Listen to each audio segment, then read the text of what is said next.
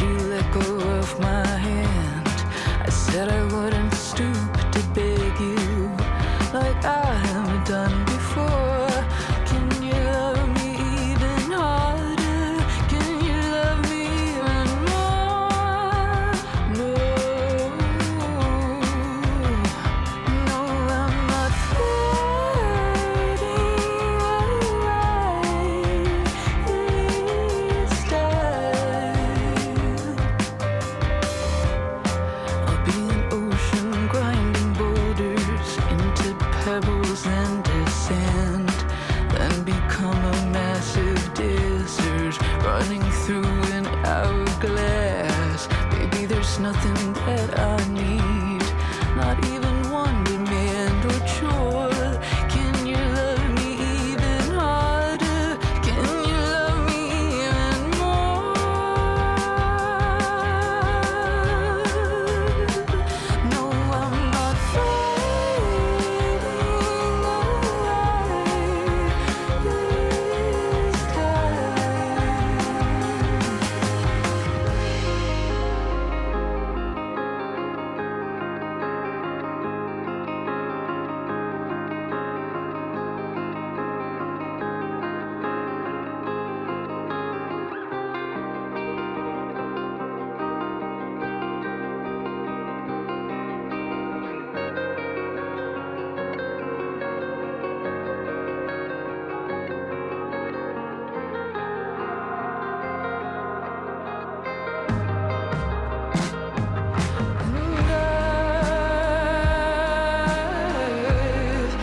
Never been this pretty.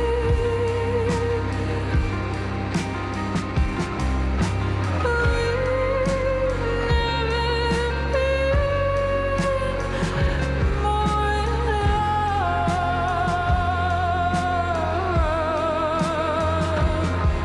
my darling. You're just distracting, right? You'll feel it soon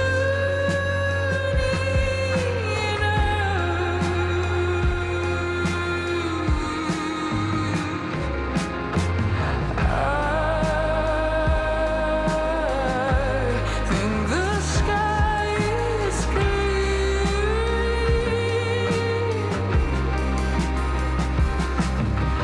Don't you feel shut by the rain?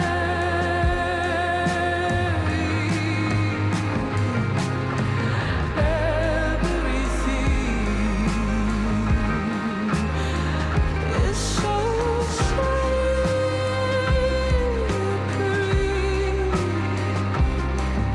Are you slipping away from me?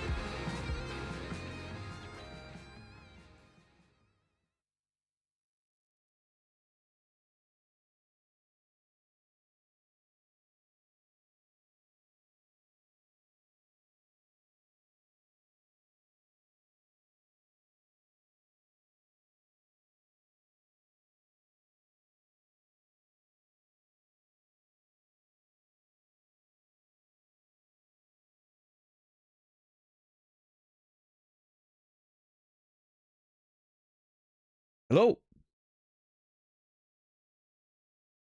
Hold up. There we go. Nice. I couldn't find my button. Sorry. Shazar, $10. Enktar, Berg, XQC, Cassian, Rasta, Know You, Mark, Tioma. I feel like I need to. I said the name and I zoned out. I feel like I need to specify that it is, for those of you in audio mode only, it's not the real XQC. We have reasonable people here. We only have good people around here. If he showed up, I'd ban him. Just saying. I am not chasing clout and compromising my morale. Anyway, Warren, Credo, Fishboy, Biras Pinar, Ryan Aston, Seraphin, Tylers, Ren, Saladino, Shepard, JR. How's everybody doing today? What's up, Rian King? That was random, but I don't know. I said the name because we have X_Q_C in chat, right? And it suddenly, like, it was a strong feeling of like, I don't want to risk any association with that guy. Okay? I don't want to talk trash about streamers in general, but there's a certain group of people that I don't fucking care. I will talk trash. There's a line. Anyway. How's everybody doing today? Thank you, Chipmunk, for the song of the day. I think that was Chipmunk. Great song. I never heard of. Wait, let me look at the artist again. Brimheim, she's called, and it was called the song was "Grinding Boulders" from an album named Rat King. I'm pretty sure. Amazing. Never heard of it. Legitimately never heard of it, and I was just going through the, I was going through the suggestions, and this one really tickled my fancy, as they say. There was something about it. I don't know. Someone mentioned it reminded them of Radiohead. I see it. Like some of modern-ish Radiohead stuff, right? Like post Amnesiac a little bit. Yeah, no, good shit. Really enjoyed it. Those song suggestions are amazing. Keep them coming. I'm very pleased with them. It's awesome. I'm finding, and discovering a lot of music. It saves me time having to find songs to play during the intro. It's awesome. And if you're wondering what I'm talking about, you do not know about the Discord, you need to get on the Discord. That's where all of this is happening. Live notifications work perfectly, by the way. It's great to see everyone like joining immediately when the stream comes live. And yeah, if you're a subscriber, you have a few channels. It is limited to subs because to try to keep control over the whole Discord. I hate when Discords go all over the place and you get trolls and you get predators and all that shit. So we're trying to keep it a little bit under control, but most people who hang out here regularly end up getting a sub. Either they get it themselves or they get gifted. Like, I have thankfully a very generous community. I'm very grateful. So, there's hope for everyone. What's up, Colosai? What's up, Granada? How are you doing today? Thank you, $10 for the tier 3, 35 months. A lot of months. It's a lot of tiers. $10. On top of that, of course, all the help you've always been providing pretty much since the beginning. Thank you very much, $10. You will be remembered. And I hope you're having a good day. I've thought about, what's up, person? How are you doing today? I thought about the potential of a stream tomorrow. It's not gonna happen.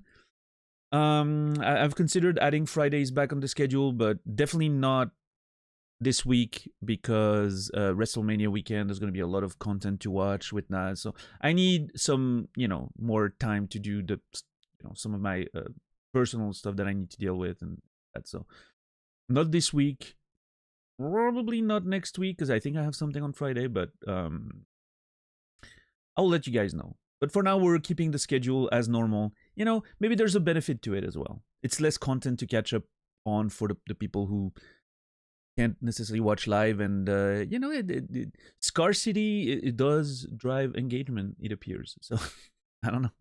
What's up, person? What's up, Trad? You have changed your name. Good to see you. Hope you're well. Oh yeah, I've listened to the new Deaf Heaven album. I think it's amazing. It's I was gonna say maybe their best, but I think Sunbather's kind of, you know, legendary. So I think it's their second best album, I would say. All right, let me you know what, let us go sit on the main menu for a little bit. I want to get in the game quick today. I don't know. I'm in the mood for some gaming. I want to make some progress and all that.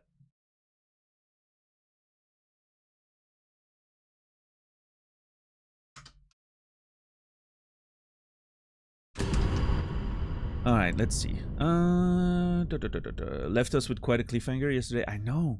I'm excited myself to see what's in there. You know, you think I'm blue balling you guys when I do a cliffhanger like that.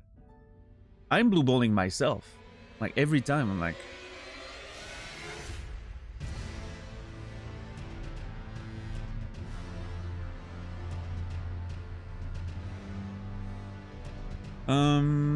do you have a favorite active wrestler?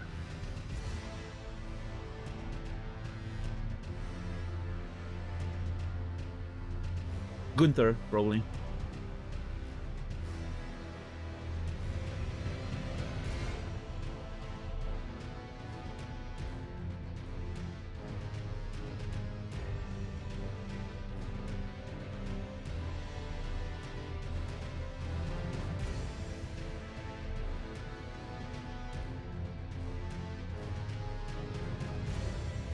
I actually like Ludwig Kaiser. I was trying to remember his WWE name. I like him quite a bit. I think he's really cool. I think he has great potential for big, you know, main event runs and all that. Oh hell yeah, Trad. Yeah, we have to at this point, right? Twitch is about to delete all the collections and stuff, like the highlights. And granted, they've extended the deadline until May for a month. I don't know why, but anyway. But yeah, it's soon gonna be only on YouTube for the archives. So, you know. When did that name change happen? A couple hours ago. Oh, so it's fresh, new name change. The Traducteur. I like it. I think it's good. It's clean. Yeah. Pretty good. Stood up for myself today and felt like a big relief. You sleep good. Hey, nice. Proud of you, Granada. You gotta know how to stand up for yourself. That's an important thing to do. And not just know how to do it, but actually do it. Which is the actually hard part.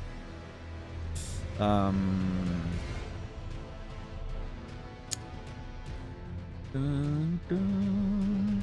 Reminded me of Radiohead's Moon-Shaped Pool album. That album's pretty good. Yeah, I don't think it's my favorite of Radiohead, of course, but I think it's really, really good. The final song is great.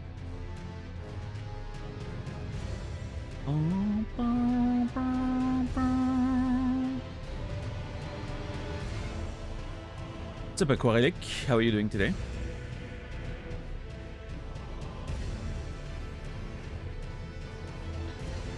At the start conditions people to think in English, so the name as a whole is easier to pronounce. I'm always going to pronounce it in French, though. I'm sorry about that. You're not making me pronounce that word in English. I'm sorry. It's going to be traducteur every time. I go full French, if you know what I mean. Anyway. You're the only one who can pronounce it. I mean, that's factually not true, right? There's a bunch of French people on Twitch, but maybe not that many you actually watch. I most stream in French, so yeah.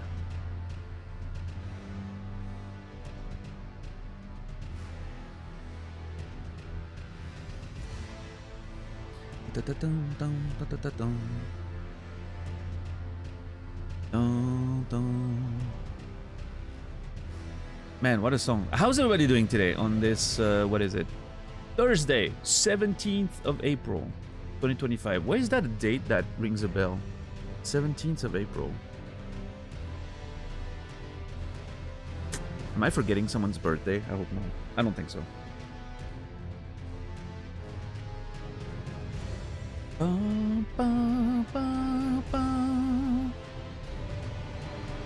Oh, hell yeah, Anthar. Nice. Congratulations. That's awesome.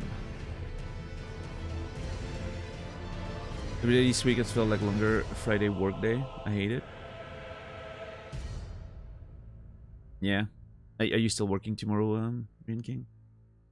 I'm a stomach ache survivor today. That's crazy. I love it. I'm a stomach ache survivor today. Are you affected by IBS? I feel that if so. Yeah. So brave, I know. Just got out of the gym, now eating some barbecue. Hell yeah, get them gains in your system. Yo, Chipmunk, you missed me playing one of your suggestions today. Brimheim. That was really good. I enjoyed it. Thank you for the suggestion.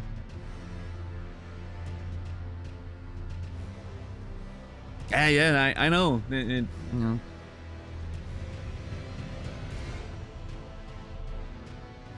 What's up, Bastoof? How are you doing today?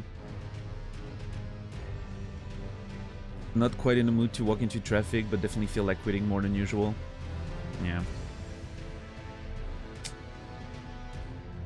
I know what that feels like, Green King. Yeah. Long weekend ahead. Tomorrow and Monday are public holidays. Oh yeah, Easter, right? Yeah. Are you guys going egg hunting or whatever it's called? Get some chocolate rabbits. Chocolate bunnies. I could go for a chocolate bunny. There are these, I don't know if you have them in Germany, but in Switzerland we have these Ovomaltines chocolate bunnies, which I think are delicious. They're my favorite.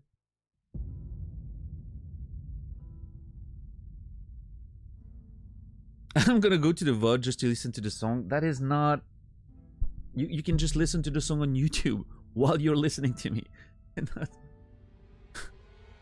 Does it have to be on the stream? Like, does it add something to your experience?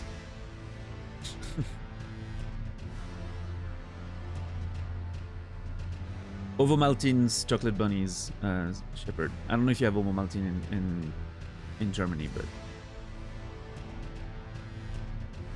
more of a caramel bunny enjoyer. Ovomaltine is so nice. I know. Ever tried Ovo branches? Which one? Like, there's some normal ones that are really good, and then you have the the sports bar. You know, like the one that crumble in your mouth, which are delicious, but very, very difficult to eat somehow. I know you're supposed to like dissolve them in milk or something, but I just eat them like that.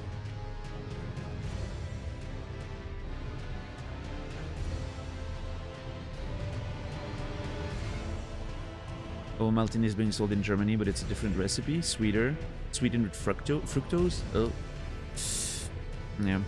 No, it needs to be like, you know, have that bitterness of chocolate to make real Ovomaltine. It's important. Problem with Easter candy, sorry, is the shape isn't optimal for eating. I guess so, but where's your sense of whimsy, person? I know Ovomaltine, but I never saw a chocolate bunny with it. Okay, I see them every year in Switzerland. They're the best. They're my favorite.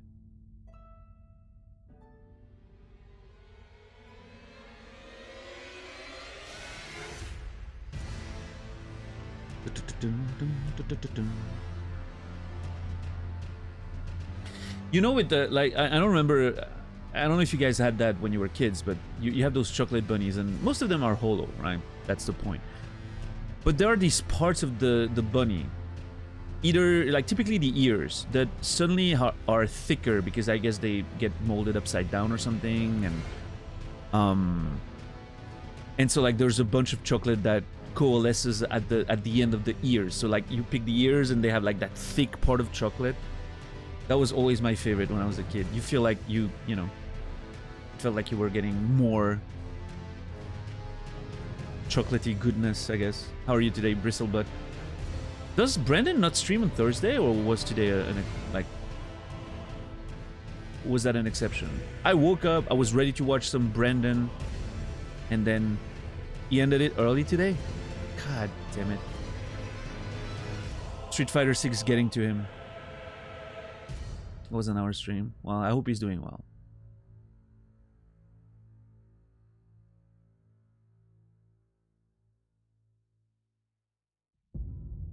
I want a dark chocolate bunny.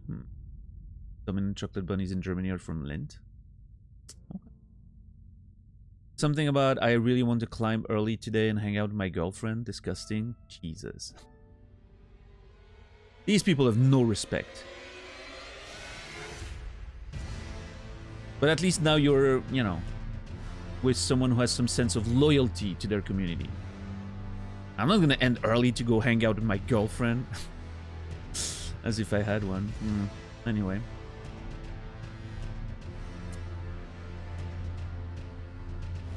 I'm maidenless. I'm legitimately maidenless. It is what it is. I'm okay with it. Works for me. I don't know.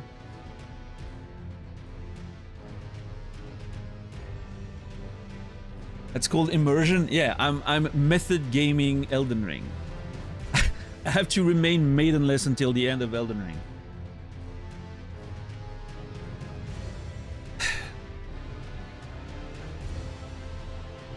Shouldn't be too hard for some reason. I don't think it's gonna be too hard.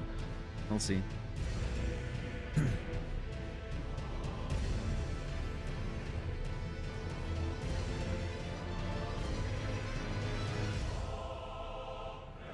I don't know. I'm emotionally open and available. I think that somehow repulses people in this day and age. Makes it hard to create connections. I don't know. Everyone wants someone, you know. Everyone wants a man who's emotionally open and honest. Until they're actually with one. And they're like, oh. It's a lot of honesty coming my way. Can't deal with that. It means I need to be emotionally open and regularly, like, available as well. Can't have that. I'm obviously kidding. There are great people out there. What's up, Juspo? How are you doing today? Marique, good to see you.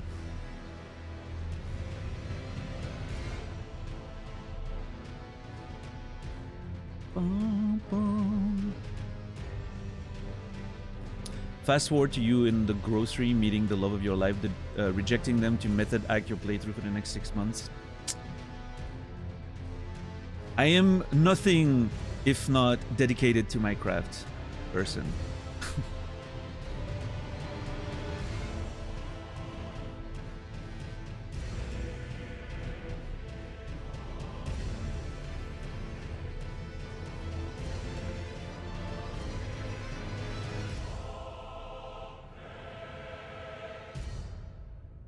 All right. Let's see. I feel like getting in the game early today. I don't know if I'm going to play right away, but I want to click in. There we go. Can confirm found a great person this year. Oh, look at you.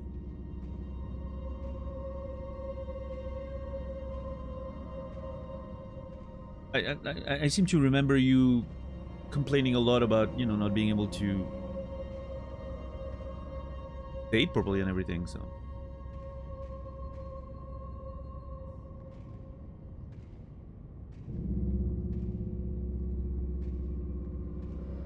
There's this channel named About Oliver on YouTube. Bro had the funniest blind Minecraft playthrough. You can almost say he's Daniel number 2. Okay.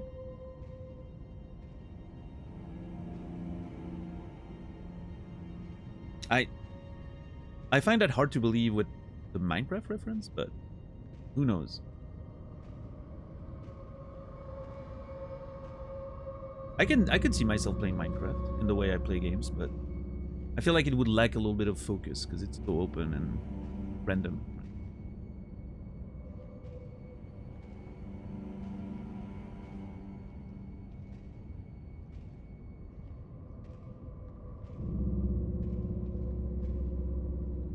I was on a date last weekend, got the we're not romantically connected. Yeah. Hey, at least you got an answer. From my experience, That's pretty good. Getting an answer is pretty good. Yeah. My personal experience lately has been, oh, everything's going great. This is awesome. And then overnight, you know, it's like it never existed in the first place.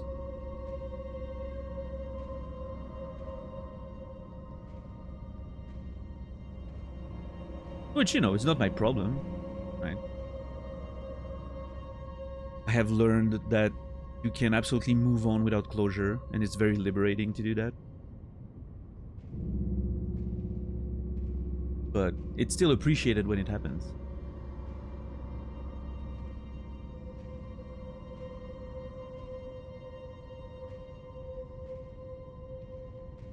Yeah, acrylic, nice. Hell yeah.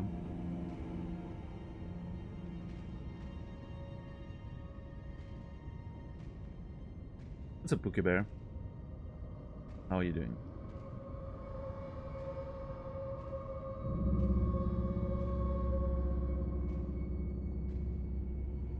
My relationship advice, don't date my exes. It's not because they're crazy. I just think it would be awkward.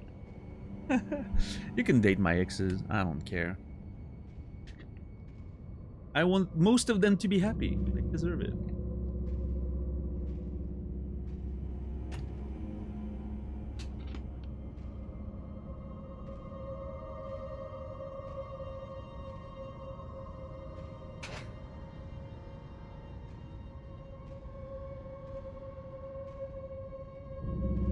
It'd be awkward watching your stream together with one of your exes, I assume?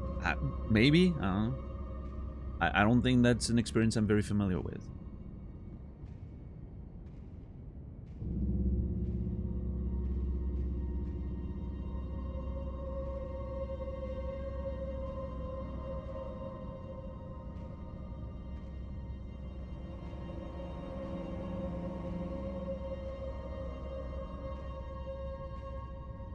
Okay, based on the size of that door, I mean, all the doors in the catacombs are the same size, right? When we, like, that's the third one we've been there. And I think they're all the same size, so that probably doesn't mean anything in terms of, like, the size of the boss. I don't know. Does love exist? That's a big question right there. I think so.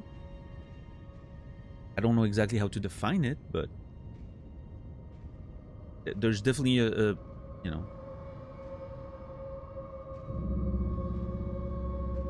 there's definitely something I would put that word on.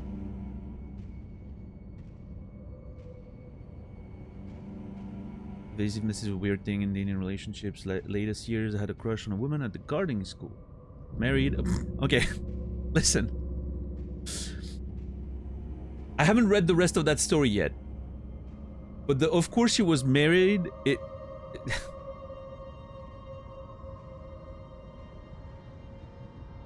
Hopefully that doesn't, you know, like, typically that's the end of the crush, right? Seemed at peace with herself, so that was fascinating. Meanwhile, a really open, joyous girl had a major crush on me, but I wasn't interested because she came to me so openly that something in me felt neglected. Didn't leave me any space to adore her, and just had to withdraw and from both to stay the course.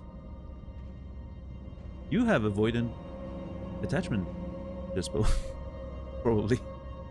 I don't know. I'm not a mental health professional.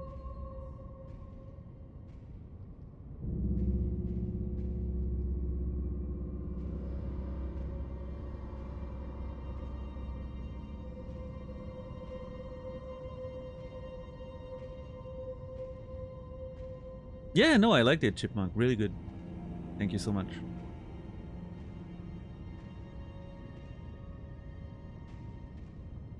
I apply Schrodinger's experiment to love. If I go looking for it, there's a possibility. When you love someone more than you love yourself, Robin Williams. That used to be a pretty easy thing for me to do. I grew up not loving myself very much.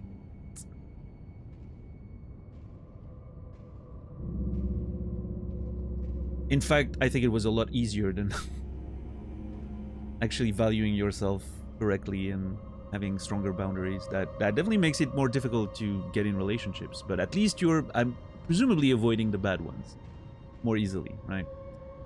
So.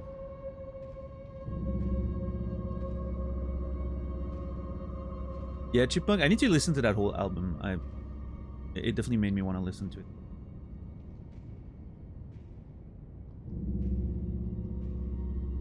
Oh yeah, Chipmunk? Hell yeah. Yeah, I'm probably gonna go down the rabbit hole of listening to her stuff for the weekend. Of course, Bristlebutt. You're the only person you're gonna be stuck with for your entire life. No matter what, right? You gotta make sure you love yourself the most. It's a difficult but very rewarding thing to do, in my opinion. And it's not gonna be an always thing, right? Like there's just like any relationship, your relationship with yourself has good and bad days, right? There's some days where you're just gonna hate your guts, but that's okay. You just like in a real relationship, you need to be able to be like, okay, you know what? Not like today, I fucking hate you, but we'll be okay tomorrow, and you have to accept that and just work through it, right? You have to sort of have that level of communication with yourself, right? You can apply a lot of actual relationship advice to your relationship with yourself, which I think is a fascinating thing to do. At least it works for me. Like, I don't know, maybe it's my, anyone finds their own way of dealing with themselves, but that's my way of doing it.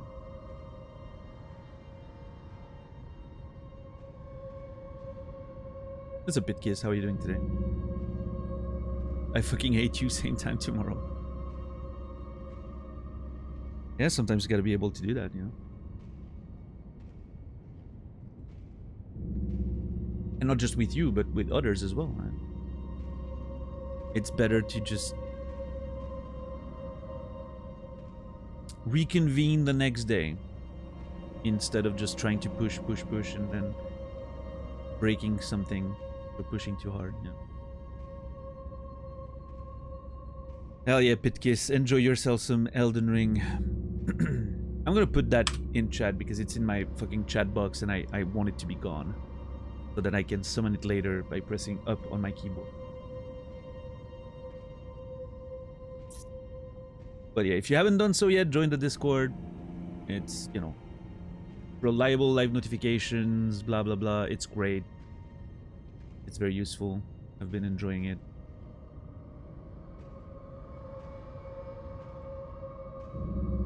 And yeah, good times. Yo, Renji, thank you for the tier 1 23 months. That's almost 2 years. I appreciate that. Renji will be remembered. I hope you're doing well. Thank you so much for the resub. Spent all morning meticulously untangling a large ball of yarn. I succeeded. Now I'm trying to wind it into a neat yarn cake. Disentangled again. Feels like a metaphor for my life today. I like untangling yarn. I think there's something very peaceful about it. I don't know.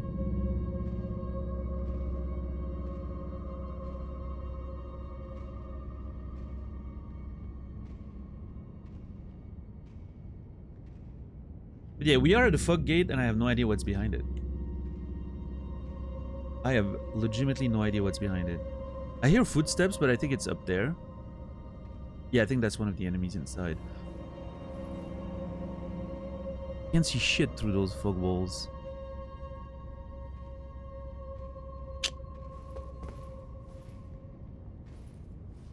Yeah, Puka Bear. Nice. What's up, Rob? How are you doing today? Oh, my left ear just went deaf for a second. That was weird.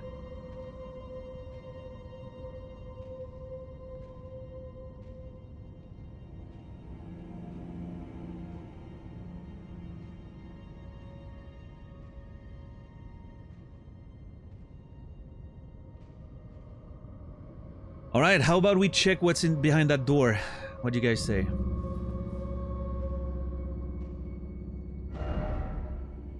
So, for those wondering, we're here currently in the Tombs Ward's catacomb. And we still have this whole side of the peninsula to explore. Plus the tree, we haven't been up there. But I've looked at it, there's like an enemy in front of it or something. So we gotta check this part, and then the whole plains there. But we've explored all of that. This, all the way up to those cliffs there. We haven't crossed the storm gate yet. And we haven't explored this part either. I somehow went down before exploring this, which has been hurting my brain a little bit. I don't like not finishing something before moving to the next one. What is this, though?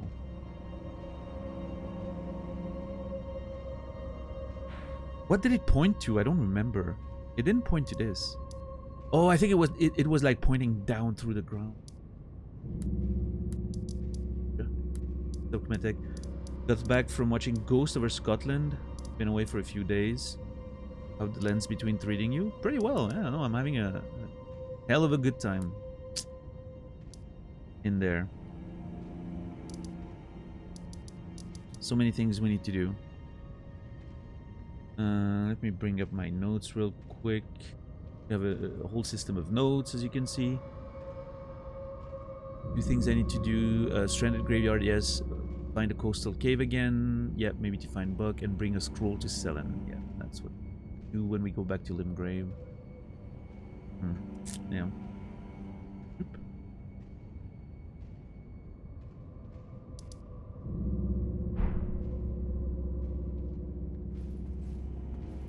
You know what? I realized that with this helmet, we never see my stash anymore.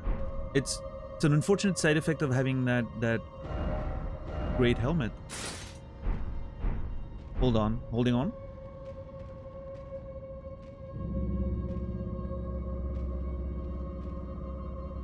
The stash is gone with the helmet. I mean, it's hidden behind under the thing, right? It's probably still there. Actually, it's probably not. From like a, you know, technical standpoint, I think it just replaces whatever's under there, right? So that it doesn't clip through or anything. Just like the hair disappears, right? But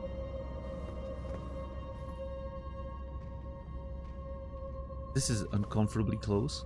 I don't like being that close to myself.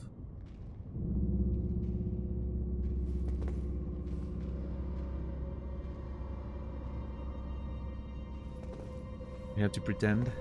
$10. Yeah, $10 is spoiling content. Jesus.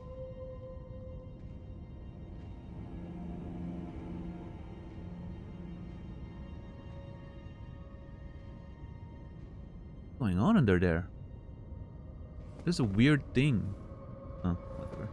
0 out of 10 game. All games are bad. Alright, let's see what that bus is about. Ladies and gentlemen. I'm ready. Cemetery shape. What's up, folks?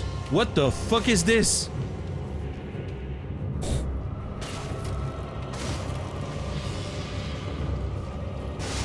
Whoa, okay. Bloodborne looking ass. Ugh, okay, with a lot of bleed effect on hit. On block, sorry. Let's see what it does against shields. Okay, that still does the bleed effect. Okay, that thing takes a lot of damage, thankfully, so it shouldn't be too bad.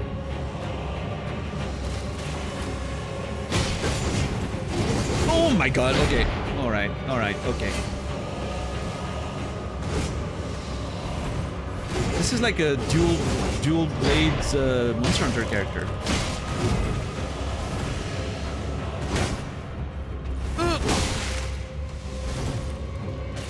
What was that?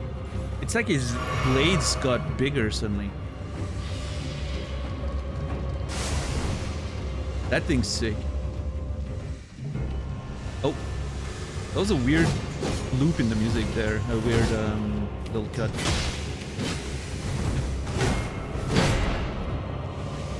I totally got this. Easy fight. This area in general hasn't been too hard, I think. I assume it's considered to be an early game area. Feels like the enemies aren't too difficult.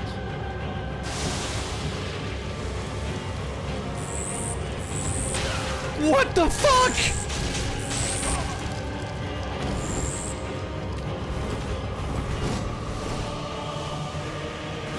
That was... Oh my god, that was creepy as fuck. Oh, I didn't have to drink twice. I upgraded my flask. Oh, blood loss. God damn it.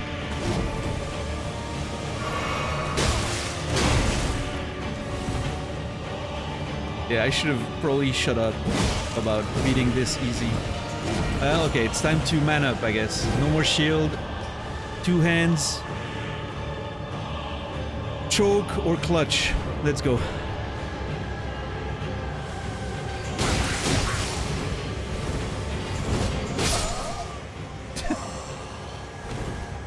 Yeah, that was not great. What's up, Effie? How are you doing today? Kaiser. That one sort of paralyzing attack followed by the fucking spider things. That was very creepy. I loved it. Very cool.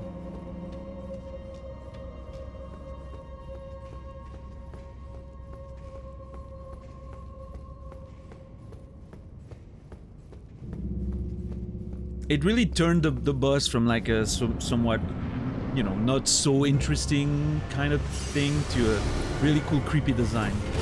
I love it.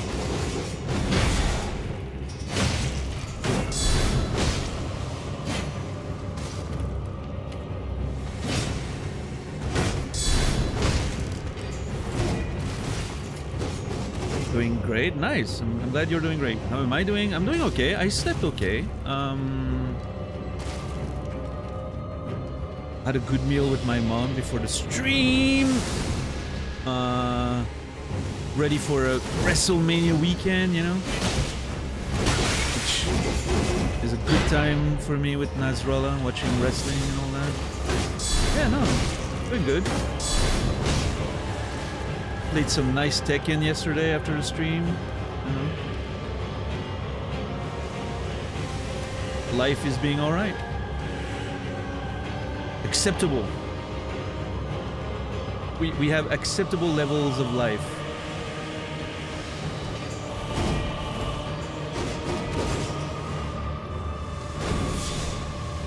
Come on, hit me. Stop pretending to hit me and hit me. Okay, if you don't want to.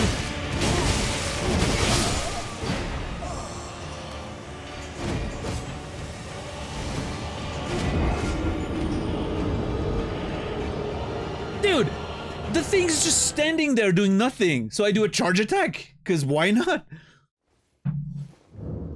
And then it immediately goes into a combo with blood loss, and I'm getting slashed to death.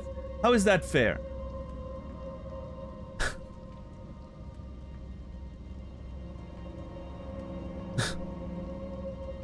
It's an easy fucking boss. It just tricked me into a false sense of security.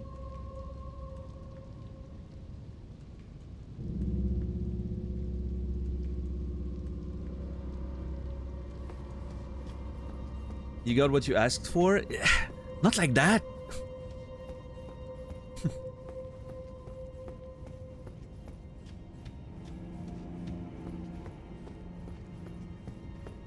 Never underestimate your opponent.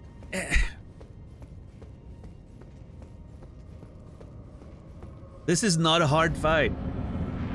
I'm gonna go in there and I'm gonna just destroy it this time. I'm going full.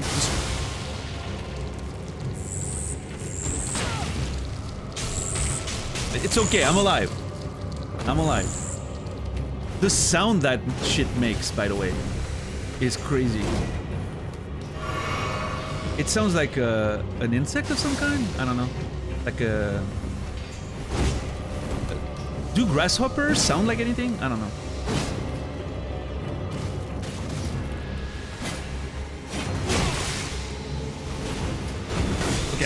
Okay, thank God. I was not even touching it so far. Like, Jesus.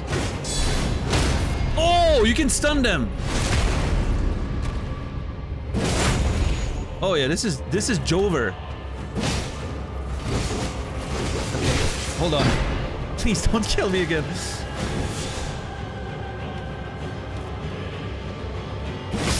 There we go.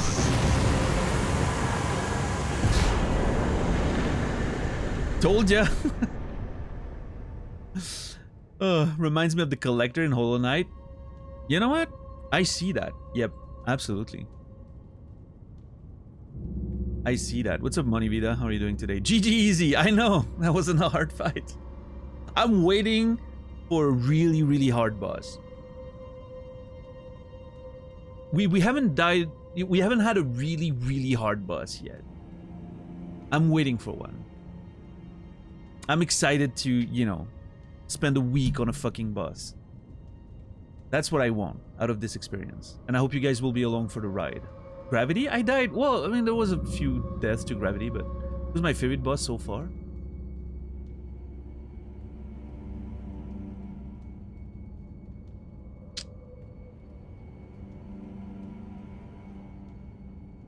I don't know. We haven't faced a lot of, like, actually memorable bosses, I don't think. The Tree Sentinel, which is the first one we kind of, like, big fight we got, was kind of cool, right? But yeah, I mean, I haven't faced any major bosses or anything like that.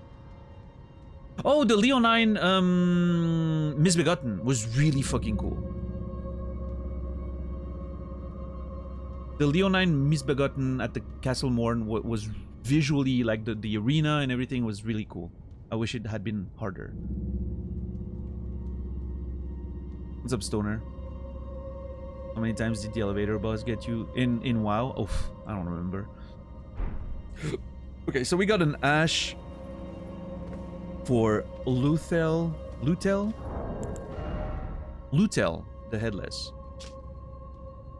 Legendary Ashen Remains. Used to summon the spirit of Lutel the Headless. Spirit of a headless knight who leads the mausoleum soldiers. Wields a lance enrobed in death and hurls spectral lances at foes. Lutel sacrificed her life so that in death she could continue to protect a soulless demigod until their revival, earning her the hero's honor of Erdtree burial. Ooh, okay, there's a lot of interesting stuff here. Let me bring out my notes. So we did have something with Queen Marika there. A mention of her unwanted child, a soulless demigod, is cradled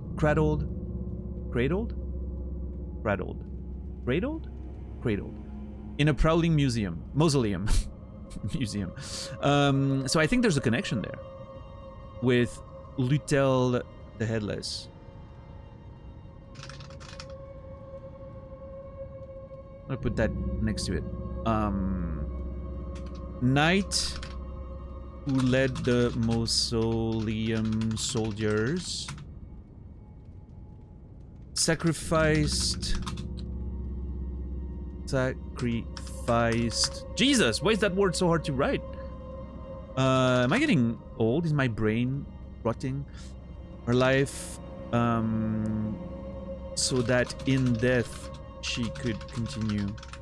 She could protect the soulless demigod until their revival. So there's a link there, right, with the soulless demigod. Until their revival. Who's like, okay, their revival, so the demigod, right? Otherwise it would be her revival.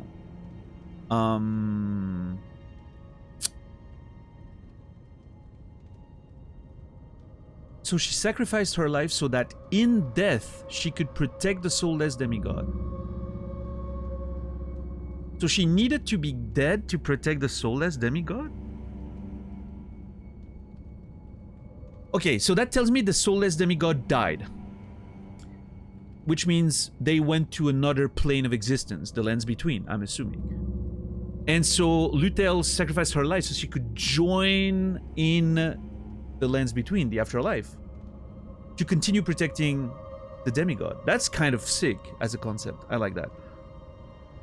And in doing so, she earned the hero's honor of an Erdtree burial, which is like the proper burial that allows you to rest after death, right? Those who don't return to the Erdtree never get to rest. They haunt the land, blah, blah, blah. But some of them manage to go all the way to the Erdtree, and they can then finally rest, is what I think I'm understanding from the lore.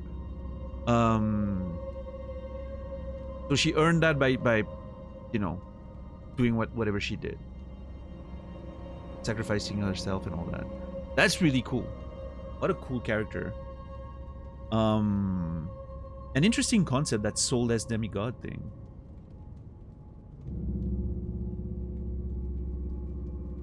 I wonder when we'll learn more about that. It's 104 FP to cast. I can't even cast it. Okay. So there's a thing we're gonna have to do in this game. I think I'm gonna have to eventually... Why no head? I guess that's how she sacrificed herself, maybe?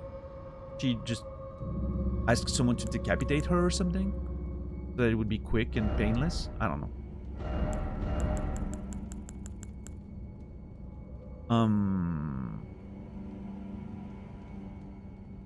Yeah, Juspo, yeah, no, I immediately attacked that thing. And it didn't take me too long to beat it. With a club, naked. So, I think I did pretty okay. Which one boosts FP? Mind, maybe? Yeah, okay. So we'll have to level up Mind a little bit. At some point. Just enough so that I can cast some of those summons. Because I really want to see those characters in motion, if I can. Maybe there's some lore to learn by seeing them move and all that. Yeah, eventually we'll have to do that, but...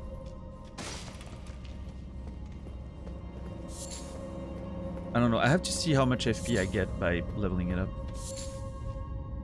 But obviously that's not a priority.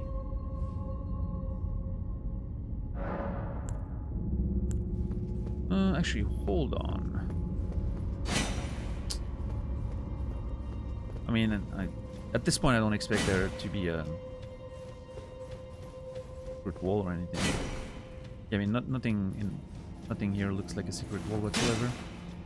Let's go back up.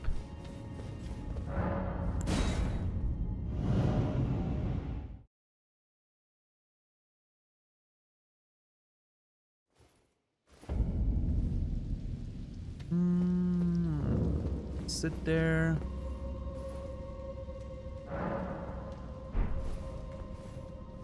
I just realized I didn't catch up on yesterday's stream thanks to the notes. Yeah, I mean, I don't think you missed too much yesterday. Like, it's not like we you know, did crazy amounts of progress, but... What's up, Thurlow? Thank you for the 9 months. I appreciate that. Thank you so much for the resub. Thurlow, you will be remembered. Hope you've been well. Welcome in.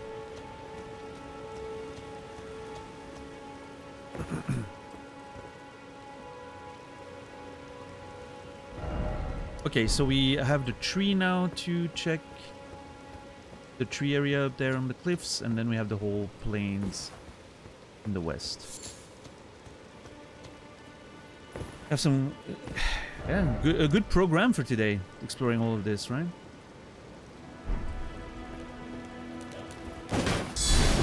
I really want that thing to give me its spear. That spear looks sick. I kind of want to grind it.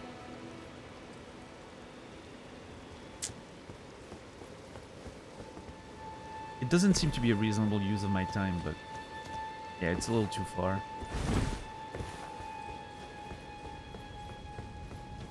Yeah, no, it's taking too long. If there was a group of enemies, maybe I would do it, but... just one's a little far. I can almost level up. Yeah, plus I need to go around every time. It's a mess. Yeah. But I really kind of want that spear, though. It looks really cool.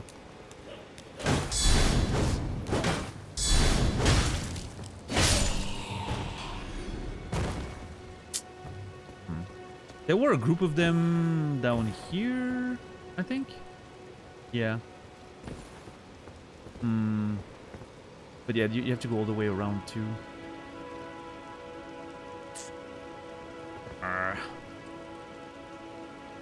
I'm sure we'll find at some point we'll find some of them in a more appropriate location for grinding. Okay, is that a boss too? Is that a world boss? And it looks pretty thick. There's also a Stake of America here. So I don't know. That looks like a boss to me. Let me explore around a little bit.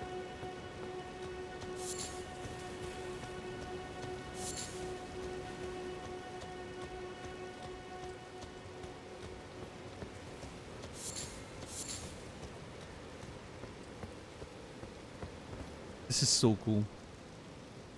I can't wait to explore all of this.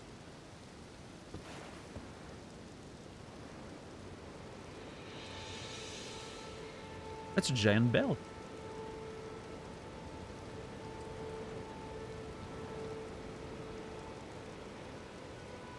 Some ruins over there. A church. What else? Yeah, giant bell. Imagine having a giant bell dangling between your legs. Well, turns out this is a lot more relatable than I thought it would be. Not the size part, just the fact that you have something dangling down there, right? This was not a humble brag at all, whatsoever. That's not what I meant.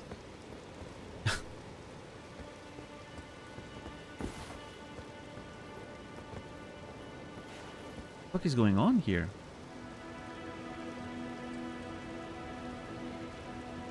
Are they burning the land?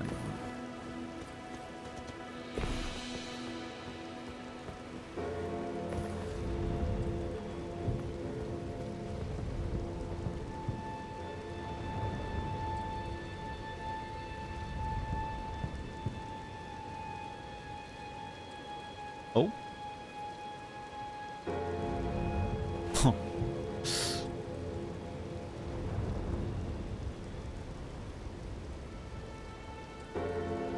Why am I getting Shadow of the Colossus vibes from this?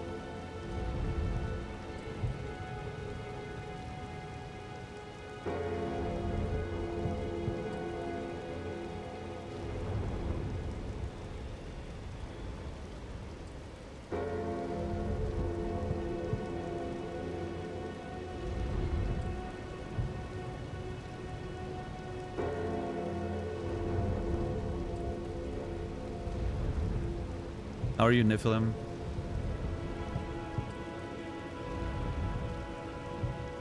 Is it gonna... Oh. Oh. Is it gonna come all the way to me and so I can jump on the fucking stairs and enter this thing?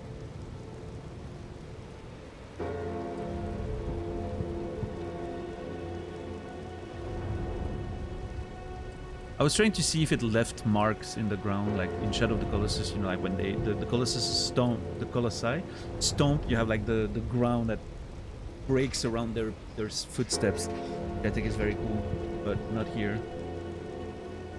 Or maybe it does if you're closer, I don't know. Could be a rendering distance thing. Oh, there's a cabin all the way over there.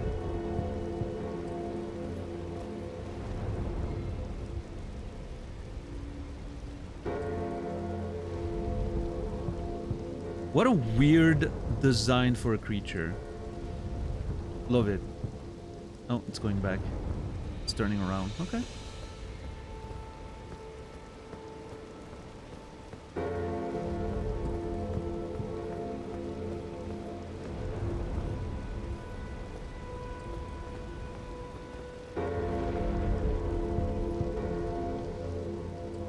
This is so cool.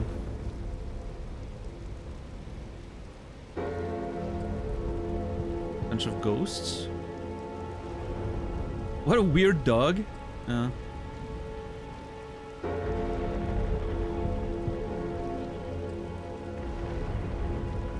Wait, it's actually still...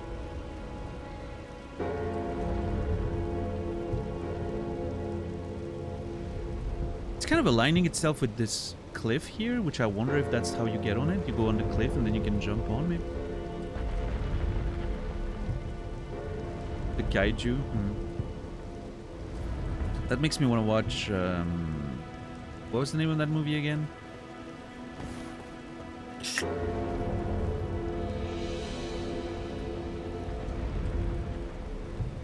Pacific Rim.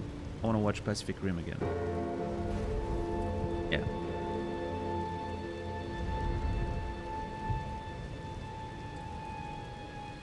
Yeah, Pacific Rim was so cool.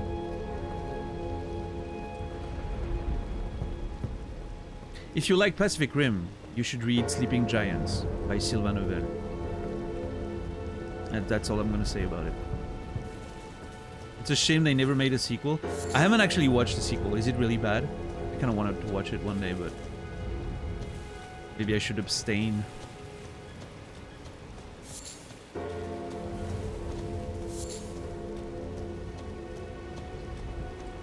Really bad? Yeah. Oh wait, this is going all the way over... There's a tower here. Yeah, that tower there. Yeah, I'm not gonna go down, of course, right now. We'll explore that with the rest of the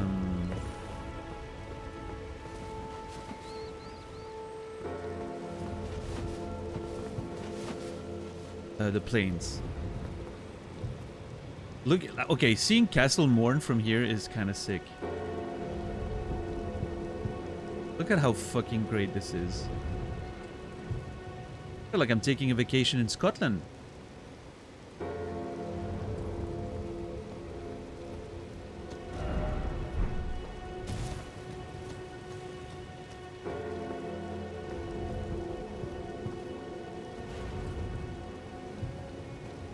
Oh, that's the thing we saw from afar!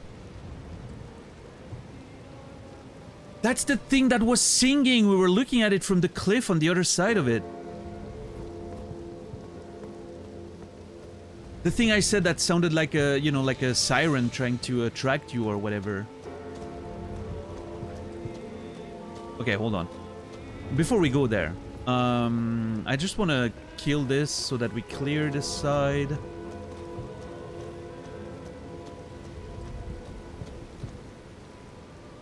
There's more of those things with spears there. Is the fire on the ground gonna burn me there? No, okay. That's nice. Okay, I can actually use those butterflies. Whoa, chill, dude. Okay.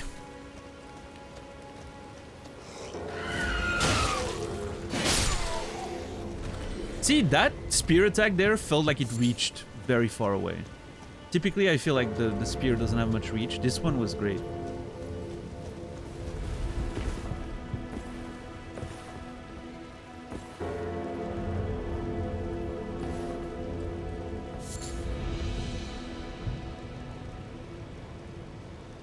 What is that?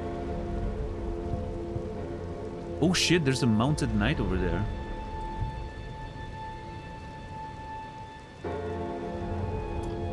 Okay.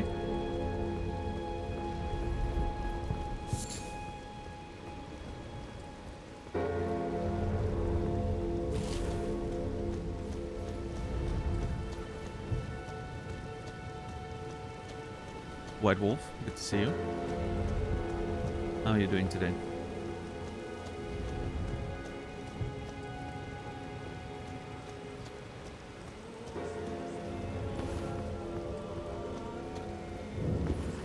Minor Erdtree. As opposed to a major Erdtree. Reaching critical levels in math, brain overloaded. Gotta get yourself some rest, man. Okay, hold on.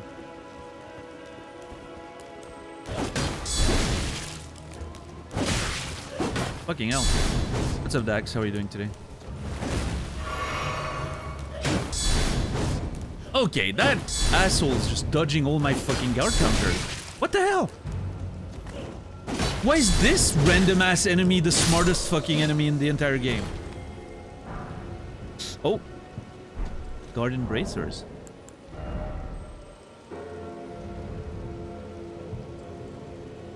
Good chat keeps breaking, yeah. Engraved golden bracers, worn by guardians of the minor Erdtree. In accordance with an ancient pact with the Erdtree, it is said that their deaths led not to destruction, but instead to renewed eternal life as guardian.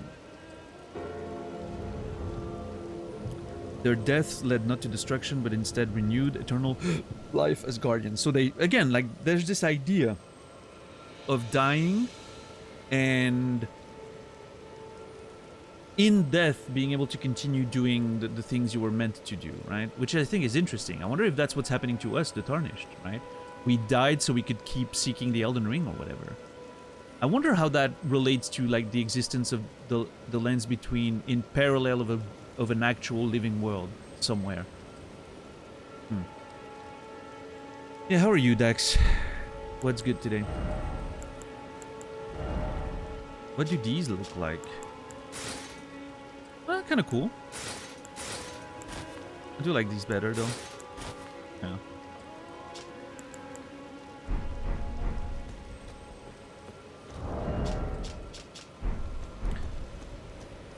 Sounds like slavery. I don't know. Okay, let me, I think that just replenishes my flasks.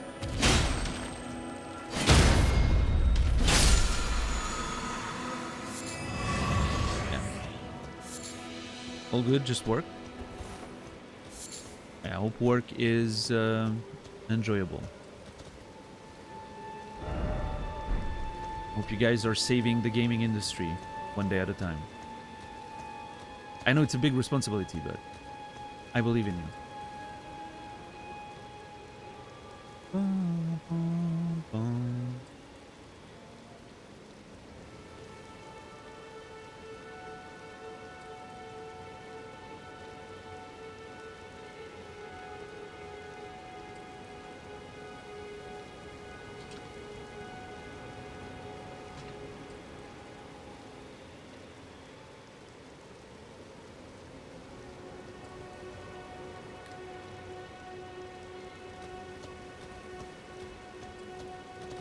It's totally fine.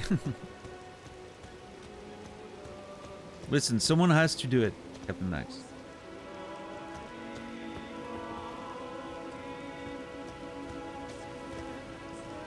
Anyway, let me check what's going on with that singing thing, and then we'll address the tree and whatever's happening with it.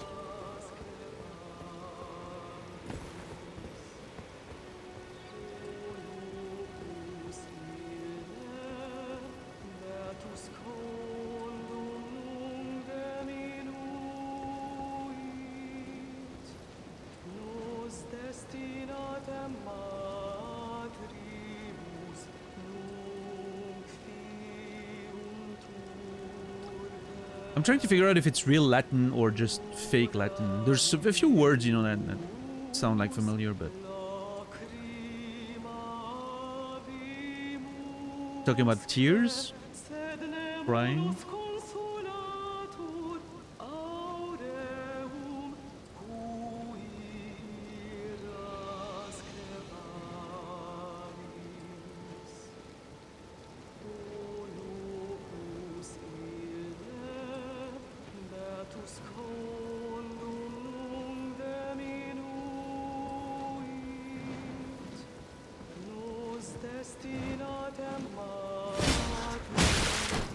Something about destiny or something?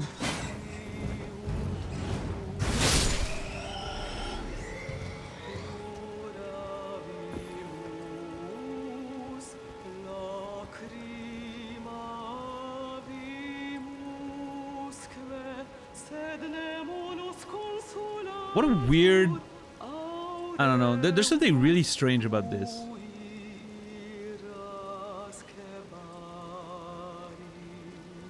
I translated it. It says you can subscribe for free with Twitch Prime and have your Amazon Prime connected to your account.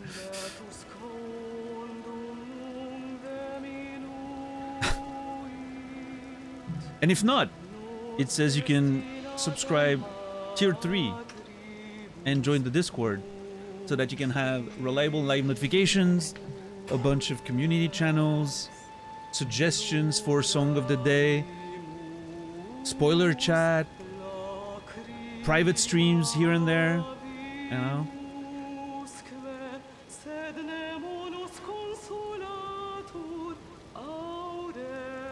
It's really nice of that creature to, you know, to want to support my my stream so much. Do we really have to kill her? I think we have to. You can target her, so anything that can be targeted needs to die. At least once. Also, there's an item. I mean, I'm not gonna, you know, I'm gonna approach her slowly and see what happens. Maybe there's something.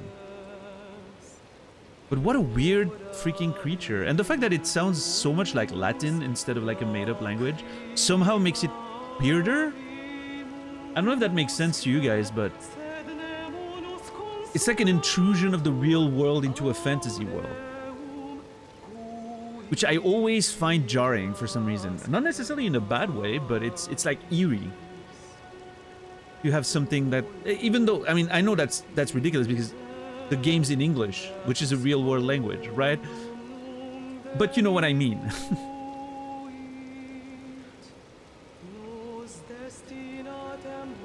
Or maybe not, maybe it's just my brain, I don't know. I mean, it sounds like Latin, yeah. There's a few words that I recognize in there. I haven't studied Latin very much, so... And it was a long time ago.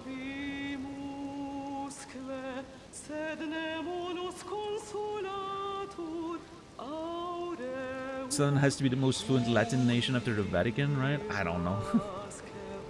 We just learned it in school, in middle school. For whatever weird reason, we just learn Latin. I don't know. I think it's to set you up for university, right? If you're gonna do like something that involves, that requires knowing Latin or whatever.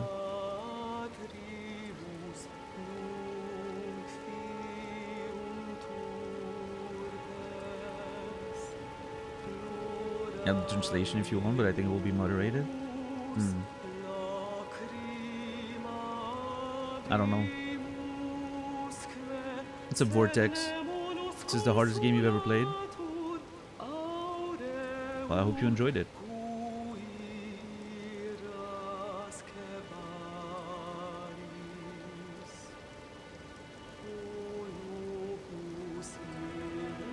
I kind of wish, just a little detail, but I kind of wish the ambient music of the game sort of faded out while this music happens.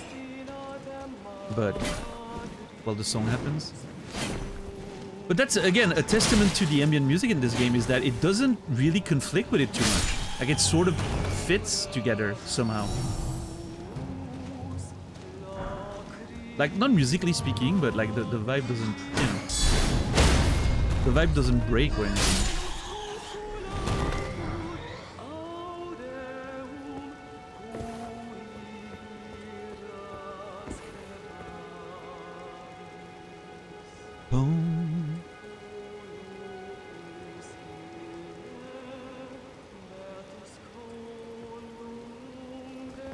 It's my first Souls games, maybe that's why. Are all Souls games so hard?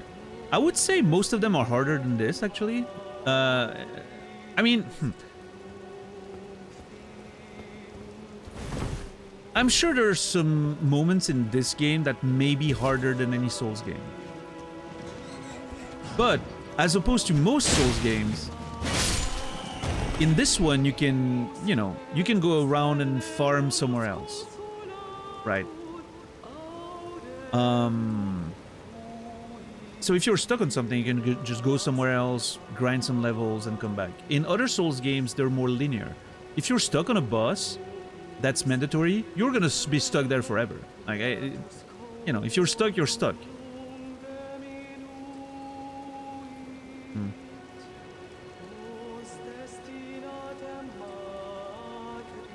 Well, I mean, if you think you're gonna be deleted, don't say the thing you think is gonna be deleted, right?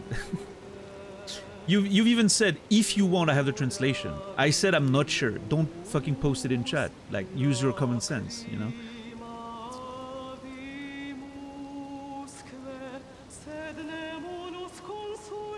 I don't know if I want the translation or not. I'm not sure. I'm thinking.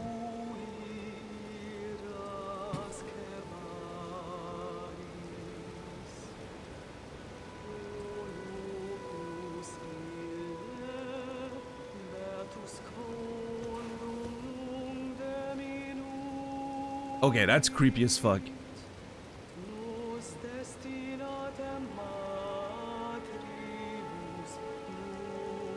Better yet, subscribe tier 2, put it in the Discord spoiler chat. Hell yeah, exactly. That's what you gotta do.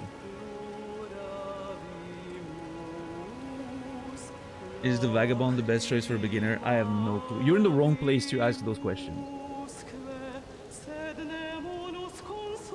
I absolutely have no expert opinion on this, no information. I started with the wretch character. Chat is not allowed to give me any, you know, helpful information, so... Yeah, you're definitely in the wrong place to ask for this.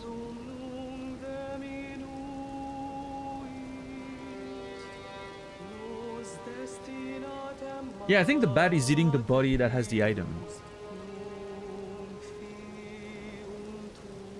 The voice doesn't match the look. I think that's the great thing about it. It's that sort of siren thing, right? Like the sirens attracting people with their song, and then once you get close, they reveal themselves to be harpies or demons or whatever.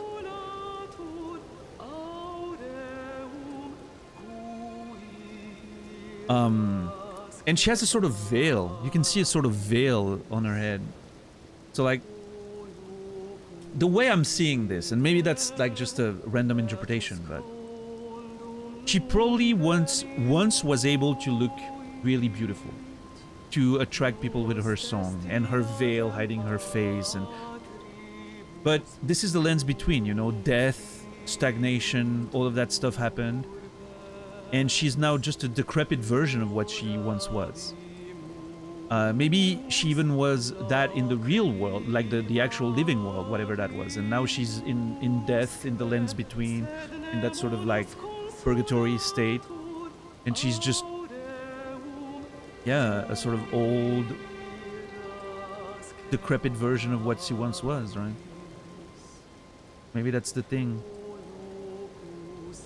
But yeah, she definitely has a veil on her face. It's interesting. At least I think that's a veil. Hold on. I want to try to get closer without potentially triggering the fight. Shit. Are they gonna attack me? Yeah, she's definitely wearing like a veil of sorts.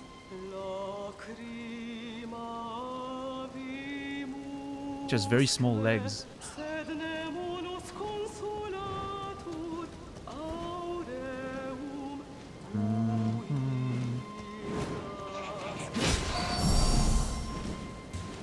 Oh!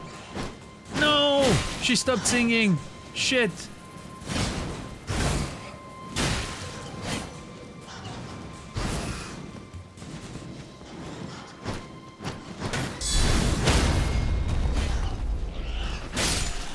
Hold on. Okay, that's unfair. I hate that those air attacks can like circumvent your shield. Okay. I wonder if I go back, if I de-aggro, if she's gonna go back and start singing again. Let's try.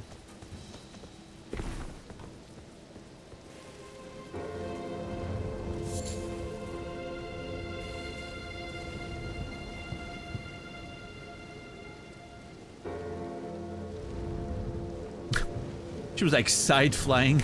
I don't know if you saw.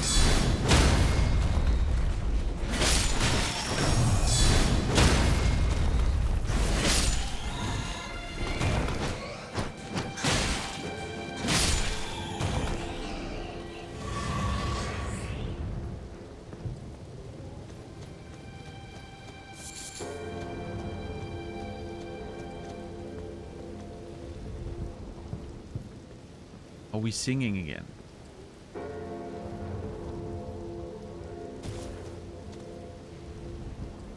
Nope.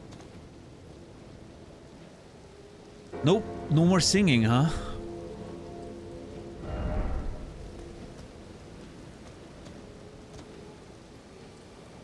Okay.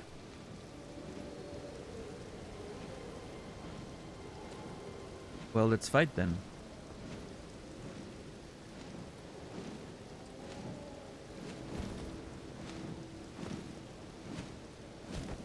Okay, she's not attacking me. I'm gonna use that opportunity to... What a cool design. Look at this.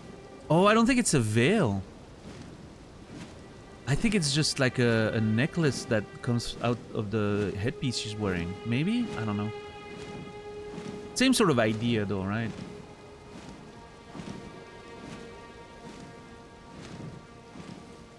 You can see like remnants of the beauty she may have once had to attract poor fools.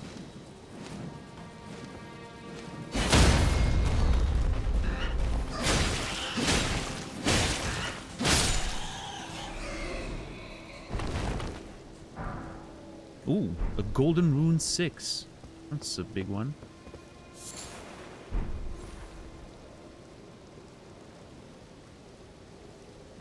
Her face is how I picture Baba Yaga. I would love to be able to turn her around to observe a little bit better, but... Oh my god, the way the face is just going all over the place. Okay, I'm... Oh! Almost.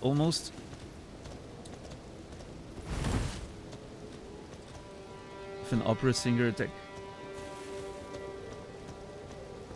You guys clearly have never been to the opera. It's not what it sounds like.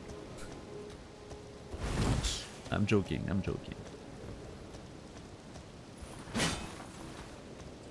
I can't...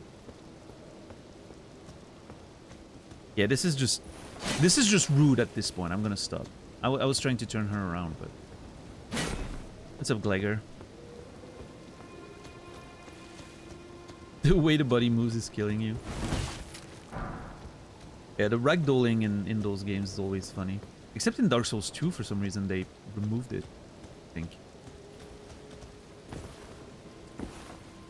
Was it in Dark Souls 2 where they removed the ragdolling? I think it was, right?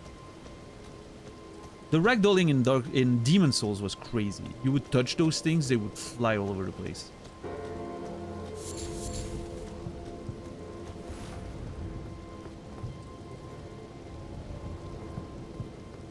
All right, let's see what that big ass creature at the tree fights like now. I was expecting more out of that sort of weird singing encounter. I don't know. I was hoping for something unique. I mean, it was definitely unique in the way it was presented, but like a unique reward or maybe even like a, I don't know. I was kind of hoping it was an NPC and not an enemy, but oh well.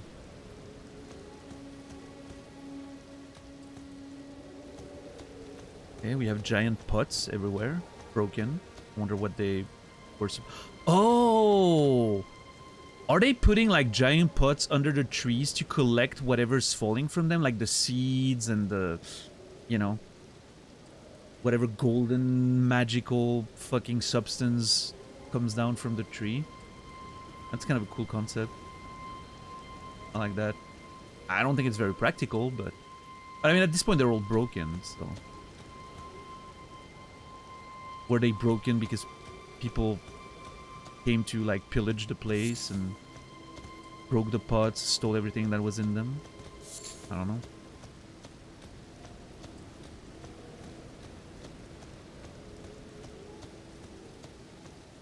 Yeah, that's how I would interpret it, that interpret the presence of so many pots everywhere. That's kind of cool.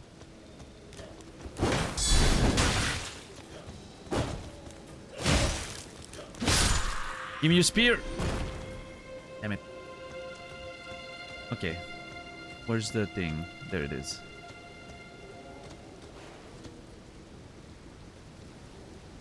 What the fuck is that? That's a giant scepter or whatever it is.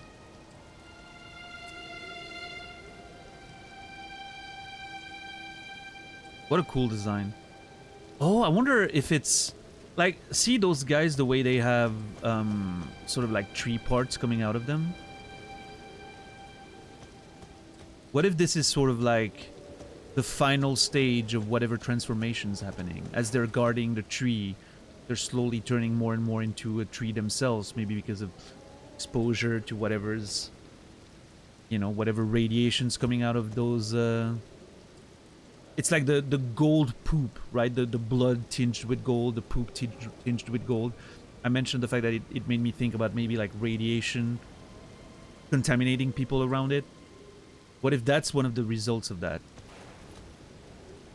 You know, you get turned into a weird tree creature. So what if that's like sort of an evolution of those guys? Almost like the infected in The Last of Us, right? Who gradually get more and more contaminated and look weirder and weirder and more deformed. God, this looks so fucking cool.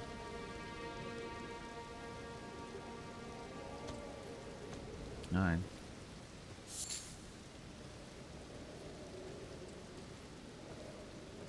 Oh, yeah, okay. Erdtree avatar.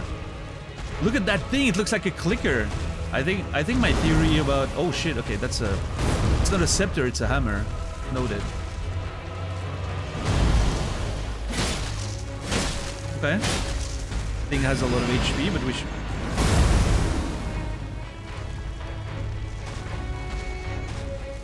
It's the... What's that enemy in Dark Souls? The first enemy in Dark Souls. What's his name again? I'm blanking. It's the same moveset, sort of. The Asylum Demon. Yes, thank you. It's a very similar moveset. I'm dead. Oh! A little more elaborate, I guess.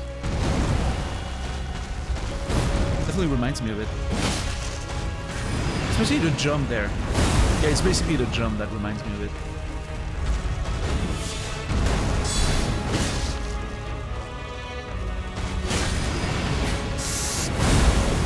Ugh.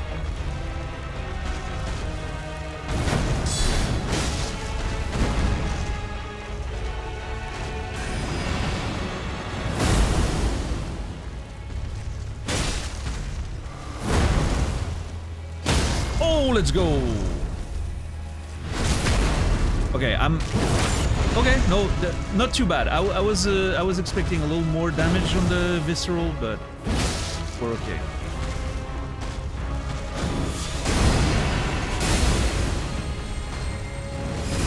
Whoa!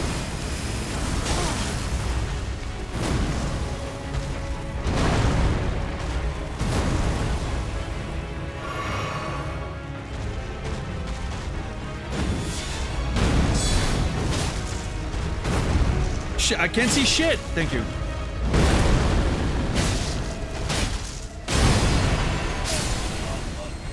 I was stun locked, I think there. Also, that's okay. That attack is insane. I'm pretty sure I was stun locked there. I couldn't. I tried to roll away after blocking the attack. It wouldn't roll. What's up, Raging? How are you doing today? This game had to have been at least 3 times as magical for players who had never seen any of those rigs or movesets. Oh, right, yeah. Yeah, it's interesting how you can like recognize a lot of the Dark Souls 3, you know, things going back all the way to Dark Souls 1 in terms of the archetype, I guess, of the boss or whatever. I really would like my souls, thank you.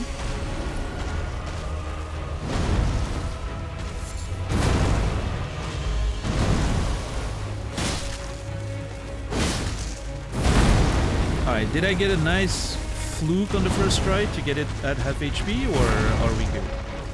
Also, it seems like that sort of homing missile thing was a phase 2 sort of thing. It only happens in under 50% HP. Fantastic day off, hell yeah, it's raging. Enjoy it. Oh, come on. Shit.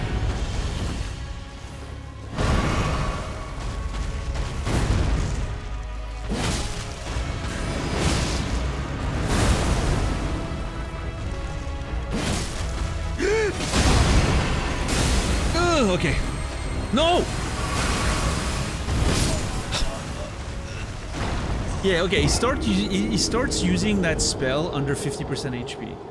And that shit is absolutely... I don't know how to deal with it. I don't think I can shield it. I think the magic damage is gonna... probably, chip me through that shield pretty easily. I wonder if it's holy damage.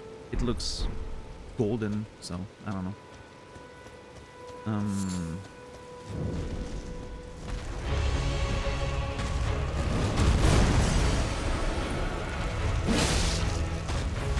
Yes, phase 2 seems to be a problem. I don't know how to deal with those homing attacks.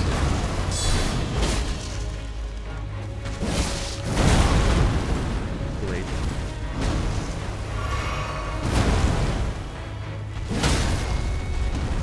Hell yeah. I'm getting a lot of stagger with this spear. Which... oh, shit! Oh my god!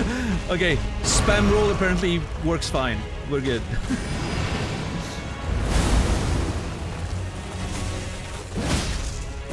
So it starts using it even above 50% HP. I was wrong with the potential phase 2 thing. Okay.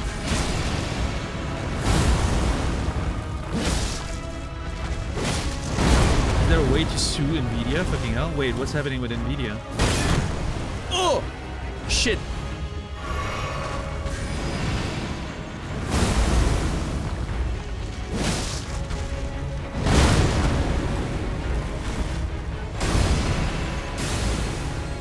Okay, let's try.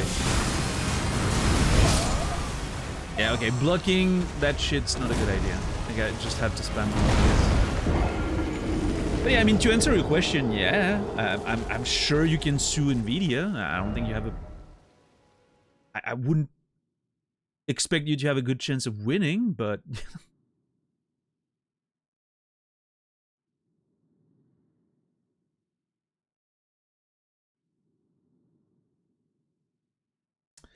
read about it, but my 1590 just caught fire because of their fucking lazy new power connector without any safety.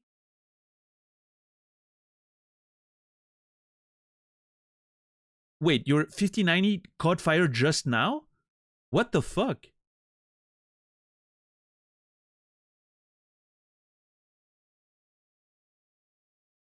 Is that a thing? Like, is that, well, I mean, is that like something that has happened to many people? It stopped when I turned my power off. Okay, well, that's good at least. So it is like a proper, like, issue. Was your computer damaged outside of the...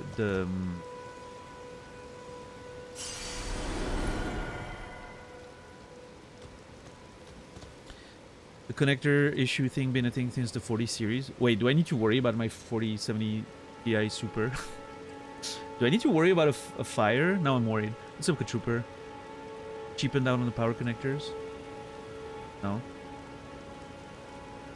Zero safety, it's the 90 series, okay. Yeah. Do you know if the rest of your computer is okay outside of that? I mean, I guess you need a new card to test everything, right? But...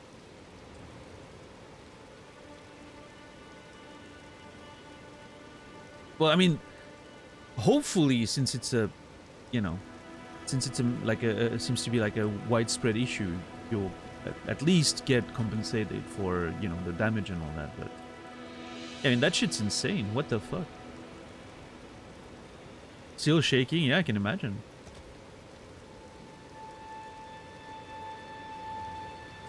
Thank God you were in the room when it happened. Like, imagine if you just, I don't know, you were going to the kitchen to make food for an hour or something.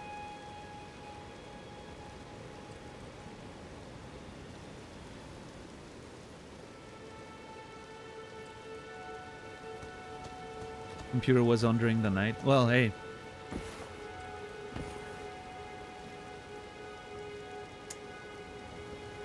Could have been worse, right? I know it's not. It's a small consolation, but could have been worse.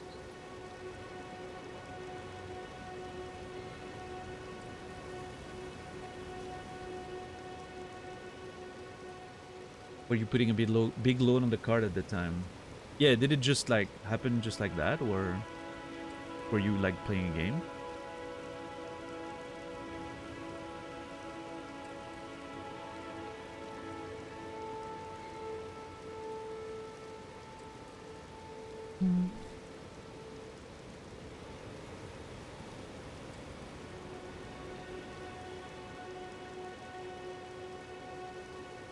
Not that heavy, but yeah.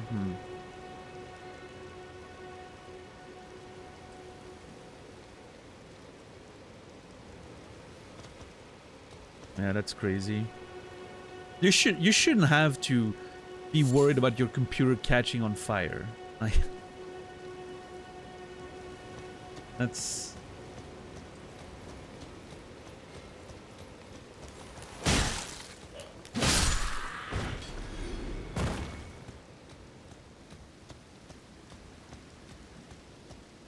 Did you, like, I'm assuming you got that computer pretty recently, right? Since it has a 5090 in it, but...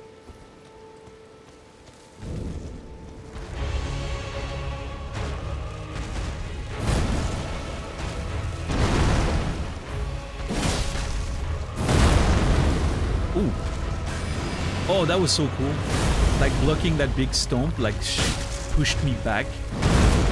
See? Oh my god, the blocking animation is so fucking cool. Sending the whole computer body as a complete PC. Yeah, I mean, hey, at least, you know, nothing too bad happened to the you know, the house or whatever, and at least you're getting the whole thing, you know, fixed and everything.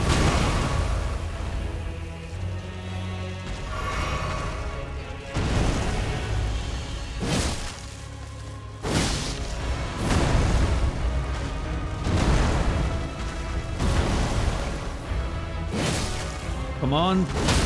Yes, let's go.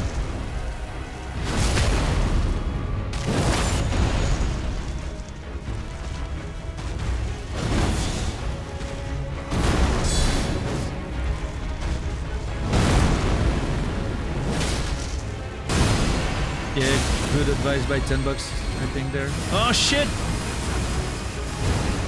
Okay, I can't believe I can just spam roll and pretty much be okay with that. Oh, come on! Dude! Fucking cheap attack spammer and like using the OP move.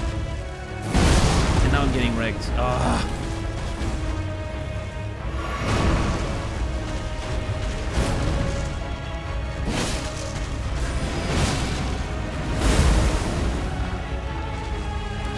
Oh shit! Range! Yeah, that's what I was thinking, Captain Dax. No! Spam, spam, spam. I mean, spamming works. Who said this game was hard? You just spam the same roll and... Shit. Stamina. Okay. God damn it. Not like this! Ugh!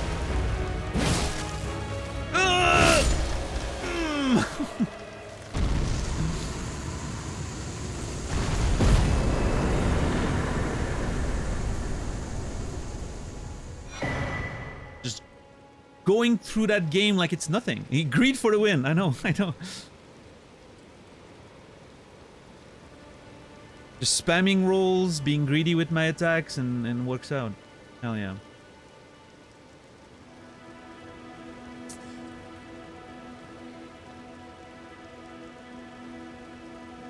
I'm drive rushing at you until you can prove you can stop it. That makes sense. Thank you everyone for the GGs. What's up, Facehugger? I hope you're doing well. Got Ryu to master. Finally time to return to Mama. I'm excited to BH. You were finally playing a good character. Why are you going back to Marisa? Ah. You're home from the hospital? Hell yeah, Facehugger. That's nice. Opaline Bubble Tier. And a Crimson Burst Crystal Tier. Okay, we're getting a lot of stuff that I have no idea what we're talking about right there. Significantly negates damage in mixed physique. Crystal Tier formed slowly over the ages where the Erdtree's bounty fall to the ground. Can be mixed in the Flask of Wondrous Physique, which I still don't have. Provides significant damage negation. However, this effect only occurs once and will expire after a certain duration. Wait. This effect only occurs once. Oh, okay. It's a bubble. Like it's like a you create like a shield around you. You get hit once, prevents damage, but then it's gone. Okay. That's what I'm understanding there. And this one, the resulting concoction gradually restores 1 HP over time. Okay. So, we had another one we picked up. Where was it? This one. Yeah. Boosting faith. Interesting that this one has a description. Oh, no, never mind. It's just a... There's more effects to describe. So these don't have lore, they're just gameplay related. I mean, the first sentence is lore, but, you know. So that's what I'm thinking the... Wait, I need to read that. Those born at the foot of the Erdtree are blessed. At least that is the enduring belief of the people of the plateau. Those born at the foot of the Erdtree are blessed, at least that is the enduring belief of the people of the plateau.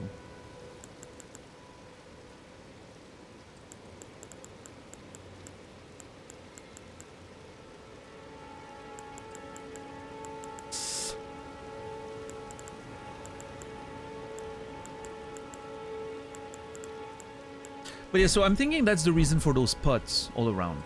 They're trying to collect those tears that are falling from the trees, right? And then, I mean, the fact that some of them are broken, I don't know if it's because someone's raided those things to try and, you know, steal them, or if it's just the passage of time or whatever. But yeah, I'm definitely thinking that the explanation for all those pots are those tears that they're trying to collect. Which I think is, again, a very, very cool concept, if that's what it is.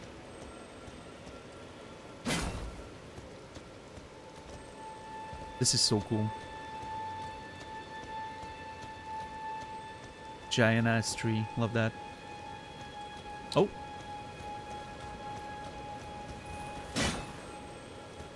I was really hoping that was an entrance to something. I need the, you know, I need the Ocarina of Time thing here. The Deku Tree, being able to go inside and all that. Was that the name, the Deku Tree? Am I correct?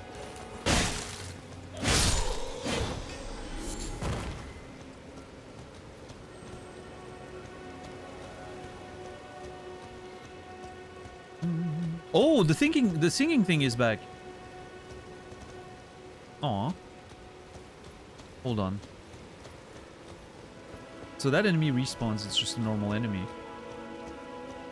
Except that it sings.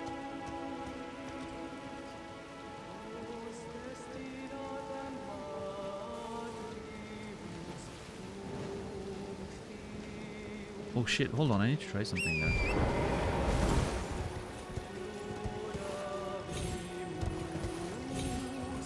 Hell yeah.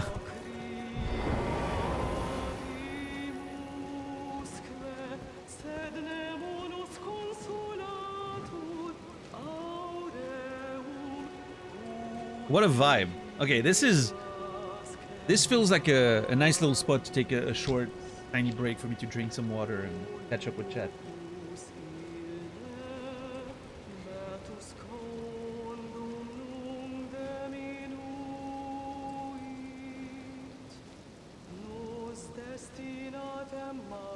Normally you'd current limit each lane, and the 5090 they don't.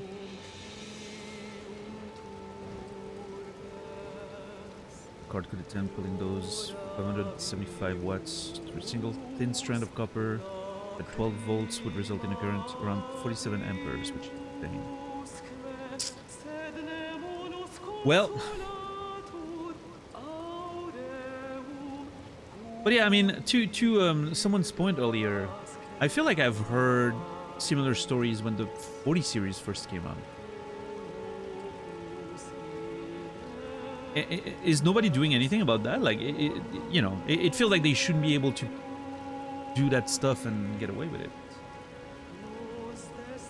Maybe it's just me. Maybe I'm just hopeful that there are consequences in life. But it seems like people get away with it.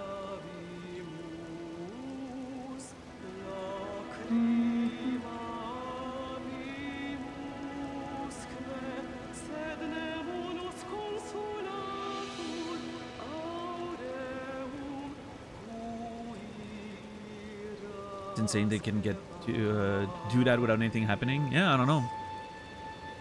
I mean, it's one of those things.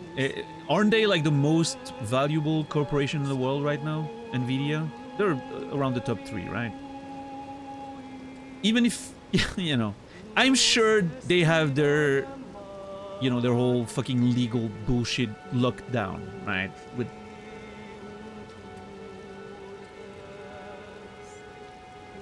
you know, terms of use, like if you use their cards, you just waive any right to sue them if your computer just gets burned or something. I don't know. And even if you know, even if somehow you would do a class action lawsuit or anything, they probably have all the money in the world they can throw at it until people run out of money, and, you know. Unfortunately, fairness doesn't really exist. Money exists. If you have enough money, you're above the law. In most cases. You're definitely not on the same standard than everyone else, that's for sure.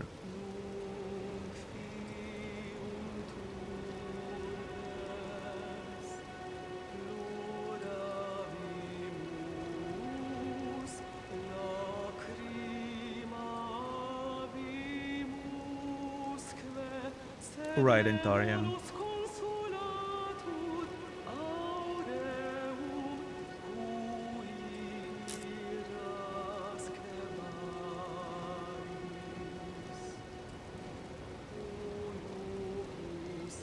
I hate current state capitalism, all this. I mean,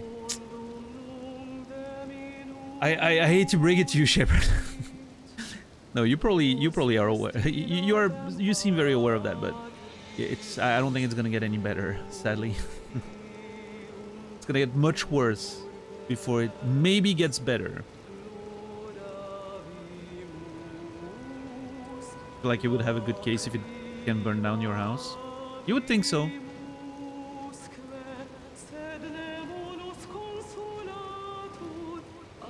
We can spend the whole stream this way, I wouldn't be mad at all. Yeah, this is a vibe. Like, look at this. Seriously. I feel like I feel like I need to remove my fucking face. It's such a beautiful, you know, postcard. I don't want to ruin it with my face.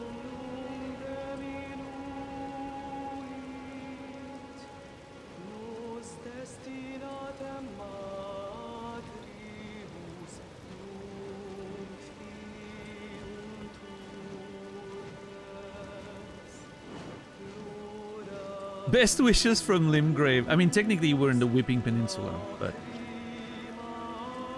I don't blame you for not knowing that. They look very similar, and, you know. I can remove this. Gotta make sure I go there, there. Alright, we only have, I think, the western plains here to investigate. We've explored all the way up until that cliff. So, here we go, to adventure. What's up, Quasi? I'm never sure if the Weeping Peninsula counts as its own area or part of Limgrave. I would assume, personally, I consider it a different area, at least, because even though it looks the same, because of the map. Where's the map again? The items. Yeah. You know, you have Limgrave West. I'm assuming there's a Limgrave East. And then you have the Weeping Peninsula, right? The peninsula to Limgrave's south is named for its unceasing rainfall. Redolent of lament. Lament. No.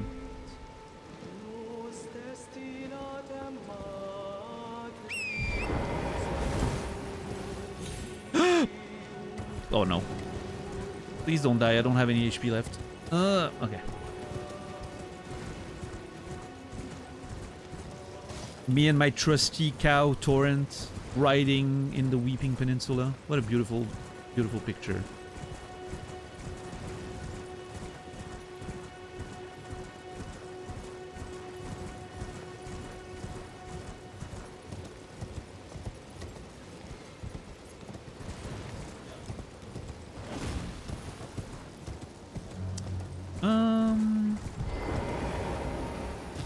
I'm gonna use this grace for now.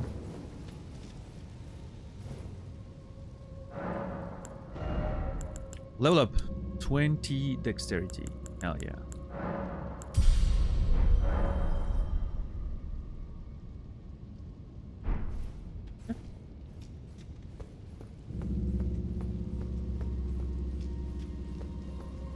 But yeah, how's everybody doing tonight? Are we having a good time? What's everyone's plans for the weekend?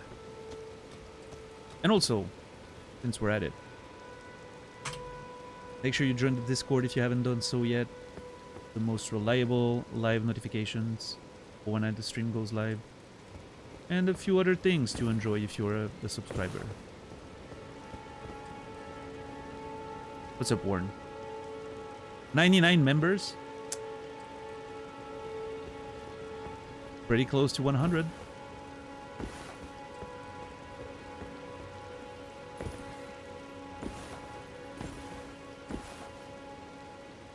Going to a friend's place tonight. Tomorrow going Lavendar graduation with my university's Pride Center. One of you could be number 100. That's true.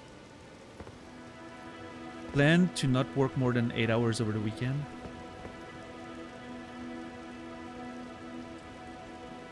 Lavender, okay. I don't know if... I wasn't sure if Lavendar was a thing, you know. Blueprints, maybe? Yeah, I need to play that game one of these days. It's definitely going to be a game that I play on stream. I'm not sure when I'll get to it, but... eventually, you know. No rush. I mean, no rush.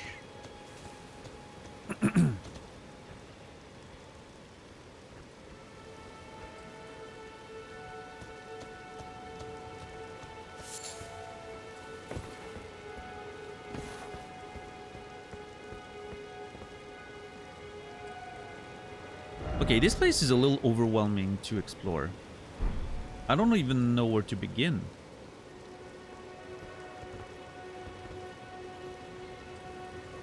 The badger.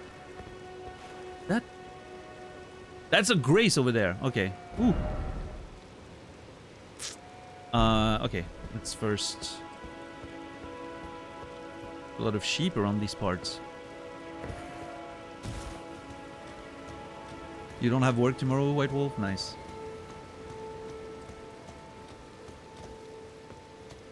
Hanging with my son, get my ass kicked in Elden Ring, relax on Twitch. Went to see the movie. Minecraft movie today? Oh yeah, how was that? Did dumb teenagers throw shit at the screen, or was it a peaceful showing? My plans have just gone up in flames. I will drop the topic, but it was just perfect. No, I mean, listen. I understand it. You went through a shitty situation. It's fine. Don't worry about talking about it. But yeah, that's a good one. God, this is so beautiful. I cannot wait to go to fucking Stormvale. Explore that place. It looks huge. And it looks bigger than... It looks much bigger than Castle Morn.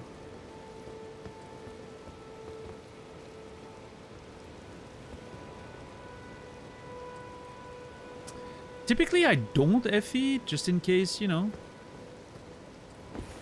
I don't like... I think a lot of those games' lore is meant to be open for interpretation. And there are definitely, you know, places on the internet or creators that offer their version of the lore, and a lot of them are so popular that I think they kind of become the default canon of the community. People like Vati or whatever, but I personally don't watch his videos. I don't think his interpretation's better than anyone else who's put some thought into it, but because he's the most popular, that's what people tend to consider like the true lore, right?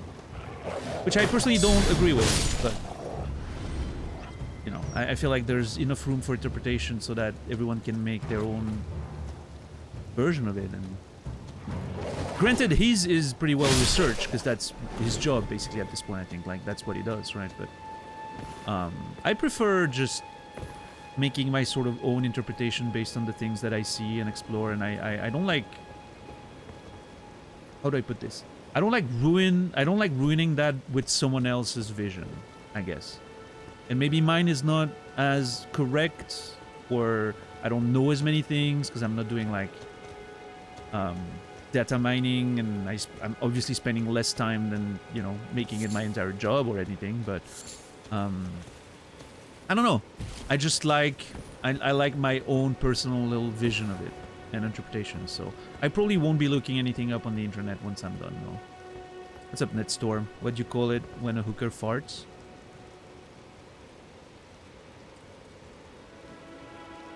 I don't know. Prostitute.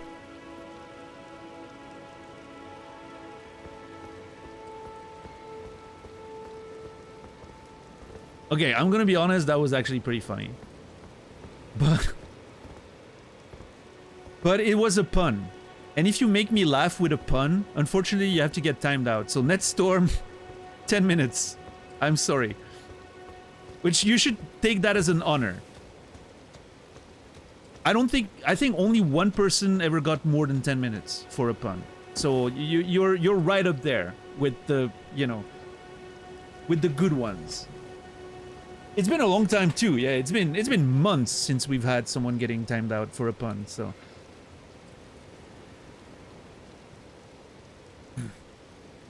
What's up, Lizard? What's up, Ashka? What's up, Bullvine? How are you guys doing today?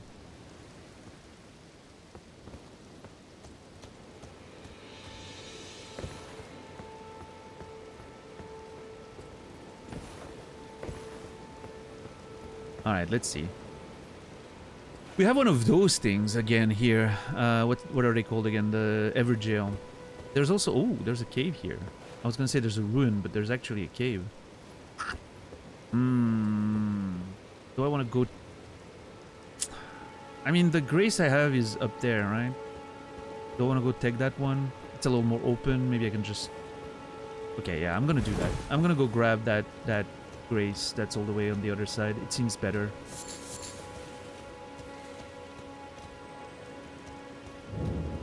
Okay, you know what? Let me go grab the grace before I get into some shenanigans and die. Even though I'm not expecting the cave to have much except like maybe a chest or something. That's what we found so far. But one of them had a bus, so... I don't know. God, this is beautiful. Oh, okay. I'm calling it now. There's something under there. There's gonna be an entrance to a cave or something. Like the way this is positioned to hide it. Come on. No way. I'm getting played by this fucking... the level designers in this game. All the time. Hidden wall, maybe?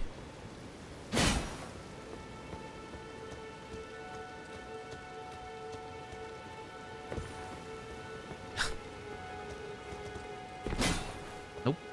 God damn it.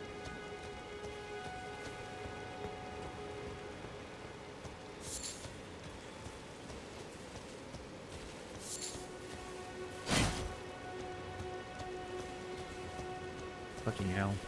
Where's the fucking grace? I lost it. Oh, there it is. Thought I was further already.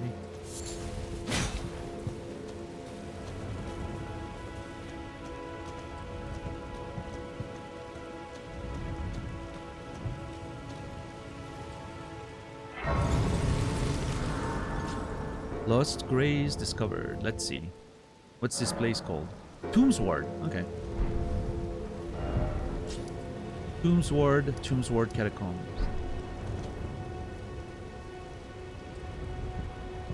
My score, yeah, I haven't found a single secret wall yet. And I've been hitting walls. A lot. I don't know, maybe they don't exist. God, this is cool.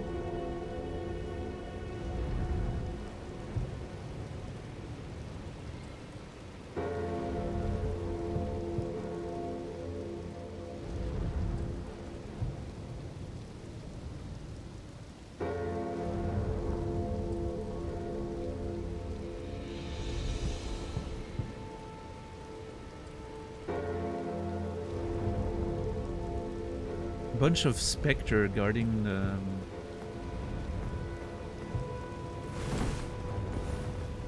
guarding whatever creature that is.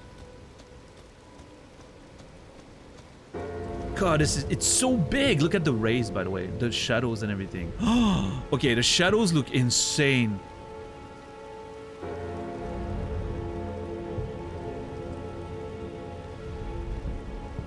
You could say I'm in the shadow of the Colossus. Aha. Joke.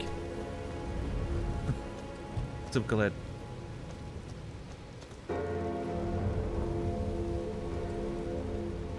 But that's what I imagine the name of the game meant. Shadow of the Colossus, right? You're in the shadow of the Colossus because it's so big. It's literally, you know, covering the sun. And I think that's what the game meant. But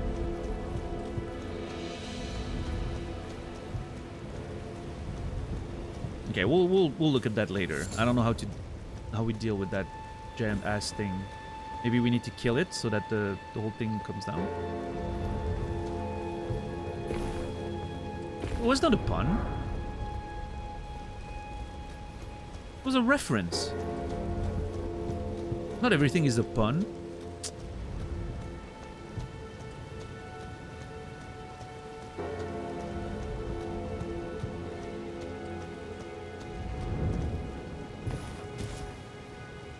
Okay.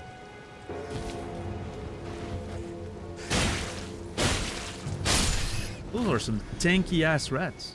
3 fucking hits to kill them.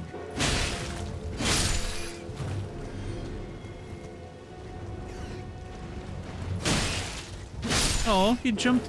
Oh, that was cute. Little rat doing some jumping. A few years back, I went to like a small animal convention in Switzerland. They had a bunch of rabbits. So many little rabbits. So cute.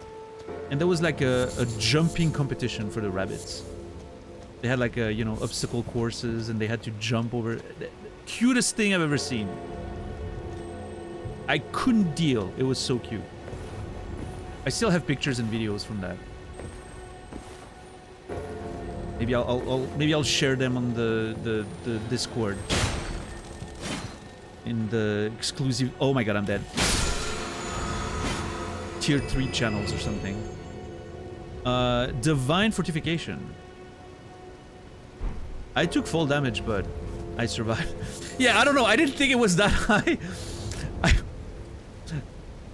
It wasn't... It didn't look so high from the other side, but it you know... I kind of followed, you know, followed the damn thing down. So. We went to an animal convention. Yeah, it was like a farmers thing, and they brought like there were you know, it was called a small animal convention, and yeah, there were a lot of rabbits.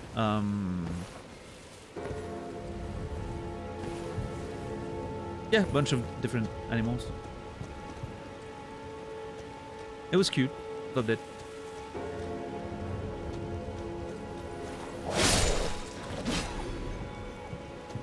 Oh, you were implying something? No, it wasn't a furry convention. No, I'm very much not a furry.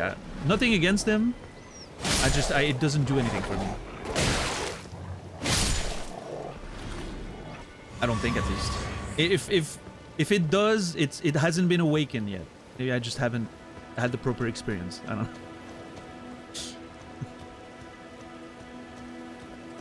Yeah, the bunny hopping competition. Like some of them just like straight up refuse. Some of them are like, not today. No, I'm not jumping. Fuck yourself. So cool.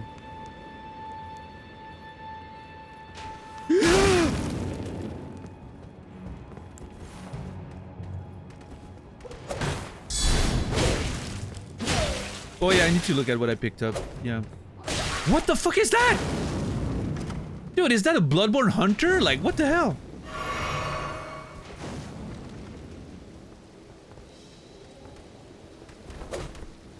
Oh my. It kind of looks cool. It kind of looks like a Bloodborne hunter.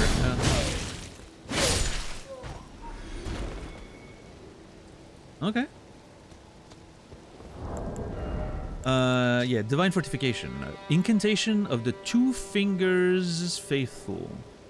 Increases holy damage negation. Follow the path that has been set for you, and you will make enemies of all others. The monks, the sorcerers, the ancient dragon knights, and the scions of gold. Heed me. The lens between offers no welcome to the tarnished. The Two Fingers Faithful. Okay, so as a tarnished, we're working for the Two Fingers. We're, you know, working for the maiden. The maidens are serving the Two Fingers, so we're, you know, we're in that team, right? The Two Fingers team. And if you follow that path and you do that, you make enemies of all others. Monks, sorcerers, ancient dragon knights, scions of gold, etc., etc. The lens between offer no welcome to the tarnished. So we're kind of like, as tarnished, we're kind of like pariahs in this world. Why exactly, I wonder? Is it because we seek the Elden Ring and that is somehow like a wrong thing to do? Like a, you know, a profane thing to do? There was a mention of like seeking the Elden Ring. I have that in my notes actually, hold on. Yeah, seeking the Elden Ring violates the Golden Order. Maybe that's the thing? So maybe it like makes us, you know, undesirable for some reason? I don't know. Okay, what is this place? More of these people? Okay, I'm not... Dude, it's so dark, even with a torch, you can't see the end of that thing. Oh, there's a dude there, actually. Okay, it hasn't attacked me yet.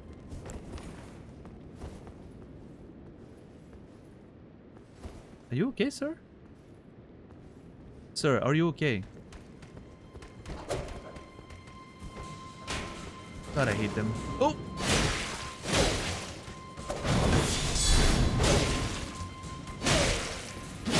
Nice. Yeah, it's easier when you know it's coming. Like, the fact that this one pre-fired when I was coming down the stairs. Legitimately, like, I got shot before I even, you know, knew there was anything down there. Although, I mean, I guess it makes sense. You would hear someone coming down the stairs, right? He's alone in the dark. Nice one. I missed the first Alone in the Dark. That game back in the... well, actually, I don't miss the game itself. I'm pretty sure it aged terribly, but I miss the feeling I had when I played the first Alone in the Dark. back in the 90s. I had never played anything like it, ever. And I did get some of that feeling, you know, when I played like the first Resident Evil came out in 96 or something. I got some of that, you know. But man, the first Alone in the Dark, that first experience of like a proper horror game.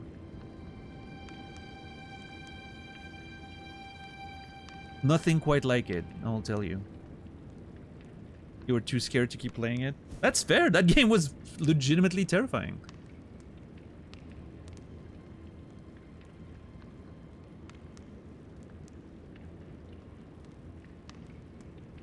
It was a very, very scary game.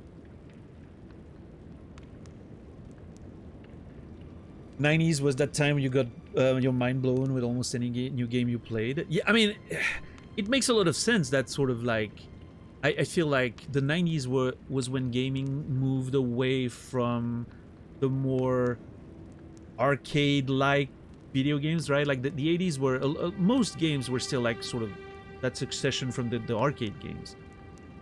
You know, with like, you have your lives, your continues, you have your levels, and there were a few games that were trying something different, like Zelda, obviously, was revolutionary. A lot of the Castlevania stuff, like Castlevania 2 was pretty revolutionary. Metroid, you know, stuff like that, but most games were still like sort of successor from the arcade era of gaming. And the 90s is when a lot of, you know, I feel like there were the tech advancing and the PlayStation becoming a thing. There were a lot of attempts at creating new things, right? Hey, what's up, Netstorm? Welcome back. But yeah, like, I mean, I'm thinking about stuff like Metal Gear Solid and all that, you know, that, you know. The 90s, especially like the second half of the 90s, was an incredible era for video games. And maybe there's some nostalgia bias there because I was a teenager back then, so obviously I have a special attachment to those days, but yeah, I don't know. The creativity during the PlayStation Saturn era was kind of crazy, honestly. And I mean, kind of proof of that is that many games we get today are still sort of working on the concepts that were made during that time, right? Like, look at a game like Metal Gear Solid. How many games are still borrowing so many elements from that?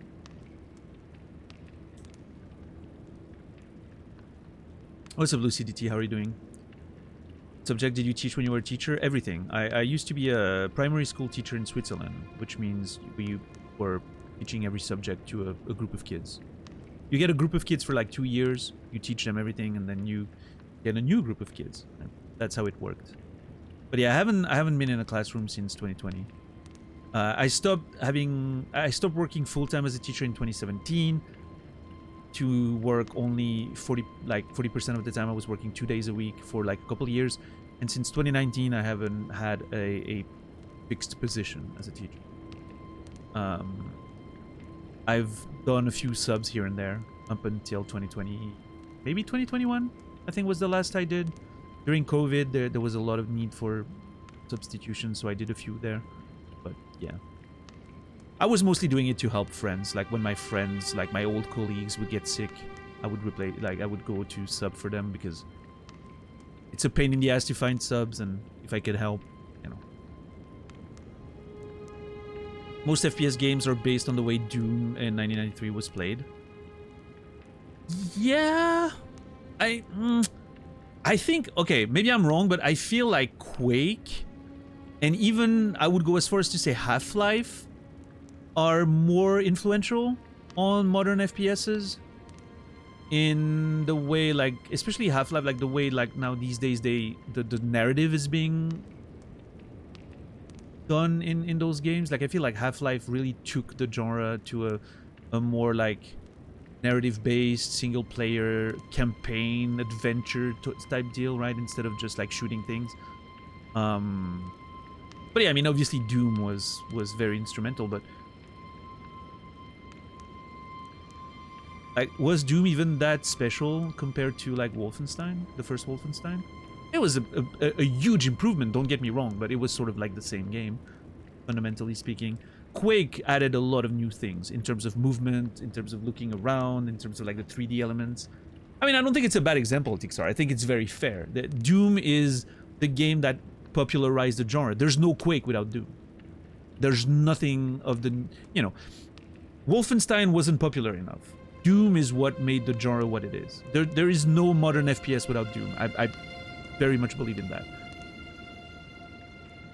But yeah, I think Half-Life was a huge improvement. Duke Nukem 3D arguably also had a lot of influence.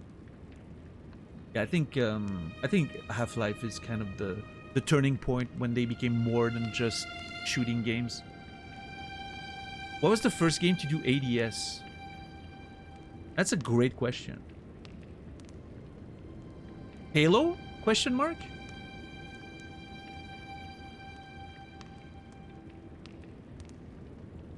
It's probably a game none of us have heard of.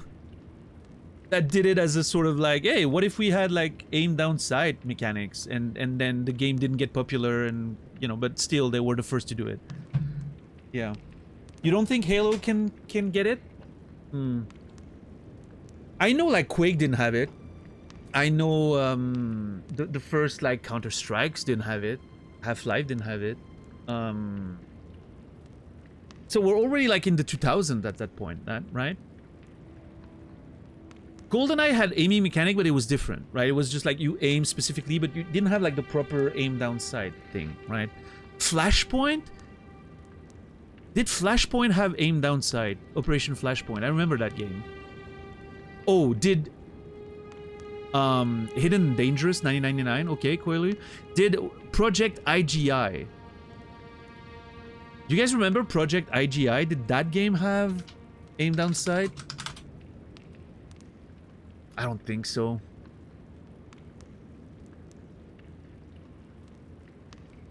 Hidden Aim Dangerous 999.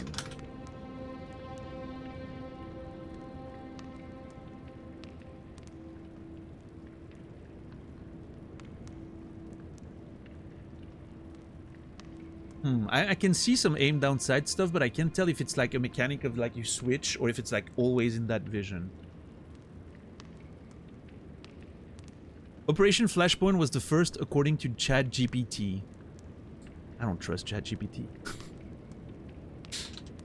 AI can die. I don't care. No, that's actually a reasonable usage of AI in that case. I respect it. What was the first game, shooter game, to have ADS?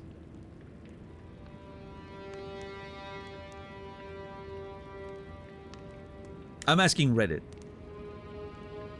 GoldenEye, but GoldenEye didn't have ADS though. I think it was a different aiming mechanic. Like you could aim on the screen like freely, but it wasn't really looking down sights, right? Soldier of Fortune didn't have it, I'm pretty sure. I played a shit ton of that game. I don't think it had it.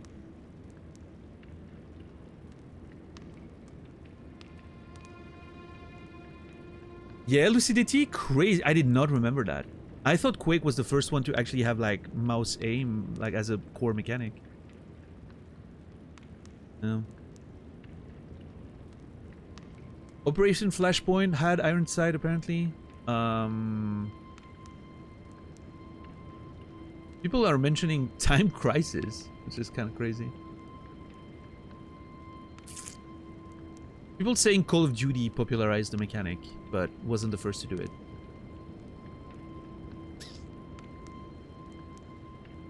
Yeah, okay, a lot of people are mentioning Operation Flashpoint as being the first one.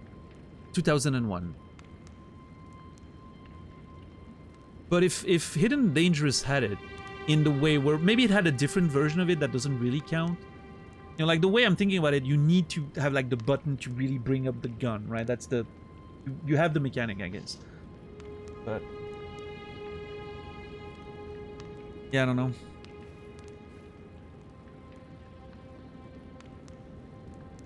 I guess ChatGPT was correct there, Bullvine. Thank you. Isn't Hidden Dangerous third person? Oh, right. Like maybe it's a third person game and you can then have like a first person for like sniping and stuff.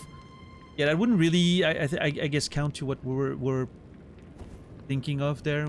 I mean, again, it's not a clear-cut thing, right? So obviously the answers can be a little nuanced, but yeah, it seems like everyone's pointing back to Operation Flashpoint as the sort of the first one doing it in the way we're thinking. So.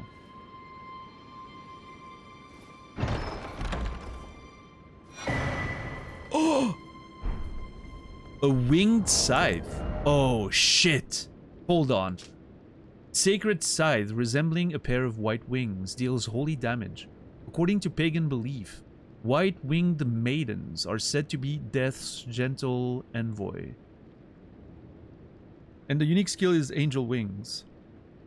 Jump and imbue the wing blade of the armament with light. Deliver a slashing attack on the enemy. The white wings impede recovery actions using a flask of tears. The white wings impede recovery actions using a flask of tears.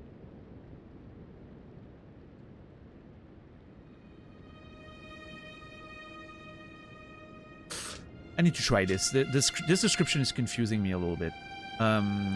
Pagan belief. White-winged maidens said to be death's gentle envoys. Okay, I have to see what that weapon looks like. I don't think I can wield it though. It requires faith, which I don't have. That's unfortunate. I do like a good scythe. Let's see. Oh my god, it's so cool!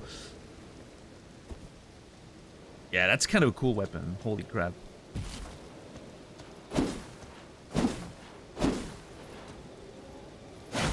Love it. Okay, what's the...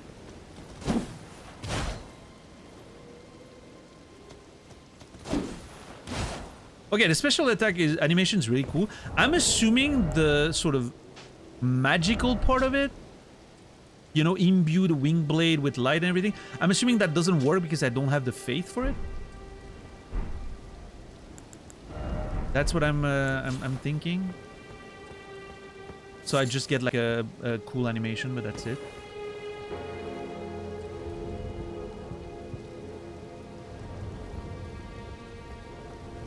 Okay, so we have another one of those ever jails. I wonder what I'm gonna find in there. I'm assuming it's gonna be another boss fight. Also, we have the entire beach area we need to explore. I'm gonna go this and this. Make sure I don't forget to explore the beach. All of this, this.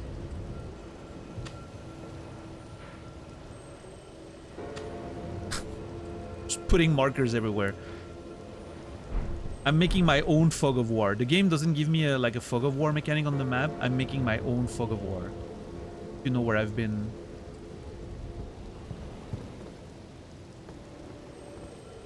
No, that's okay, Tixar. Thank you. It's just like the phrasing is a little strange. The white wings impede recovery actions using a flask of tears.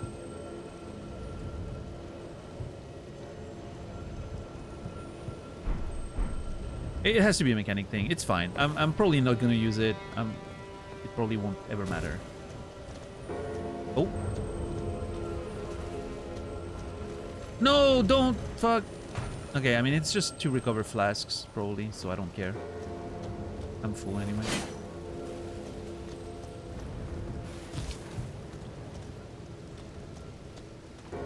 But yeah, to go back to Dax's point, ADS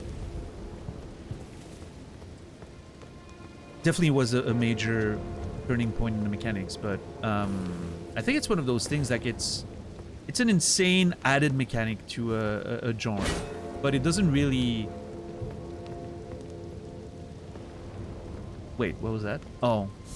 Dude, I thought there was a prompt with the wall. I was about to get really excited. I thought the prompt was the wall. I was about to be really excited. Aw. Oh well.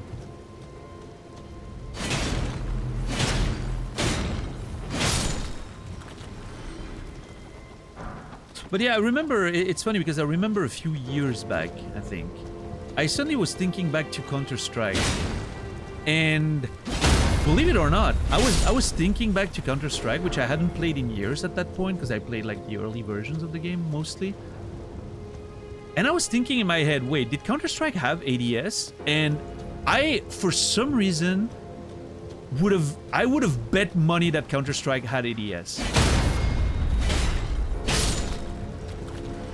Nope. Turns out it doesn't. I think maybe the confusion comes from like the fact that some weapons had like a scope, right? Like what's that sniper weapon everyone uses all the time in Counter-Strike? That very famous... The AWP, yeah. The AWP. Yeah. So that one has kind of a, you know, you have a zoom thing, you have a scope thing. So I think that's where the confusion comes from, but I could have sworn, like legitimately, could have sworn that all the weapons had ADS. I don't know, it became such a normal part of shooters. It feels weird that something as massive as Counter-Strike didn't have it.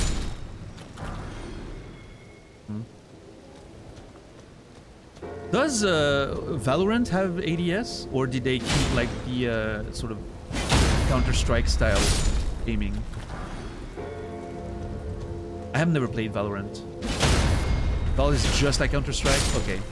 Yeah, makes sense. That's what I expected. Because they took so much inspiration from that. Is it a game worth playing? Like, should I give it a try at some point? Off stream, of course, but...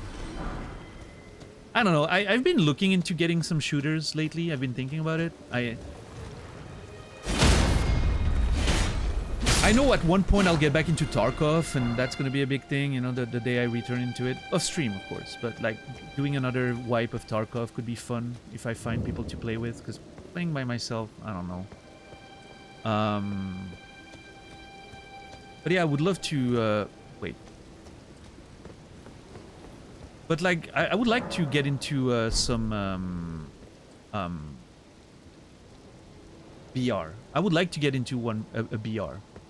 I don't know if Apex is the choice, if Fortnite is the choice, if Warzone is the choice, or whatever, but there's a part of me that kind of wants to get into a BR. And I don't know. Yeah. Miss the days of playing 1.6 in lands, you know.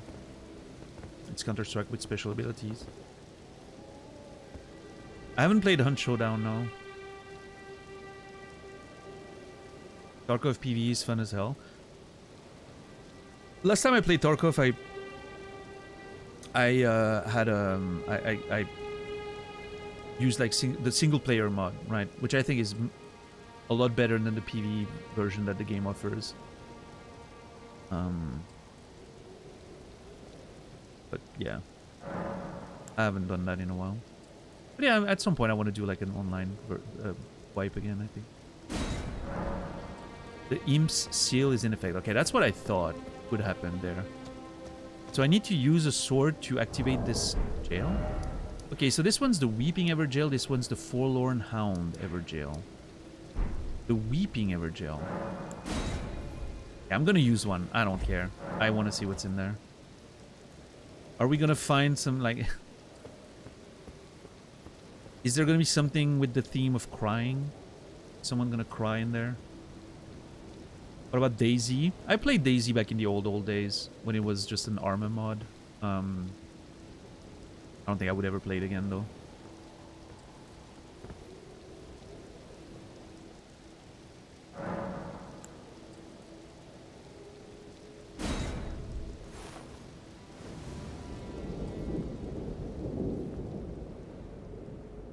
God, these Everjails are so eerie.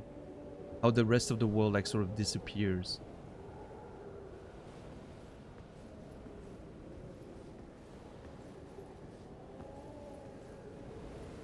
Like you can still see the rest of the world, but it's like it's all gone and dead. The sky is dark and everything.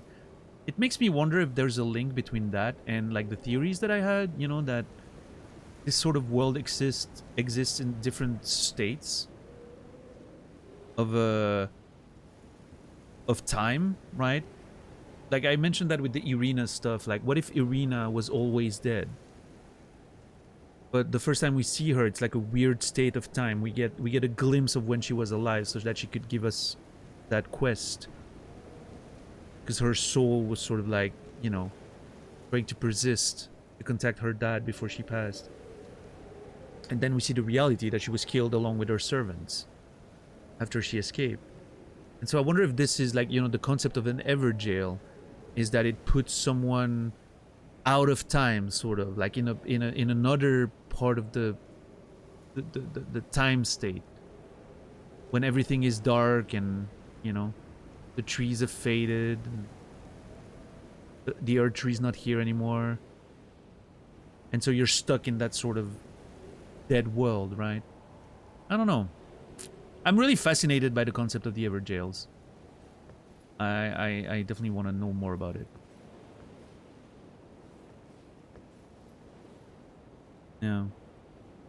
Yeah, I mean, I'm definitely having a great time with it. Netstorm. I'm not sure.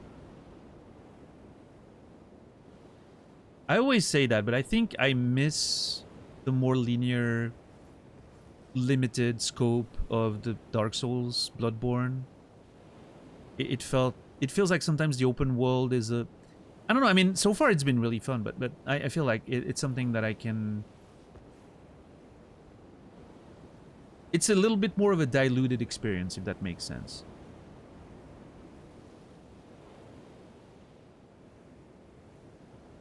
I could see getting bored with the exploration and the the open spaces eventually, but so far, a lot of fun.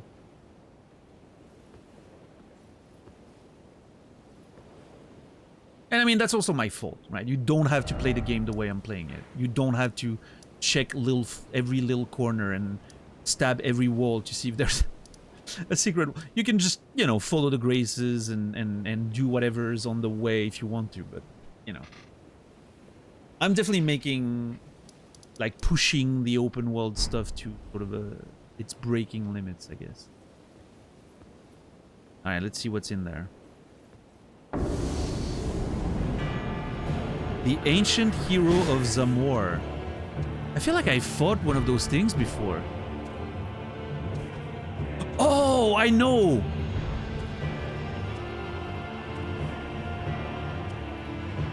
I think it... Hold on. Never mind. I was gonna say, he looks like the sort of gravity blasting thing that we saw in the Field of Meteorites on the Weeping Peninsula, where they were like doing incantations and stuff. You remember like those gravity obsessed dudes? Ugh! It reminds me of that a little bit in its appearance, I think, but he uses frost spells, which, by the way, crazy fucking AoE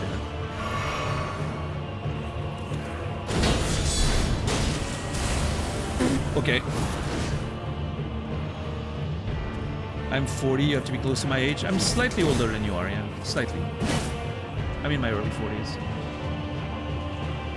I don't think it's just a matter of how we were raised, but... I mean, I definitely see a lot of older people not playing games like I do, right? I mean, I don't think there's a rule there, is what I mean, but... yeah, maybe we were... Okay. Maybe we used to play games in a different way. Like, we had games that required you to be more patient. Obviously, we had a conversation about that the other day, but, like, it feels like modern game designs... is not really about patience anymore. It's about, you know, simplifying, going to the core of every experience without all the fluff and all that, you know, as direct as possible. So yeah, maybe we were indeed raised with a different perspective. TikTok brain. Yeah, and I mean, I'm not blaming the people for falling to that. Like, I mean, you know, I think social media by design is trying to train us to, and train our brains to work that way. I think it's intentional.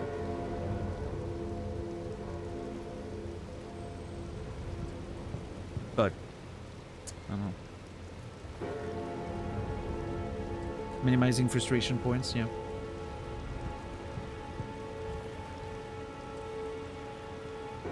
Okay, this is one of... I will say, on my first attempt, this is the hardest boss we've seen so far.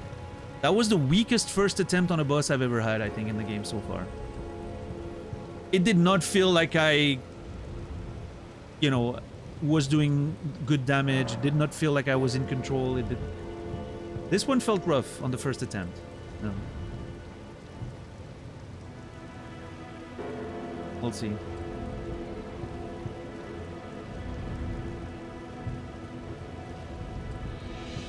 Anyway, make sure you join the Discord if you haven't done so, by the way, guys. Most reliable way to get live notifications on the days that I'm streaming. And if you're a sub, a few more benefits for you to enjoy. Alright, let's see what we can do. Ancient Hero of Zamor. That fucking AoE though, what the hell? Can I... I wonder if I can use that AoE move to sort of backstab him.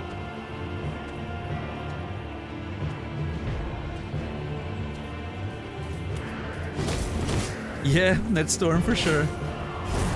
I remember doing that at the time as well. Like, my Doom experience of just like, you know, that grunt your character makes in Doom when you click on walls. That's stuck in my brain forever. Man, Doom's level design was so good. Every time I think about it, it's such a nice way of making a level feel like a puzzle and make it interesting to explore. And actually kind of hard. Like, it was actually pretty difficult sometimes.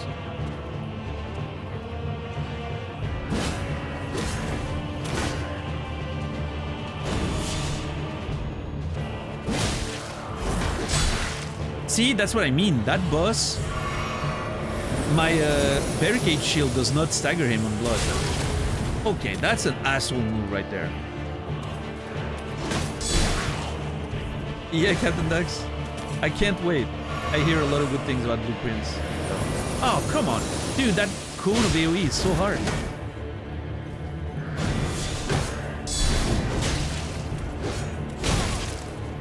Okay, that should not have hit. I was guarding. Asshole.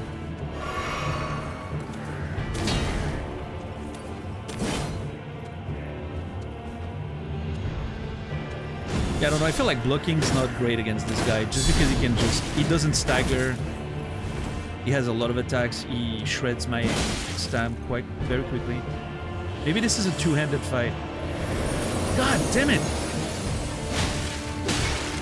Yeah, maybe this is a two-handed fight. Let's see. Oh, let's go!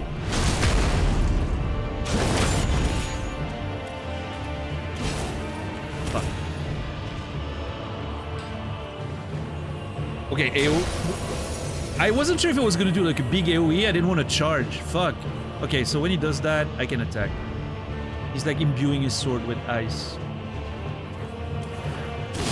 His armor, by the way, looks so fucking cool. No. Oh, come on. I was Okay, no critical attack in the back, I don't think.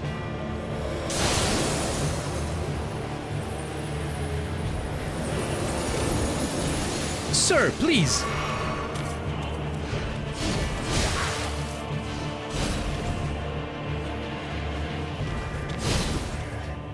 Okay. I guess this is phase 2 technically. Oh my god, he start... Now suddenly he's fucking like...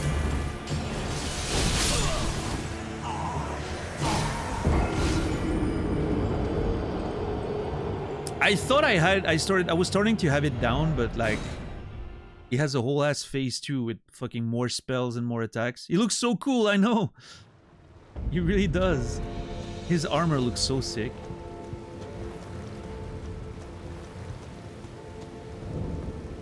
It kind of reminds me of the... I make a lot of references to Saint Seiya for some reason lately, but it reminds me of the Asgard's warriors in Saint Seiya. For those of you who watched that anime back in the day.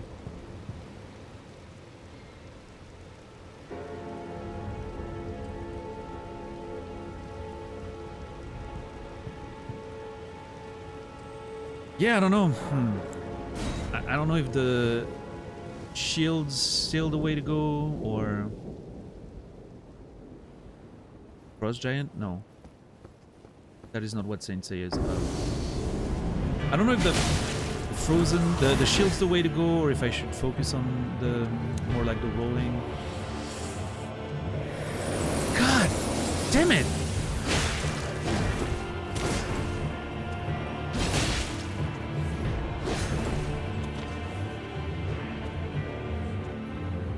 I hate that I can't seem to run out of that thing without getting hit.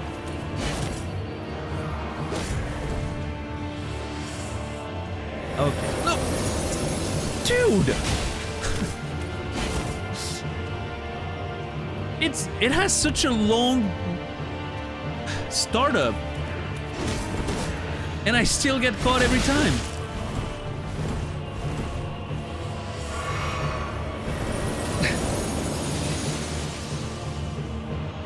What's up, Folk? How are you doing today?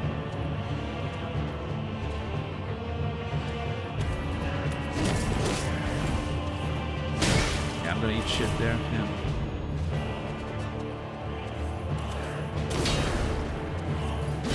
Shit. Ooh! Oh my god. Yeah, I'm fully dead. No? Okay. Drink, bitch! Okay, let's go. Wow.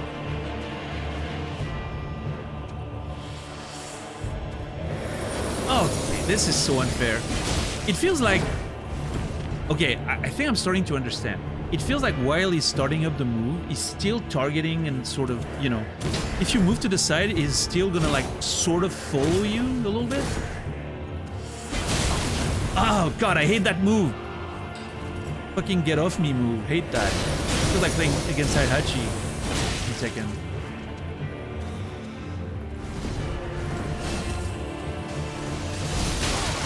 Okay, that attack is brutal. That's the one that killed me earlier too. It hits so far and comes out of nowhere.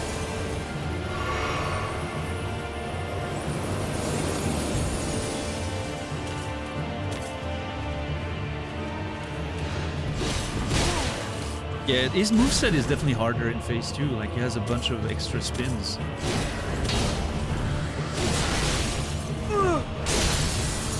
Okay, I wasn't sure it was gonna eat. Never mind.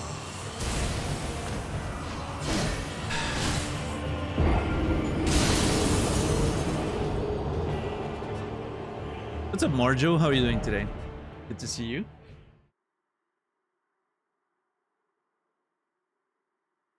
I was watching FDX talk about the Tekken patch. I think they referred to it as homing. Yeah, homing moves, right? There's certain moves that are naturally homing just because of their animation, and then there's moves that have the property of being homing, which is... It has a different, like, indicator when you do them, and those, like, catch old side steps, like, by default, right? They're made to do that. And some will catch side steps just because of the way they're animated, right? So there's a kind of like a nice nuance there, Captain Dax, with the movement and everything, right? Like if you have a move that strikes from the, you know, like a kick that strikes from the right into the center, and someone tries to step on that side, they're going to get caught. But if they step on the other side, they're going to avoid it. Pretty cool.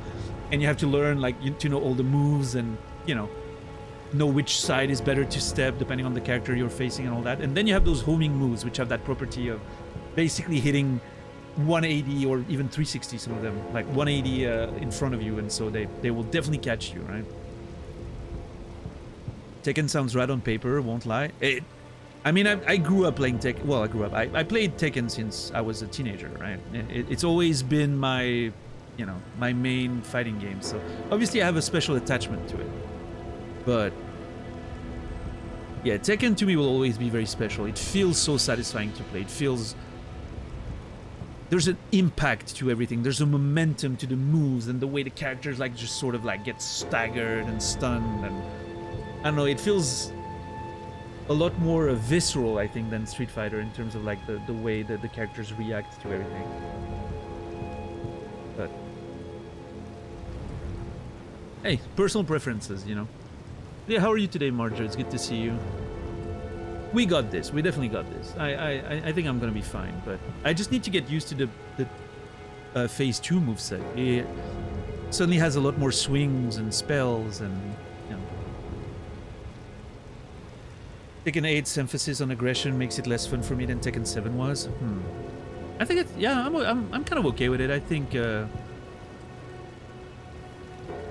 I'm a pretty somewhat defensive player, and I still think I can make it work pretty well. But I think that's just a modern trend of fighting games, right? They're going towards more aggression. Although I will say that the new patch they did today is definitely a step in the right direction. If they keep going this way, in May, I think another big patch is coming in May to sort of fix the you know, a lot of the issues with Season 2 further. If they keep going in that direction of like nerfing across the board and making the game more defensive, and I think there's some really good stuff potentially in the future of Tekken. We'll see. Them increasing health alone made my matches feel very different yesterday. It felt a lot more... there were a lot more opportunities to like condition opponents, mind games, and you know, it really felt like a good improvement.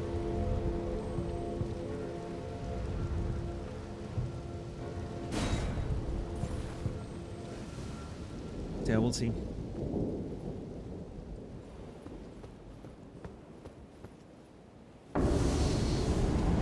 I think I can get a free attack there every time. Serious question time, tea or coffee over there in Switzerland? I'm personally a tea person. The only way I like my coffee is with a lot of milk, which I know is sacrilegious to a lot of people. Yeah, I don't like black coffee whatsoever.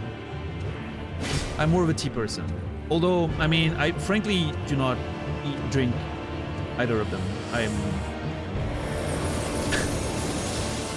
My choice of drink for caffeine is just an energy drink, 0 calories energy drinks.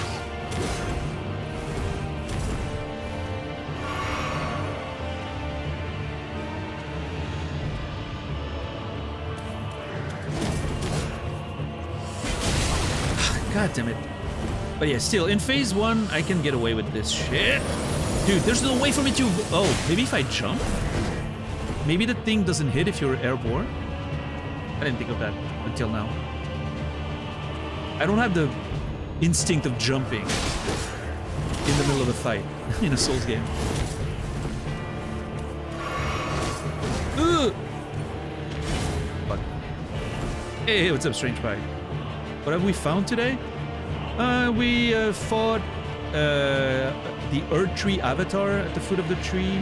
We fought an easy but very cool boss in the catacombs. I didn't time my jump very well. And now we found this. We're exploring the west of the peninsula still. So we haven't made a lot of progress. God damn it. Okay, attack, attack, attack, attack, attack.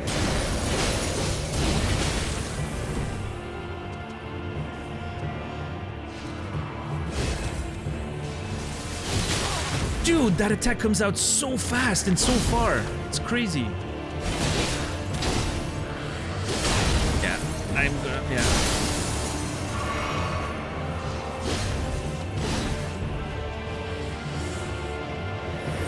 It works! Let's go! It's so simple. I don't know why I didn't think of it earlier. Again, jumping is not necessarily in my repertoire when it comes to boss fights. Yep. Let's go. So cool. Fuck. I pressed the wrong button. Can I do anything now? No. Shit! I thought he was gonna do the thing in front of him. I didn't realize that was the big AoE. Shit. Oh well. Okay, we got a fight on our hands.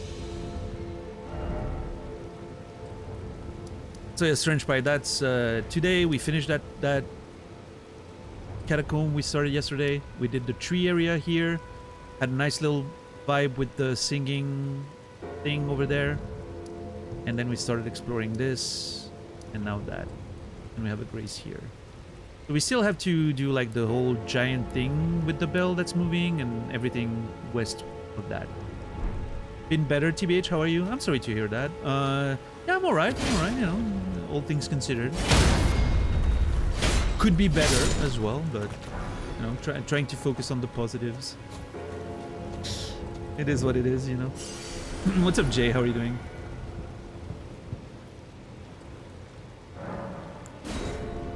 I'm trying to use the Chinese farmer parable, you know. You never know if something's gonna be good or bad, ultimately. So, trying to stay open to the things that are happening to me and without judgment and in a posture of acceptance. Acceptance, right? Which is hard to do, but I'm trying.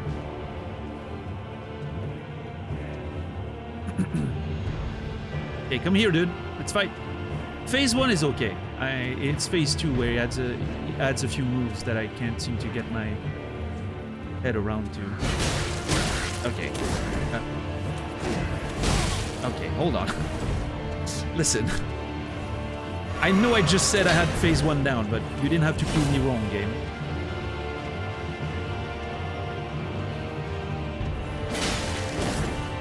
Maybe I should do less charging attacks. I feel like I've started to rely a lot on my charging attacks because I enjoy staggering enemies.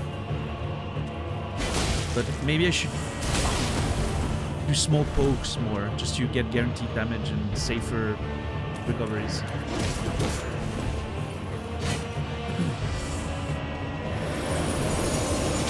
Oh, bullshit! Oh no, dude. Oh. I didn't realize the AoE would still hit me there. Fuck.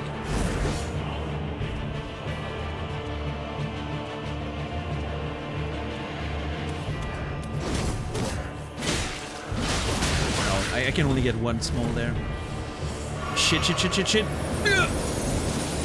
Okay, learning that I can jump this is so satisfying. This is really cool.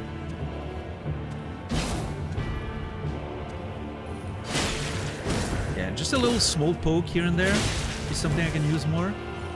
Then I can roll right away. Okay, big attack there. Yeah, I can get 2 big attacks there. But he seems to have increased defense while he's doing that. Because I didn't do a lot of damage there. Oh, got him! Shit. What is that? Oh my god. Okay, the mouth, hand to the mouth is big AoE, get the fuck away. Noted.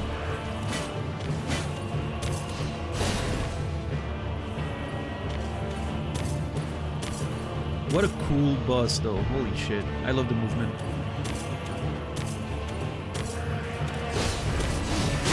Okay, it doesn't do 2 now, it does 3, so I have to double, oh shit. Double dodge, and then maybe I can finish. Okay, he's gonna do the poke. Nice. Fuck! Hand to mouth. Run away. Yeah. Ugh. Oh shit! I didn't see what he was doing because of the snow. He doesn't always do the third attack though. What an asshole! Okay, he has 2 different combos there that look kind of the same.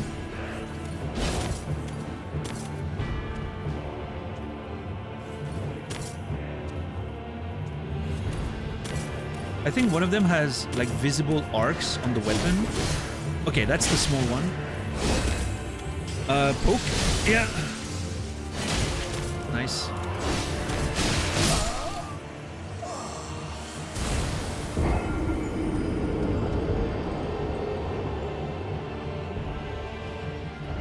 Man, that phase 2 is really hard. Really hard. That phase 2 is really hard. The added attacks make it more difficult for me to know when to punish because I don't know if he's doing like 2, 3 attacks. It's hard for me to differentiate them for now. And then he has all those AoEs, so I can stay too close. Like, ugh. What's up, Guacamole? How are you doing today? What's up, Naz? How are you doing? Good to see you.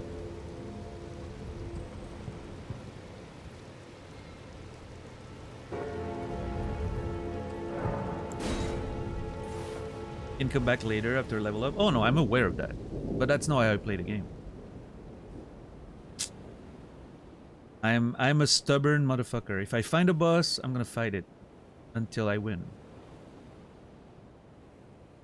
Running away is never an option.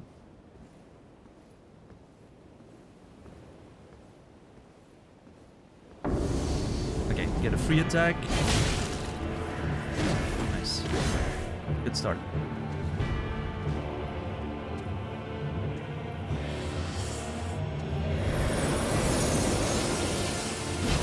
Oh, shit!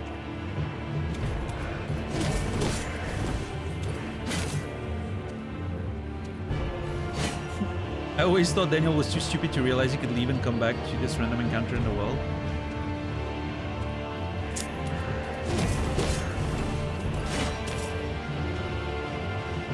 I'm not gonna comment on that, Maz.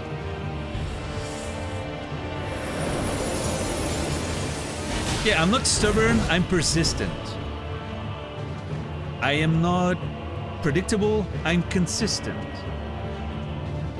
I'm not slow, I'm meticulous. It would be better if I found a word that ends in stent as well for slow. Is there a word for slow, a synonym of slow that ends in stent? That'd be great. It would make for a nice catchphrase.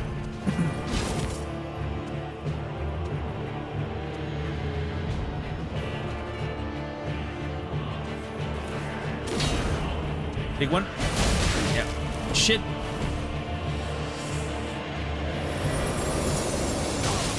Oh, fuck off. That... The fact that it hits on just the side there, so annoying.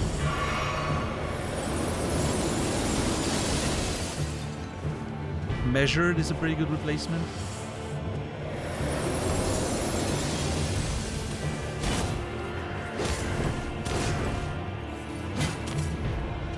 I mean, I like meticulous. Measured. Stagnant? Okay, listen. We're trying to find words that sound better. Ah! Deliberate.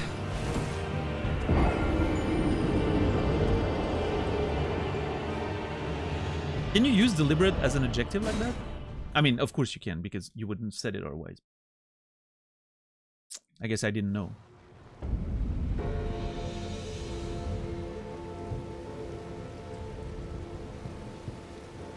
I like meticulous. It's a good word. I don't know.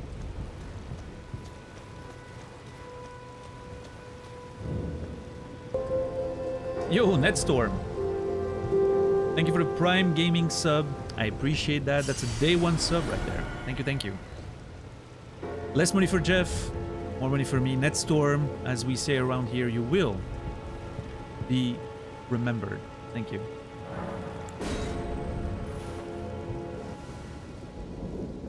We're going the wrong direction here. Yeah, I haven't made it to phase 2 in a couple fights. Sub-alert sound is from Returnal. All my sub-alert sounds are from Returnal. A different variation of the same motif, actually.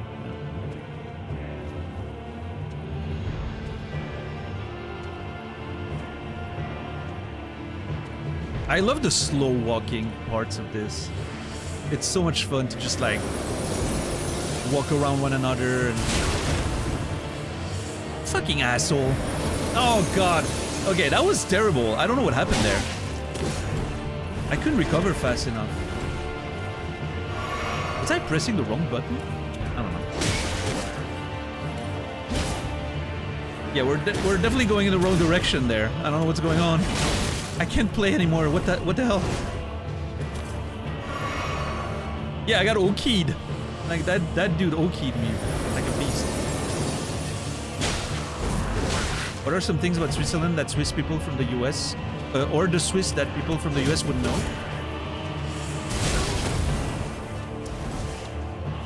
We don't actually have fully equipped bunkers everywhere to survive a nuclear apocalypse.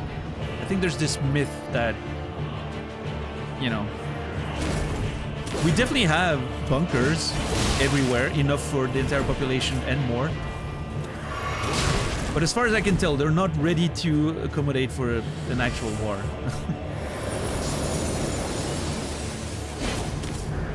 Not anymore. Most of the, you've heard about those bridges in the mountain that are ready to be blown up in case of an invasion. None of those are booby-trapped anymore either. That's been dismantled a long time ago.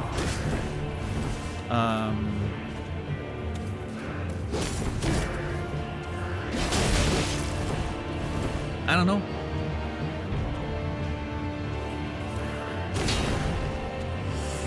God fucking damn it. Okay, this skill right there is my least favorite of his moveset. It always catches me when I'm trying to actually do damage. Fucking asshole.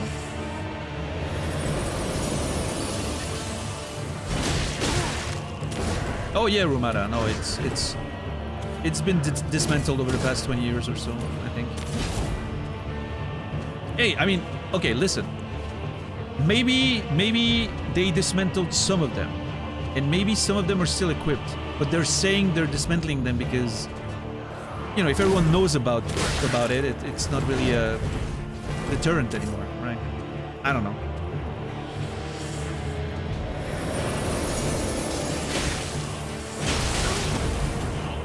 Yeah, now I can't even... Nah, I'm dead. I'm just dead. Like, I can't even afford to get hit by that AoE thing.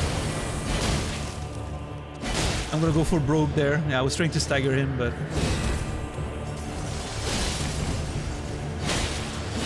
Let's not give up. We'll see. We'll see. We'll see. We're gonna learn a bit more about the fight.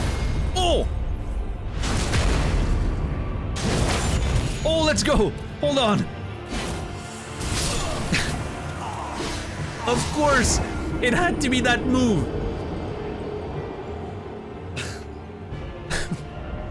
Wake up DP, I know.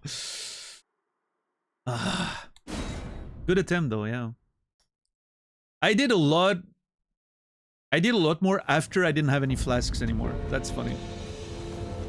I barely got through anything when I was using my flasks, and then suddenly no flasks, and I started winning.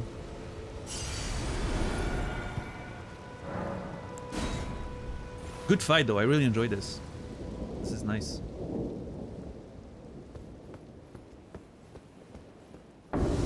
But yeah, I don't know how to answer that question, Netstorm. What do you think you know about Switzerland that I may disprove or confirm, maybe?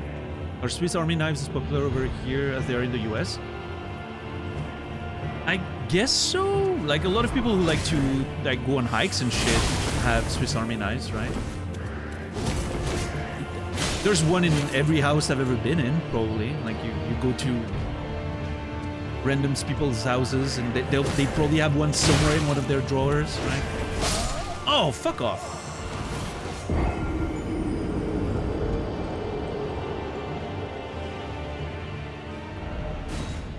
Not my best attempt, I will say.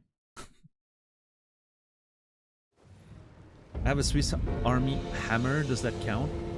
I mean, it doesn't count as a knife.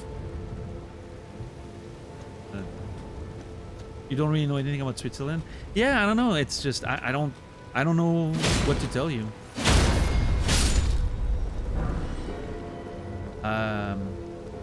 Neutrality is a sham. We're only using neutrality because it helps us serve our own, interests and making a shit ton of money while the other countries around us are fighting.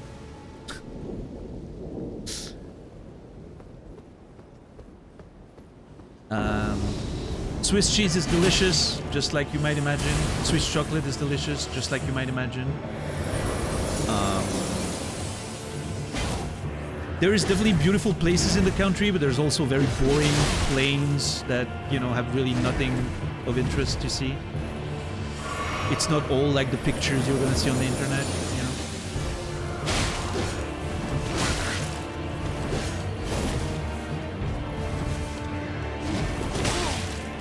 Why am I not able to dodge this suddenly? I used to do so well with this.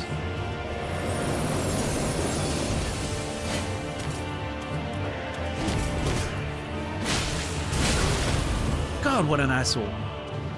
I mean, the attack has a tail. I could start dodging, but most of the time I'm already locked in an animation when it's happening. So.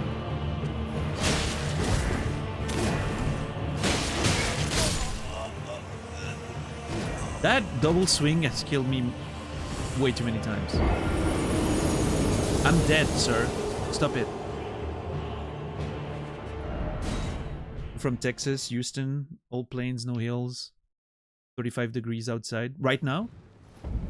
Damn, I am not looking forward for the warm seasons to be back when it comes to... I like warm if I'm outside and doing shit, right? But it definitely ruins my streams. Because it gets so warm in this room. It's... Yeah, it gets really, really warm.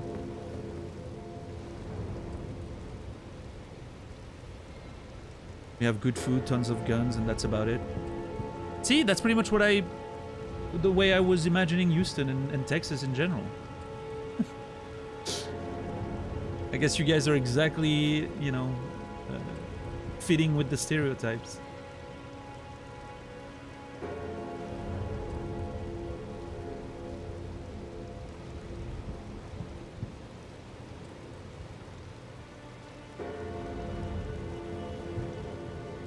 We fit the stereotypes to the letter. Yeah. My freedom and my guns. Yeehaw. That was a terrible accent, I'm sorry.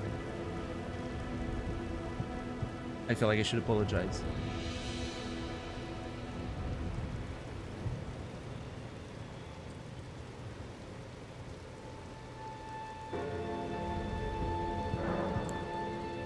Is Basel worth visiting? Of Maltin Talk has now custom day trip planning to occur in this household. I haven't been in Basel in a long time, so I don't know. If you want to go to the Rhine Falls, that's a really good location to go, and it's not too much further away, right? The Rhine Falls are great. Lucerne is great, yeah. Mount Pilatus, really good trip. It's a bit further away though, from Germany. I'm talking about like Engthar's trip, but yeah, Lucerne is beautiful. I lived in Lucerne for a few years.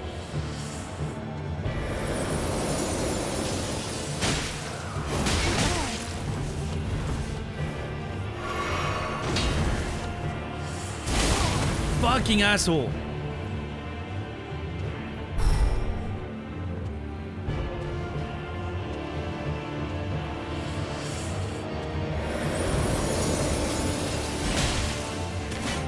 Lucerne is great. I love the moveset.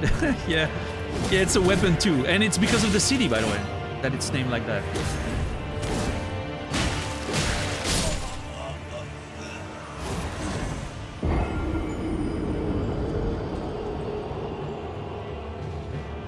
I'm getting worse at this fight. We haven't seen phase 2 in a while. I'm getting worse.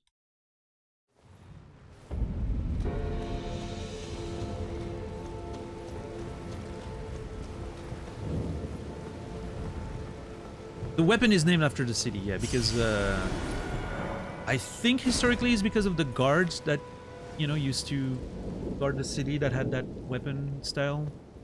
I don't know. I'm not sure of the history, but yeah. The weapon's named after the city. Next time we see phase 2, we win. You are setting yourself up for a lot of disappointment with those expectations, my friend.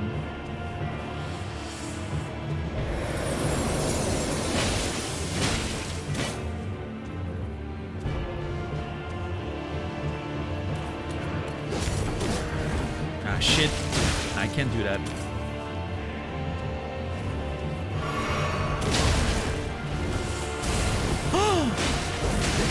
Okay, if I can't see it coming, I can dodge through it, but it's short enough that I can dodge.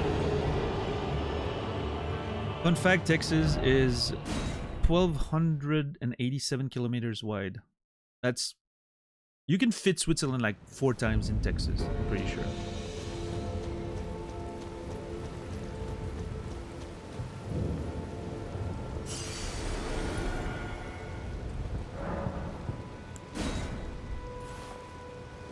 Okay, we have an actual boss fights on our hands. Beautiful. Hopefully you guys enjoy watching me beat my head against an enemy for a while. I don't think this one's gonna fall that quickly. I don't know. have a feeling that phase 2 is gonna take a little bit.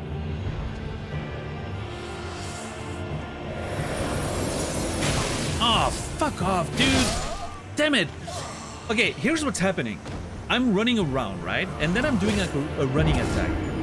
The running attacks have a weird tracking property in this game, apparently, where it's sort of... As soon as you press the running attack button, it sort of like dashes towards the character, but it dashes towards the front of the character instead of like staying aligned with the direction you're going with. And so it's like putting me in front of him, right into the fucking AoE. So I need to stop doing running attacks in this situation.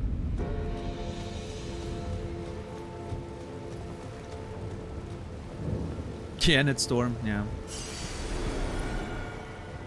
Yeah, I mean, I've heard about the, you know, the whole college debts and all that, like the student debts, yeah. Definitely not something we can relate to in Switzerland, like, you know. You do pay a little bit to go to university, but most of it is subsidized, so...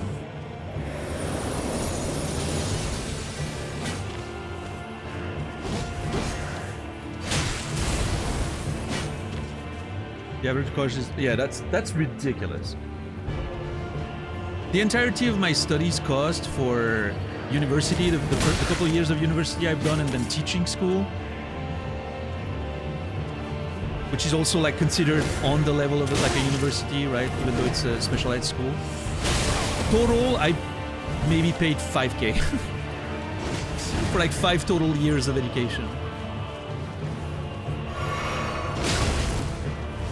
Oh yeah, and I'm pretty sure it's obviously tax deductible, and which maybe your students' loans also are, but yeah, tax deductible.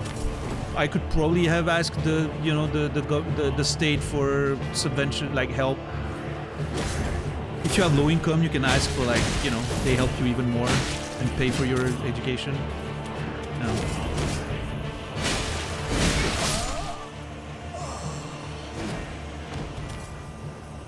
It's pretty much free. Like it's pretty much free. You pay a little bit, but yeah, it's very cheap. Yeah, I think it's like 500 per semester. That was like the tuition. Obviously, on top of that, you have the books and everything else, right? But yeah, that's just normal.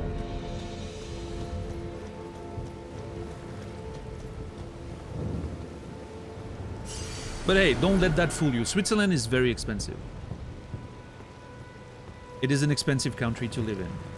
And, well, on the flip side, if you work in the Swiss system, like I used to when I was a teacher, you get compensated very well. Like my salary as a teacher here was ridiculously high. Like I wouldn't be surprised if I made 3 times what a teacher makes in the US per month. But obviously, you know, the cost of living is extremely high. So if you're like me and you work outside of the system, because I'm making my money from, you know, writing and Twitch and the writing stuff, my publisher's in France. So, you know, I make money from France and I make money from the US with Twitch. That's when you get fucked. I'm absolutely getting fucked in all the wrong ways because I'm not working within the system and I live here, right? Especially now, like in the past few weeks, like the USD has fallen hard compared to the Swiss franc. So my Twitch revenue is collapsing just because of the exchange rate, which really sucks. But it is what it is, you know.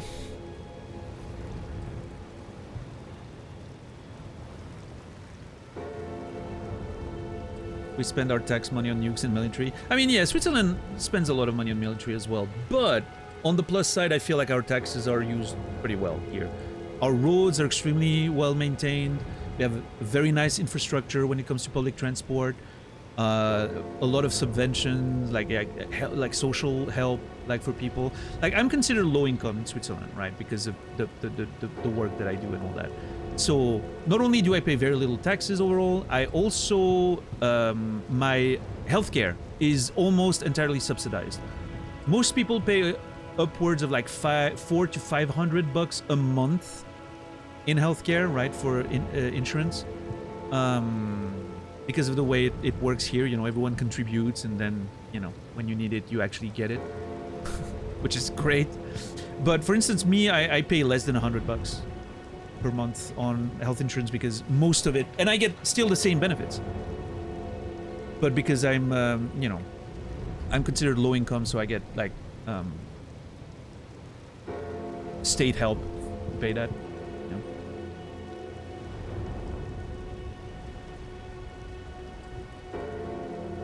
Yeah, Romana.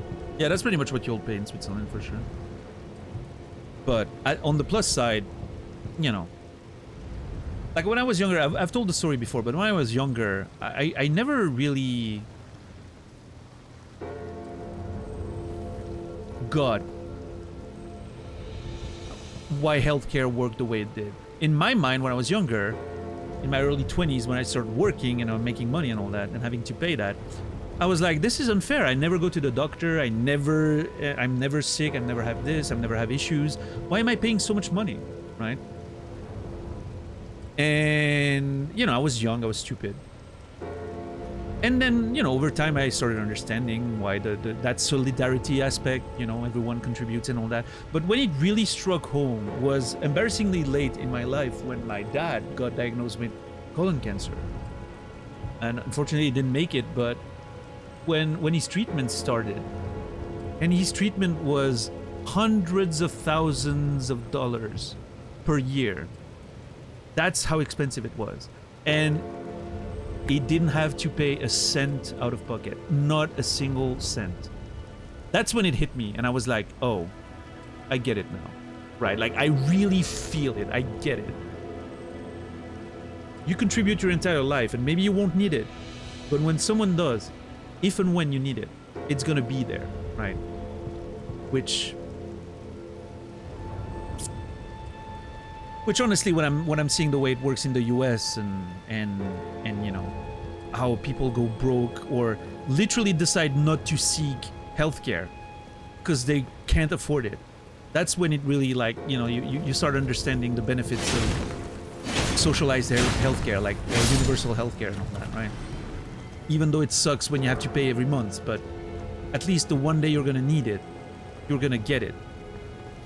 And you won't have to live in a world where it becomes almost morally acceptable to praise a murderer because they killed a fucking monster that the system created, right? When you start aligning with the murderers, because you're like, you know what, I kind of get it, right? I understand. It's a relatable perspective. When it starts being that way, you have to wonder what's wrong with the system, right? That's when you stop and you're like, hold on, I should be cheering for the murderer in that situation.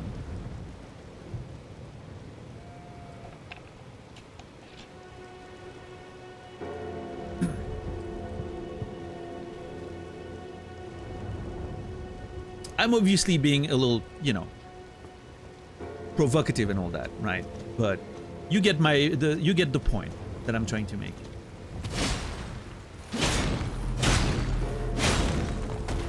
He hasn't been convicted yet. I know.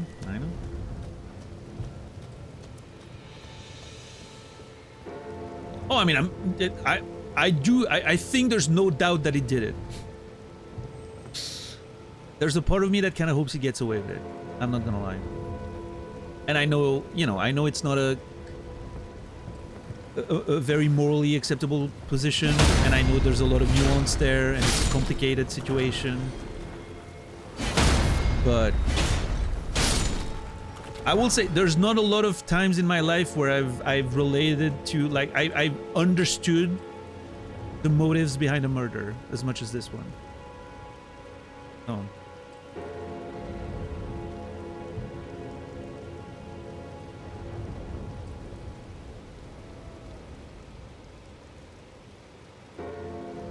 But ultimately, my point is, we shouldn't have to have that. We shouldn't have to have those situations. We shouldn't have to wonder about, do I think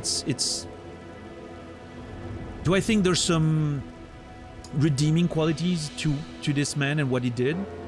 We shouldn't even have to think about that. We shouldn't live in a world where those things can happen. And, you know, it's a systemic problem. It has nothing to do with individuals there. It's a purely systemic problem.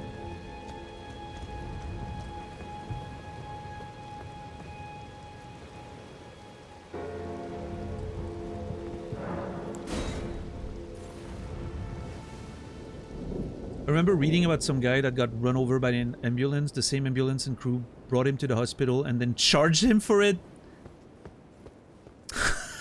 Okay, I shouldn't laugh because that's obviously terrible. But that's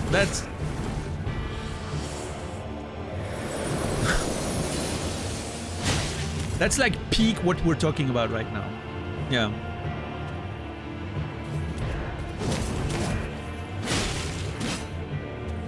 Happened in Oregon.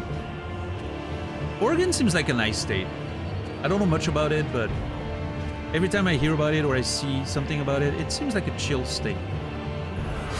If I was to live in the US, I think Oregon would be a nice choice.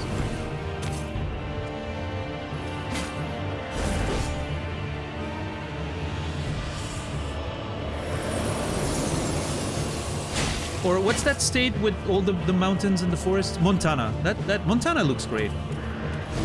I would live in a forest somewhere.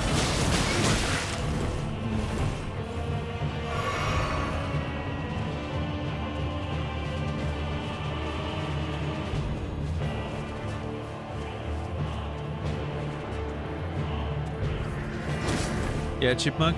Yeah, I mean, I don't think... I definitely don't think it was framed. I'm pretty sure he did it. Who the fuck knows, right? Sometimes you're like, you know, we could very easily be lied to, but it seems pretty obvious that he did it.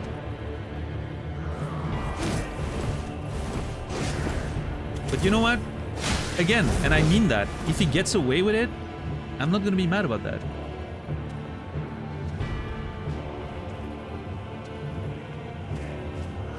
And obviously I don't think murder is good, right?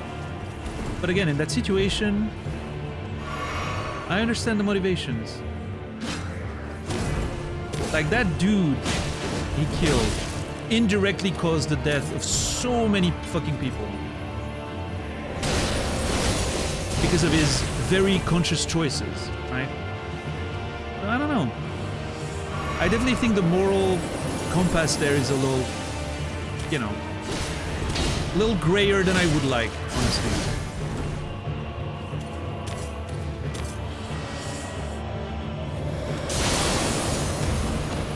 Shit, I wasn't paying attention.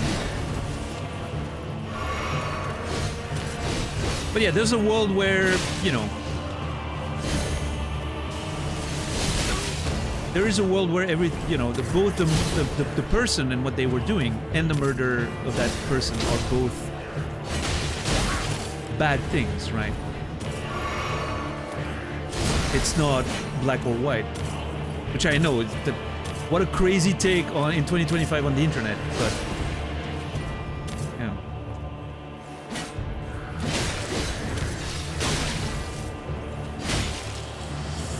Oh, what is that? AoE. Okay. Ooh. Sorry, I gotta pay attention. Phase 2, I need to actually pay more attention.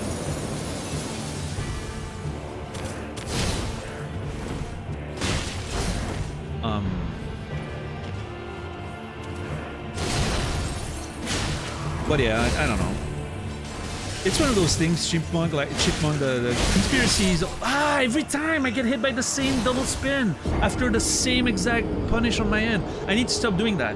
Also, that's our best, I think. I think that's the lowest we've taken him. The first letter of his name. That's our personal best.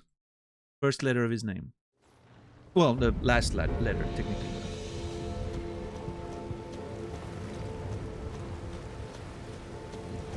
But yeah, back to the conspiracy. There's plenty of conspiracy theories about everything these days. I will tell you though, I will sooner believe, and I don't believe in it, but I will sooner believe that the Trump attempted assassination was a setup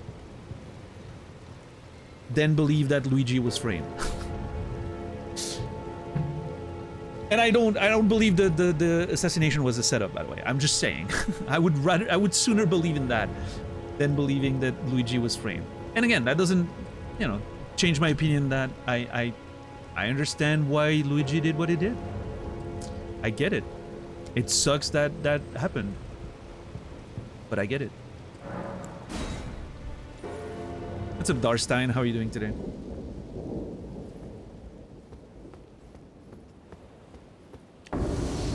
I can definitely relate with people just, you know, sometimes getting pushed to the limit and making something very bad as a result. I don't think, you know, I wouldn't get there personally, but I also have never been in such a situation, you know, so it would be presumptuous of me to say that I know that I wouldn't do the exact same, but hopefully I wouldn't.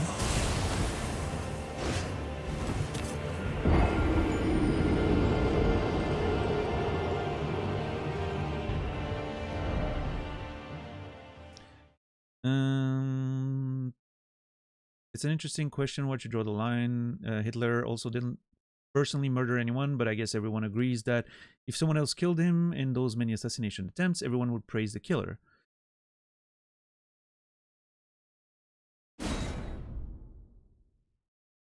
Yeah, I mean, it would be interesting. I think there's an interesting aspect here. How would it have been perceived back in the day, right, by the media and everyone? If, let's say, he had been murdered in, like, the early 40s, 1940s. How would it have been considered by the rest of the world, right? Before, because there's also there's an aspect of hindsight right now with this scenario, right? We know how bad the things he did were, right? We know the entire extent of how bad his leadership was and the decisions he made. So obviously in hindsight we're like, oh yeah, I mean, sure. I'm not with Rian here. I would legitimately praise, you know, like if okay, let's say we invent a time traveling machine and someone's like, hey, we could go back in time and kill Hitler. Fuck yeah, let's do that, right? There would not be, like, I would think that a perfectly morally, you know, acceptable scenario. I am not of the opinion that a murder is never acceptable. I think there are lines. I think this one's over the line in the sense that, yes, it is an acceptable scenario. Obviously, defining exactly where the line is extremely difficult, but sometimes it's far enough over the line that you can be like, yeah, no, this one's good. This one, I'm on board with it. And again, I'm not saying that this is like the only acceptable position. I understand Rian King's, you know, posture. To each their own, exactly. I'm just talking about my personal, you know, belief there.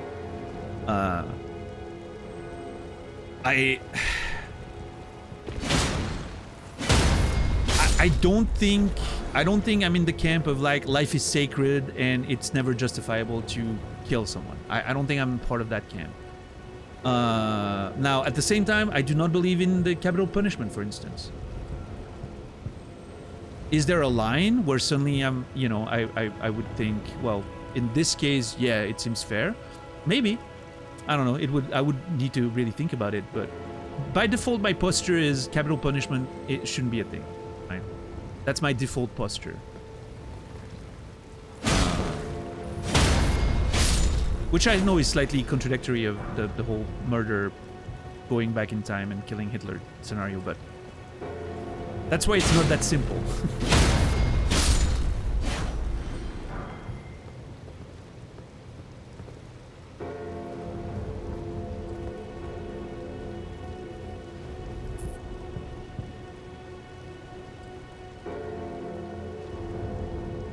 But yeah, I don't know. To take a modern example, you know, what if the assassination attempt on Trump had actually succeeded. How would you have felt about that? I don't know how I would have felt about that. I think it would have been shocking, right? But, you know, I don't care much for the guy, and I don't think I would have found it. I don't think at that point I would have found it over the, like, I don't know. I can't say. But it's interesting to think like a year later now, pretty much a year later, right? How different my opinion is. Because when I see like the kind of shit that's happening lately with all the deportations and like the literally monstrous things that are happening over there, I feel like my compass definitely shifted a little bit in the you know, in that regard. I already didn't, you know, I already didn't like the guy very much, granted. But I definitely, my opinion definitely is even worse now. Which I frankly didn't think would have been possible, but there it is. Yeah, that's the thing. I mean, there's actual like people dying right now because of that shit, so. I mean, the tariffs are just, you know, that's just, it's very consequential, don't get me wrong.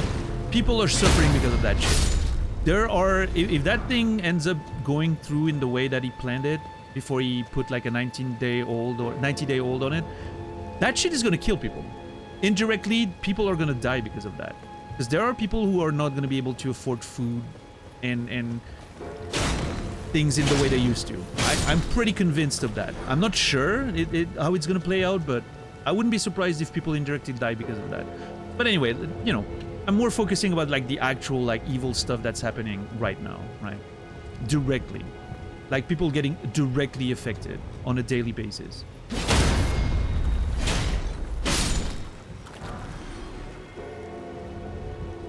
The entire world is subject to the whims of this one little bitch who ran to avoid prison time. Yeah, that's the thing, right? That dude should literally be in prison right now.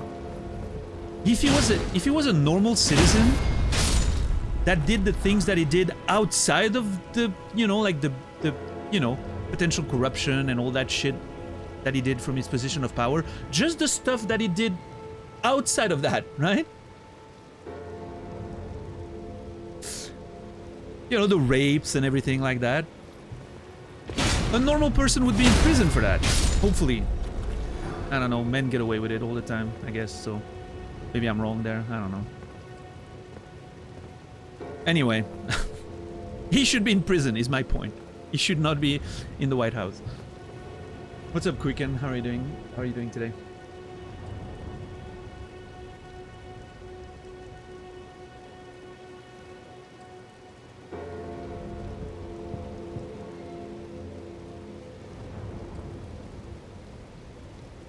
Wait, what was that deleted? All right, the automated Twitch moderation, whatever. I agree with Captain Dax, just to make it clear.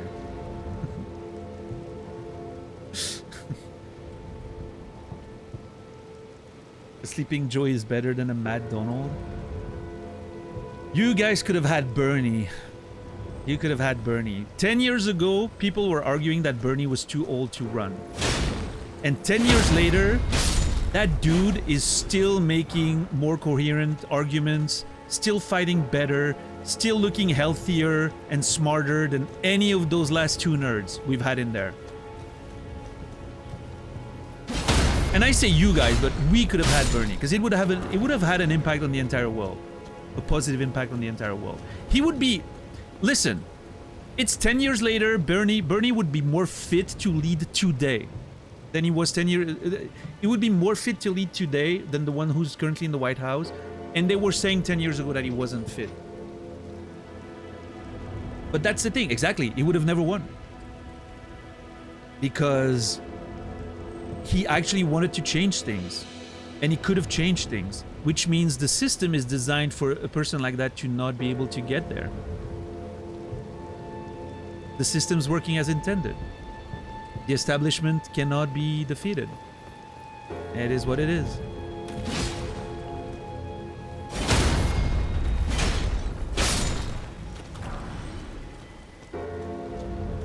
But oh well.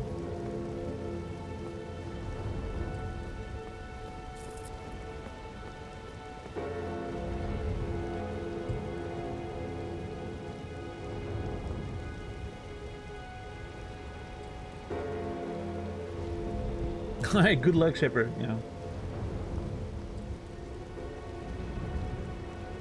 I don't see a world where Bernie wins even if he isn't fucked over by the Dems. Oh no, I mean, it's... Yeah. Again, I strongly believe in what I'm saying. The system is designed so that people who can actually change it won't be able to. Like, it's a very well-designed system for people in power.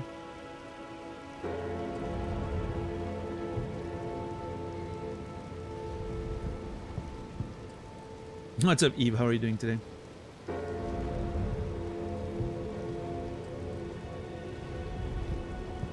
But yeah, I mean, I don't understand why some people seem surprised by what's happening right now, honestly, in the US. I've seen some people who voted for him being like, oh, I didn't expect it would be like that. Dude, he's only doing what he said. He's literally doing exactly what he said he would do. Like, how are you not... I'll give him that. He's, you know, he's one of the rare politicians that actually does what he says he was gonna do. For the most part, right? He also said he would stop the war in Ukraine within the first 24 hours. 3 months and counting now, but... You know... What's up, Mobeen? How are you doing today? Where am I from? Switzerland. Will the president after Trump have it easier or more difficult? You know what? The real question is, will there be one after him? There probably will, right? I think we're okay on that. I don't think he's gonna be able to change the constitution to run again. You know.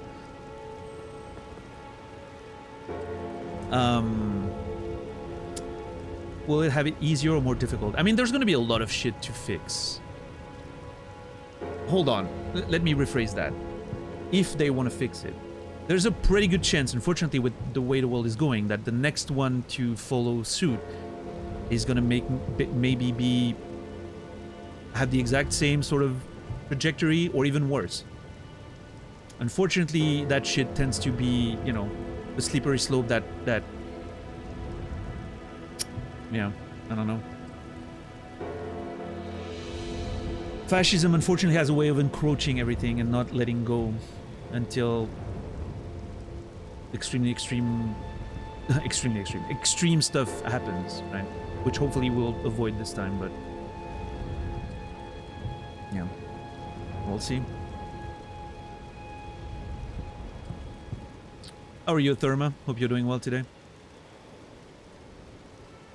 Once you change the constitution to end the citizenship requirement, you have opened a can of worms. Yeah. What's up, Chemicar? How are you doing?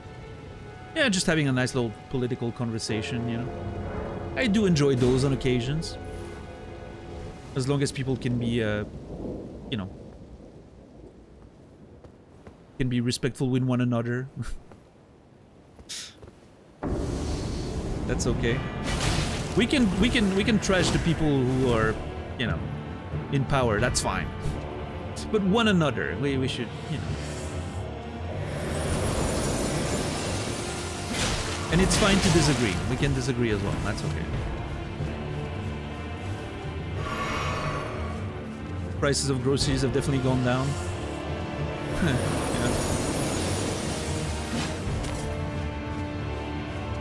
Oh, I think Tyler was being sarcastic, Slide.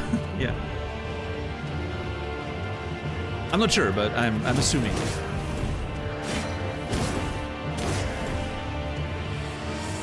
You weren't? Oh, okay, never mind. It feels like that hasn't been the case, though. I've definitely... that's not what I've heard from my American friends, but... Maybe it's different, depending on where you are.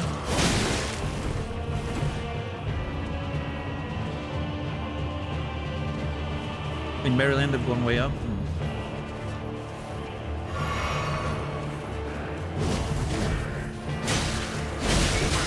Shit, every time I get hit by that fucking double swing.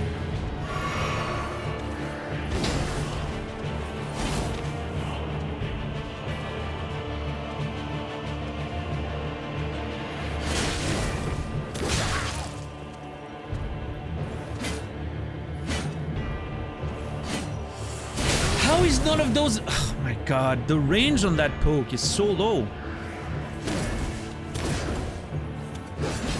Yeah, that's a double attack. Every time I get... Shit. I could have punished that.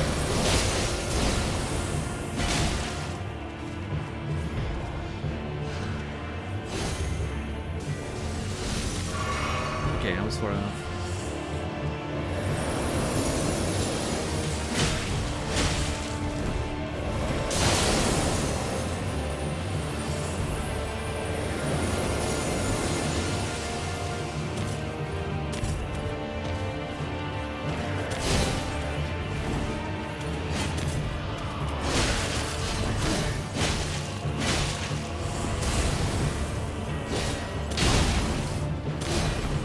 Shit!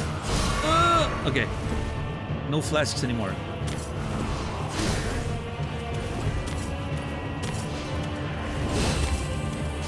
No! Oh! Okay, why? No! I cannot believe... I was so... I cannot believe that that thrusting attack didn't kill... Ah!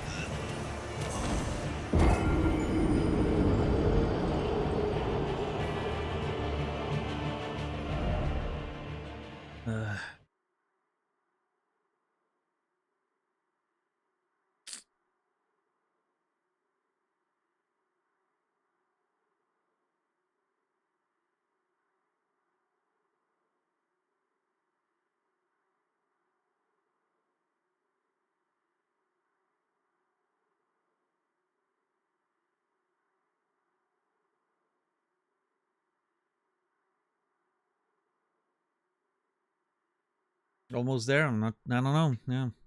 I don't know.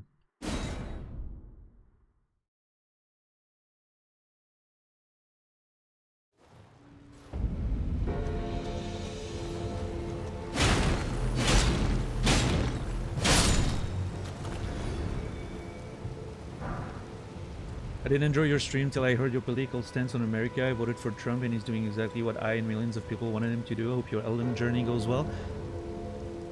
I hope the rest of your life goes well, sir. I hope you don't end up regretting your vote down the line. I have a feeling you may. Hopefully that's not what happens to you. Have a good one.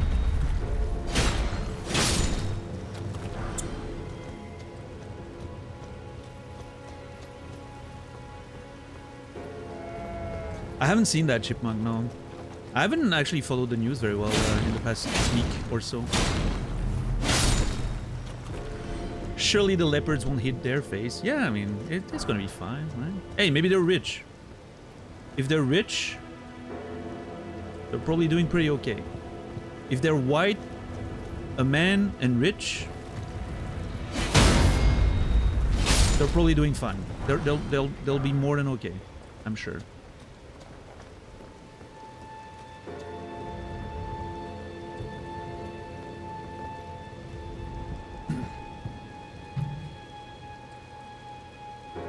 The dude was Jeff Bezos himself.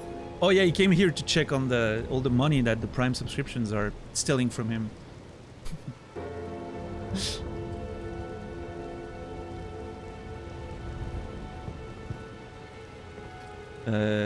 UK top court says trans women are not legally women under Equality Act.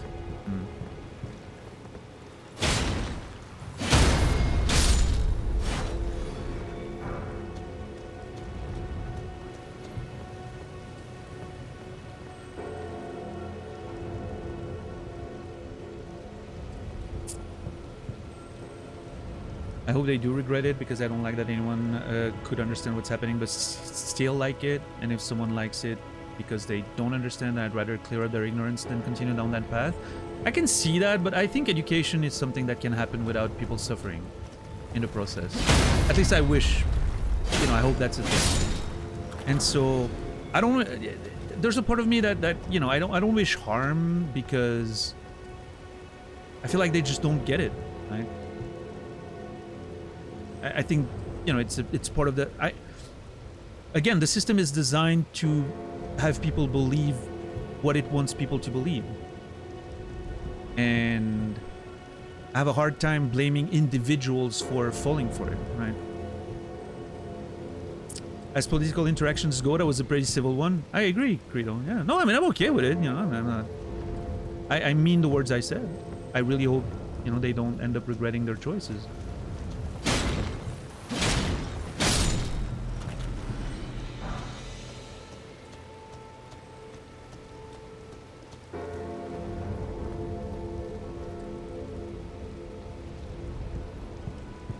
Unfortunately, there are people who like what's happening right now. Oh, yeah, I mean... the rise of the far-right, you know, fascist, neo-Nazi supporters and all that is very much a thing. Like, it's a thing that's happening not just in America. You can see that happening in France, you can see that happening in Germany, you can see that happening in... Even in Switzerland, it's something that is happening, like the, you know... It is just a thing that's just happening everywhere. So.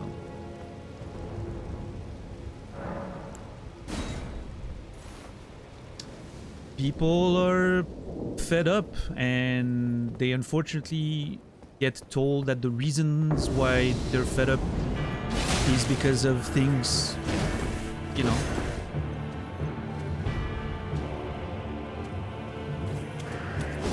Like a simple example is...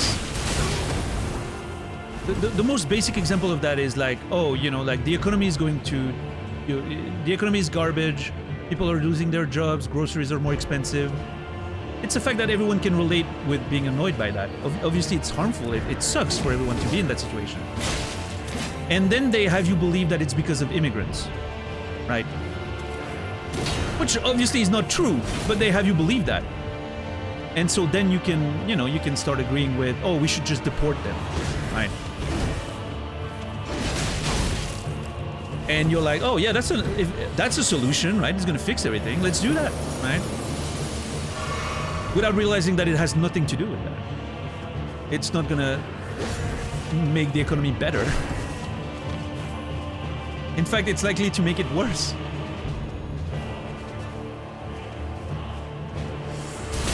Ouch.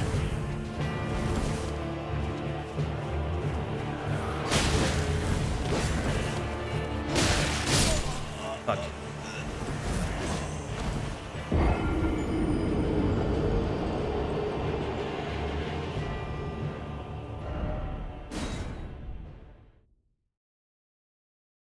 I don't think it's a lack of recognizing existing suffering, just selfish and don't care about the ones suffering.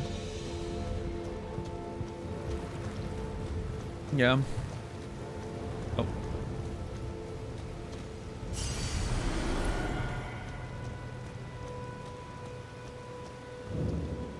People feel better if there are others that have it worse, and that's how it works pretty good right now, sadly. Hmm.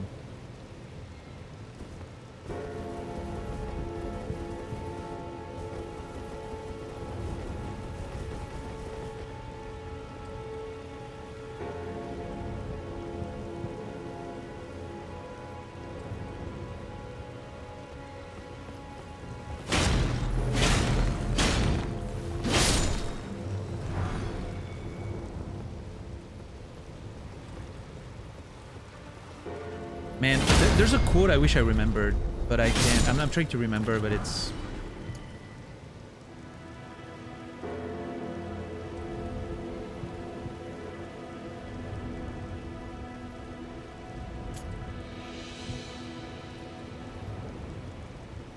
Anyway, I'm not gonna find it again, I don't think.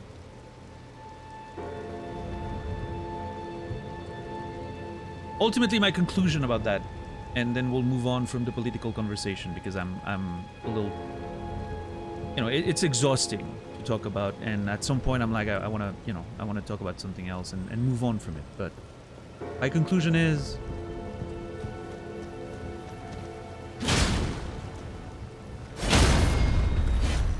I hope we'll get out of whatever's happening right now, the wave that we can see across the entire world, with as little damage as possible. And that it's not gonna get an entire fucking war to, you know, get out of this one. Because I would very much not like a redo of the 20th century's 30s and 40s if we could avoid it. That'd be great. And that's my conclusion.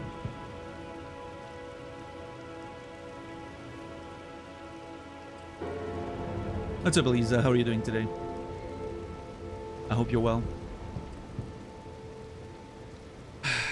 How's Elisa Praise playing Dark Souls 2 these days? It's so much fun to watch. Guys, you should follow Elisa Prey. She's usually live not long after my streams. She's playing Dark Souls 2 right now.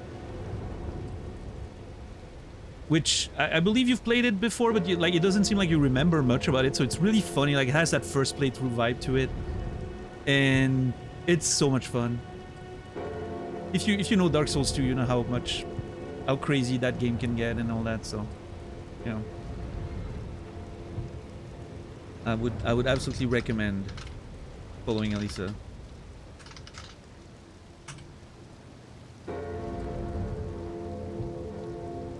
There's always nice conversations happening over there as well. So.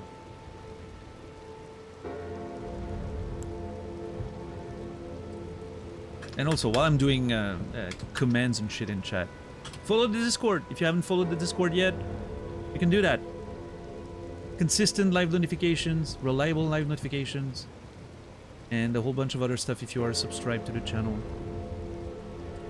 Chat rooms and all that. I don't know. Private streams maybe eventually. Yeah, no, it's a good time, Elisa. I for some reason, as you know, Dark Souls 2 is way down my list of Souls likes. It's down there somewhere with Demon Souls, and I think Demon Souls has a lot of arguments in its favor because it's an older game, more of a prototype and everything, so I'm more forgiving about him. But like Dark Souls 2 is way down my list, right? It's one of those weird games where when I replayed it in like 2022, I had pretty decent memories of Dark Souls 2, and I was like, you know what, I think the game's better than what most people think. I was really convinced about that, and I got back into it. And by the time I was done with the DLCs and we were done with the game, my opinion of the game had completely deteriorated. This game has some of the worst areas in any Souls game ever. Some of those areas are offensively bad. I hate it. I was so done with Dark Souls 2. So it ranks pretty low in my personal, you know, rankings, but it's still a game that I always enjoy watching people play. It has a vibe to it that is so fun to watch. I don't know.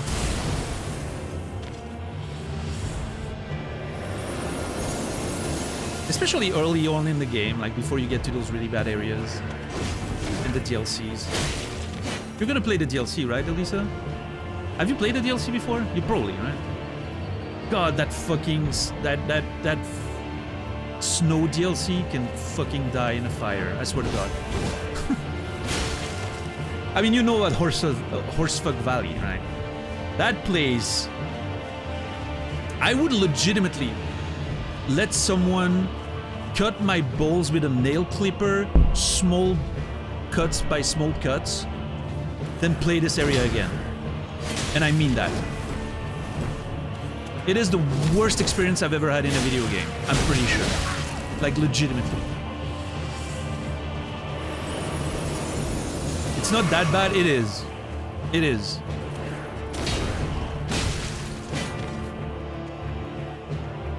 It is that bad.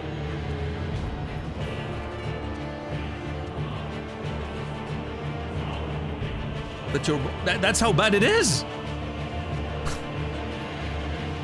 I'm obviously exaggerating for the sake of entertainment.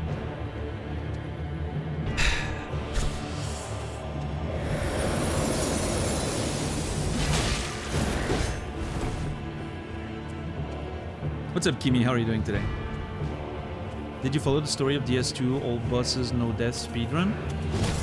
I don't think so, no. Well, I've seen someone do that, but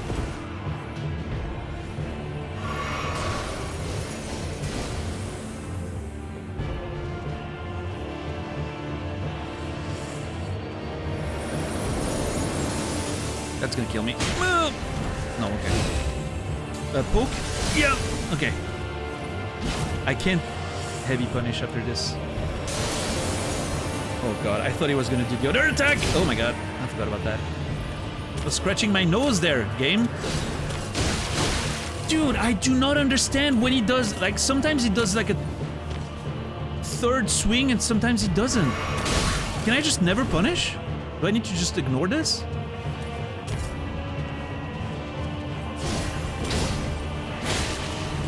Yeah, I think I need to just, like, sometimes I just need to not even try punishing.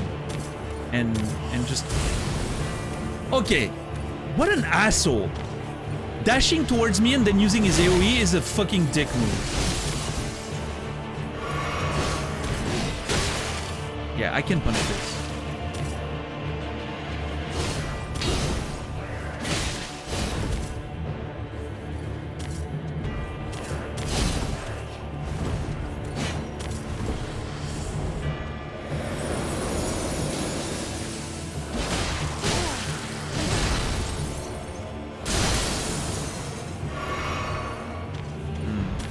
I'm out of flasks, and he still has a lot of HP to go.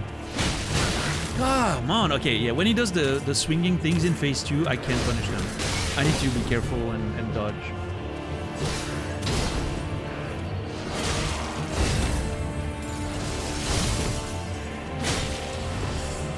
What is this one? Okay, AoE.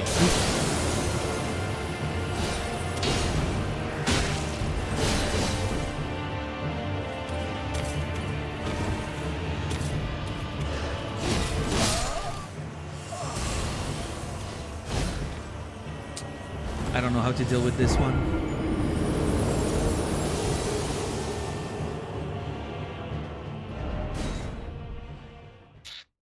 That was close to our best. Not quite there, but close.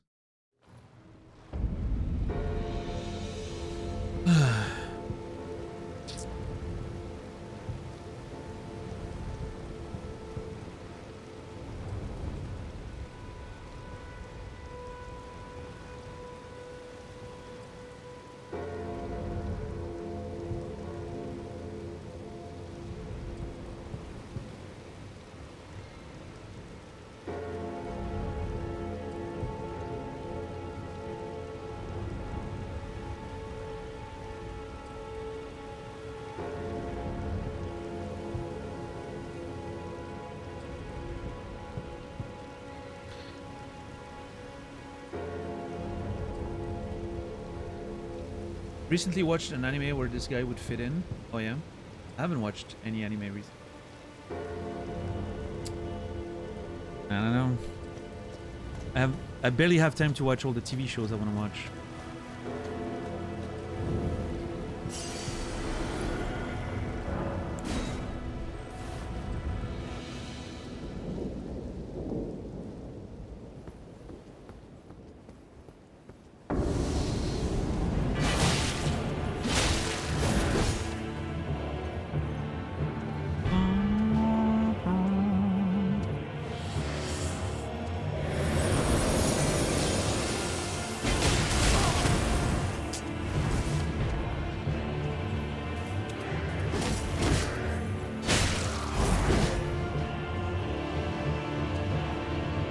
Top 5 TV shows.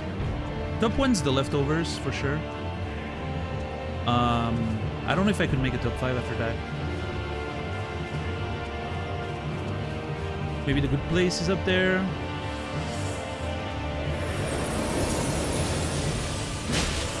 I mean, Lost, you know, as much as... If I'm looking at it critically, there's a lot of issues I have with the show, but it was such an experience to watch, so maybe up there as well.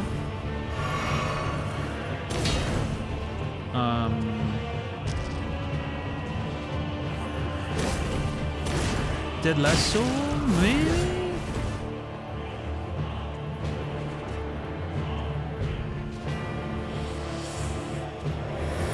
I don't know if as a whole it gets there, maybe. What's up, Mez? There's a lot of good TV shows.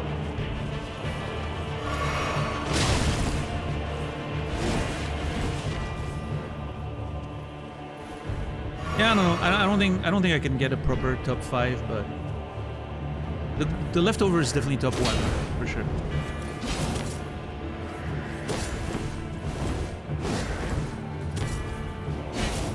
God damn it! I don't know why I did that. That was dumb.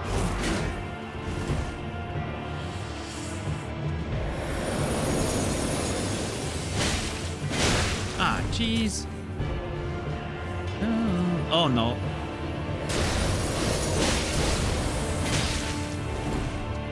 Wait, where's my HP going? Can I use this as a... No.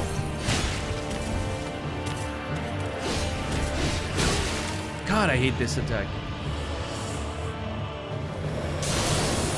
Prefer 10 out of 10 this. I don't think I have that many shows that would get a 10 out of 10 though.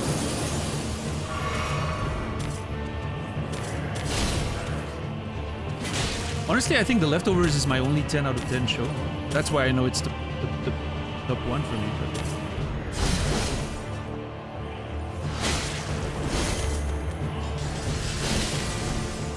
Shit. It's going well, Mez. We've been stuck. We've been on that bus for a little while now, but...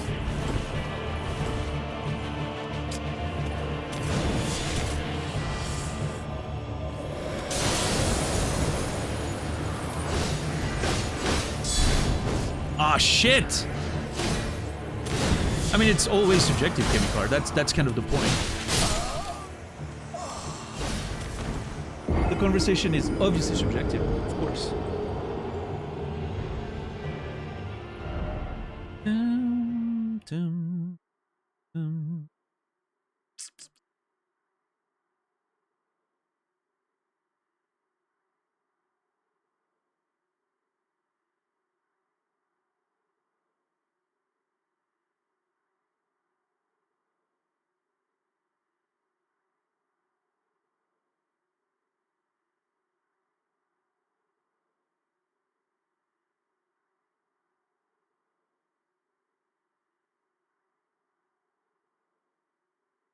My notes there.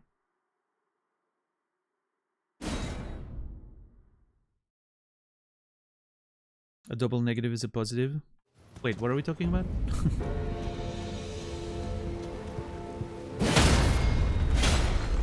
Some criteria can be objectively assessed. I guess so. Maybe. Like the money they spent on the show. That's objective, right? The amount of budget. The number of episodes in the show. Right? That's objective as well. What else do you think can be objectively evaluated? I'm curious. I find that often, and maybe that's not the case here, right? But I feel like often what people think can be objectively evaluated actually can't. And what people often mean is that they can look at it more from like a critical standpoint and less from like a personal preference standpoint. But it still remains subjective. Like the quality of the acting, for instance. I think there's, you know, there's a spectrum that you can see, right? Obviously, if you look at, if you compare Dawson's Creek with Breaking Bad, I think we can agree objectively that on average, the acting in Breaking Bad's better. The writing's better. Is it really objective though? I don't know. But I think it's like on that general spectrum of critically observing it, it's far enough that we can tell, yeah, one's better. But even then, it means nothing unless you agree with like the people you're talking about, that this is, okay, the acting is going to be what we're going to determine the quality of that show on, right? Because you can, I can definitely see people thinking that Dawson's Creek's a better show than Breaking Bad, right? And there's nothing wrong about that. Cinematography, shot composition. I mean, I think that's the thing. Like again, Breaking Bad versus Dawson's Creek. Yeah, the cinematography is better in Breaking Bad. But Breaking Bad versus The Sopranos, which one's better? And if you can't find an answer to that, it means it's not completely objective, right? Because otherwise you should be able to look at it and be able to say this one's better. Or they're equal, right? But since there's, you know, probably some leeway there and some people might think objectively that one or the other is better, it means it's not that objective, I think. But again, like this is like, you know, it's almost philosophical at this point and not even like even a conversation about movies anymore.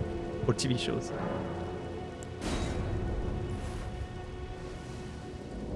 Yeah, I agree with that, Eve. I think ultimately, I think the objectivity doesn't matter too much.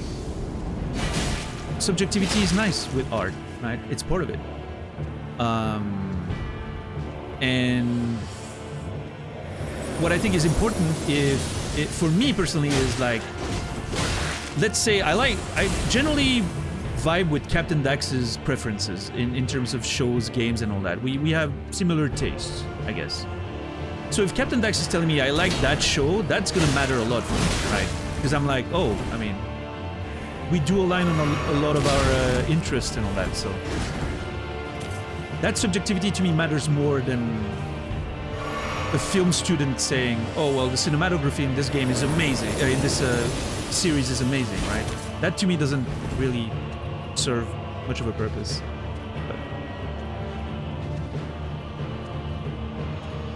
I thought Breaking Bad was so ass there was a snooze fest for me. I've been crucified for this opinion. I get it. I understand. I think it's, you know, not everything's gonna be for everyone.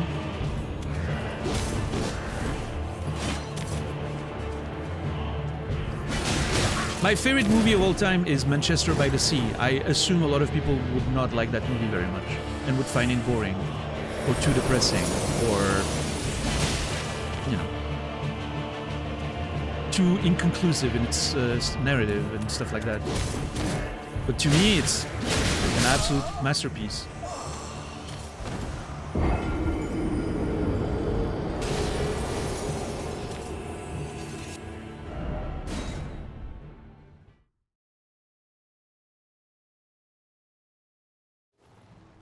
But I think that's one of the things with the subjective art, right, Quasi, is what the tension worked for you because it was written and directed and put together in a way that you found enjoyable, right?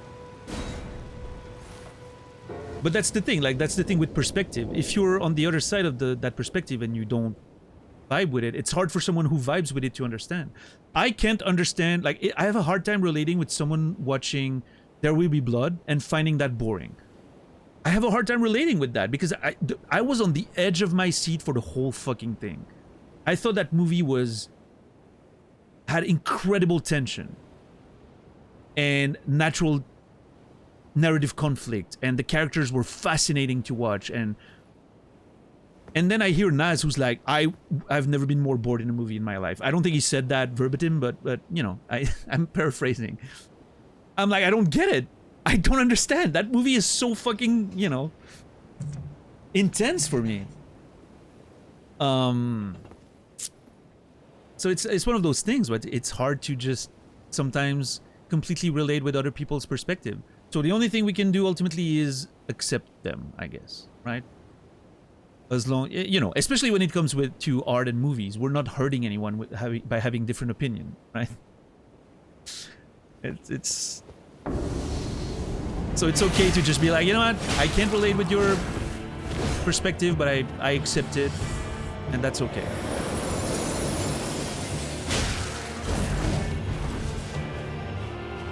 Yeah, Lisa? I agree with that. A lot of the characters were very annoying. I did find it easy to root for some of them, though.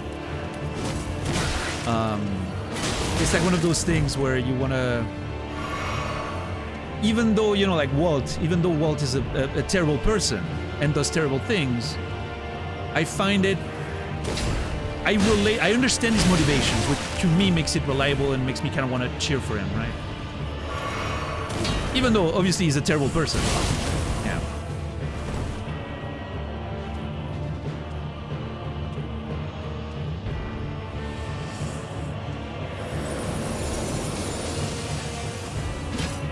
Terrible person, good character. Yeah, I personally agree with that. But there's a very big difference between likable and relatable.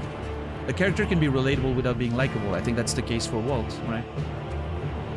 Even though he is written to be likable by virtue of being the protagonist and all that, the show's trying to make him more likable. At least in the beginning, I would say that they lean into the, you know, how bad of a person he is over time. Yeah. Good amendment. Yeah. He's an anti-hero, yeah, for sure. Better Call Saul clears Breaking Bad. See, that interesting, Radicon, because I think I understand. I would understand people finding Better Call Saul more boring than Breaking Bad in terms of like there's less tension and action on. It's more of a character study than it is sort of like an action show, which Breaking Bad has quite a bit of action ultimately. But I personally enjoy Better Call Saul. I haven't seen all of Better Call Saul, but I really enjoy what I've seen for sure.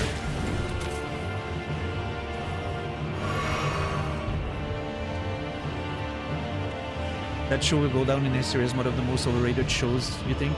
Breaking Bad? I don't know, there's a lot of overrated shows out there.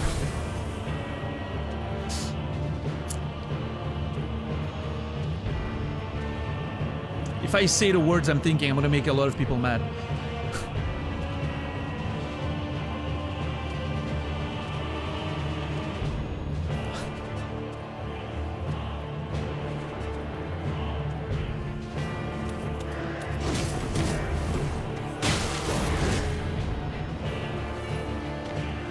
Do it?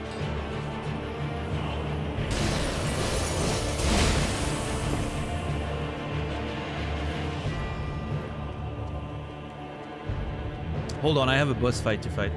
Well, I mean, Game of Thrones at that point. I think most people have turned on it because of the ending, like the last few seasons. I don't think it's that hot of a take. I will say, I don't think the early seasons of the Game of Thrones were as good as people liked it. I didn't think it was that great, even early on. I don't think it's bad or anything. I think it was a good show, but yeah.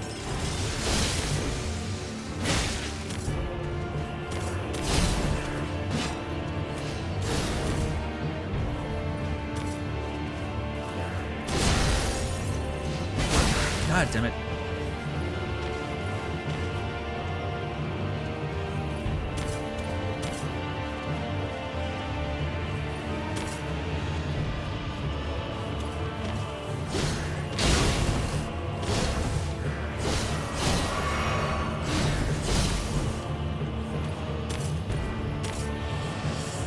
What's everyone's opinion on Band of Brothers, if you've seen it? I think that's a good show. I'm dodging the question of which show I think is vastly overrated.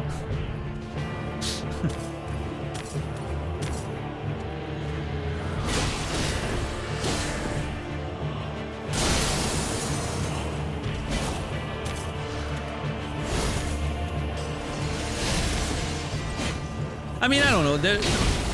Honestly, and it's too early to tell. Like, there's a bunch of new shows that came out that I think are really bad, and people somehow seem to like them very much. I think Fallout is absolute garbage, for instance. But this is not like a cult classic, right? It hasn't. It's not in the rank of like, you know, those shows that have really like sort of became part of like the culture, right? It's not there yet, and I don't think it will get there, but. 8 out of 10? Wow. I could not, like, after 2 episodes, I had to drop it. I thought it was absolutely awful. Yeah. I thought it was, like, pure garbage. And it hurts me to say, because I really enjoy Fallout as a franchise, and I like Michael Emerson, and I think most of the actors were pretty good. I don't know.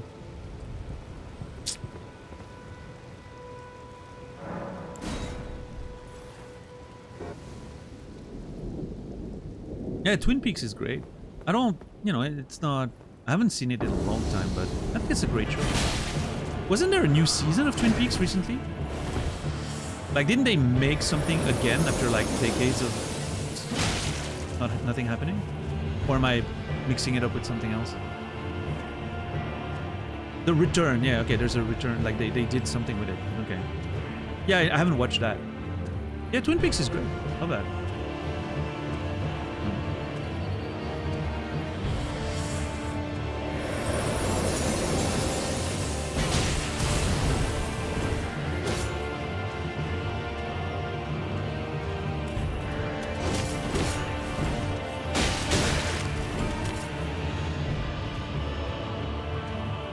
I haven't gotten around to watch The Expanse yet. No, I still need to do that.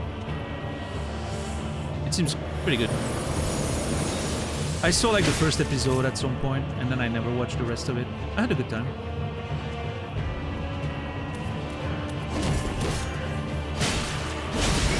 Come on, I hate that move every time I get hit. I don't know why. I can't memorize the moment where it happens.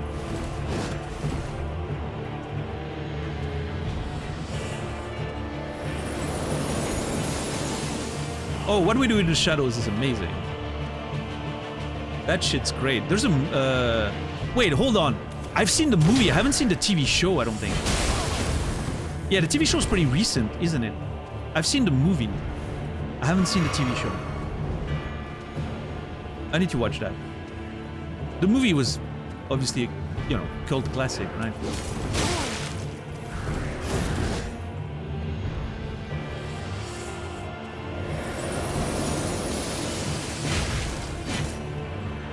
Okay, phase 2, let's do damage. I hate that he has extra protection when he's doing this. It makes sense from a design perspective. You want your boss to be protected, but...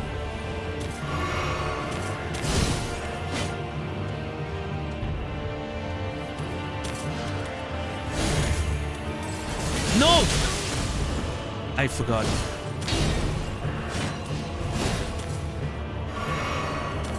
One more flask. Shit. I can't punish this one. 3 attacks. Never know. Asshole. Yeah, 34 damage is gonna win me the fight.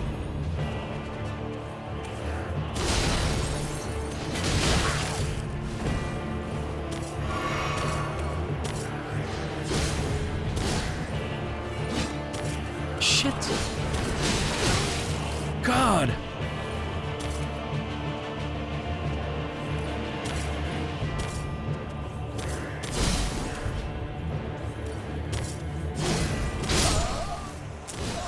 I timed my move with his jump, which means I was right where I needed to be for him to hit me with his attack. How's everybody doing today? Are we good? Are we enjoying life? Are you guys enjoying my misery, seeing me bash my head against this wall? Perfect. Oh yeah. I'm glad. I'm glad I can provide some Schadenfreude.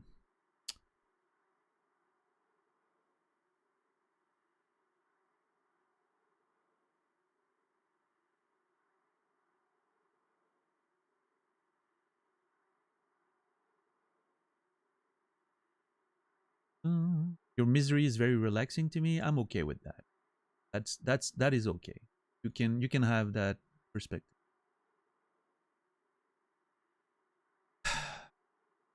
I accept that.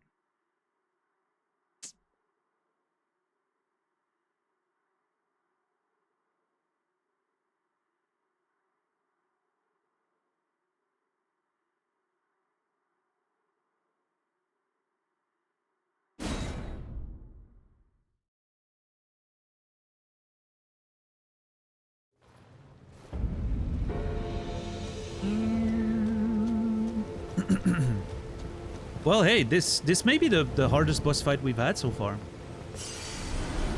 I think.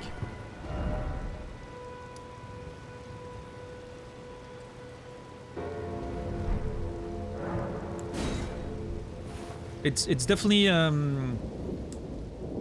adding up in terms of attempts.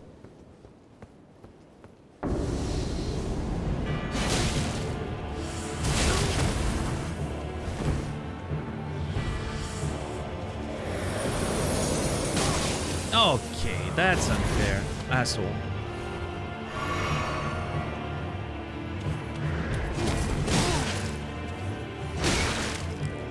Okay, this attempt is not it. I don't know what's happening, but my timing is completely off.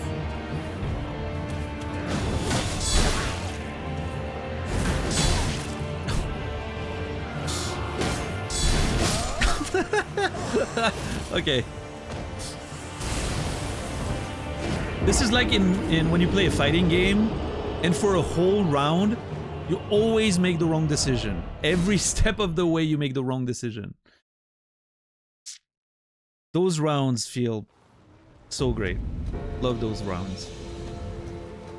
I mean, it doesn't have to be Tekken 8. I felt that way more when I was playing Street Fighter. Because, you know, the amount of guessing in it.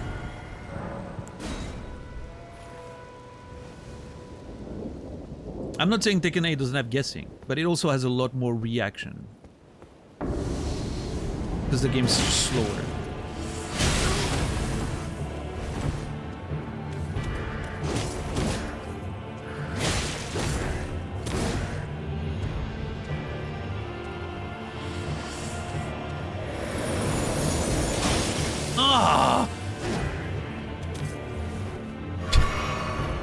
God, I hate this one fucking thing.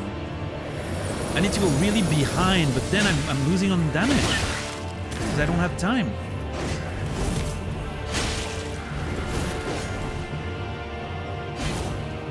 I think I was doing better when I was just charging big attacks.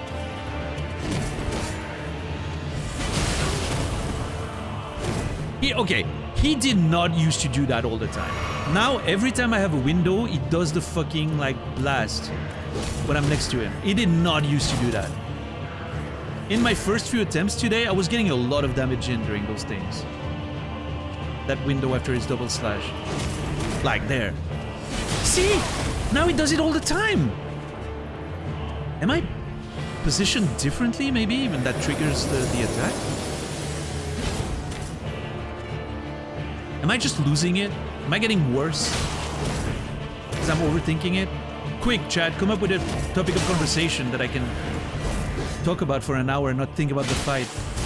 Maybe I can win. Ah, and now I'm missing out on damage. Fuck!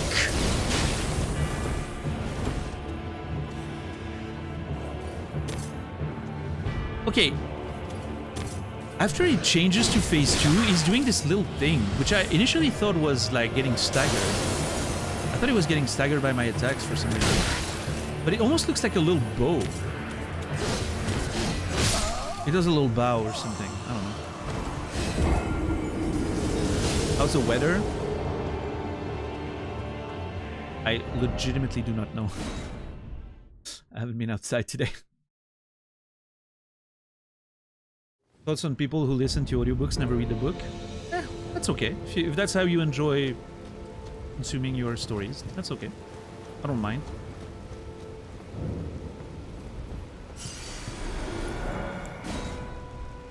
How do I get over writer's block? I know what you're doing, $10. I'm not falling for it. You get over writer's block by sitting your fucking ass in the chair and typing on your keyboard. It's not that hard. Writer block doesn't exist. Only laziness exists.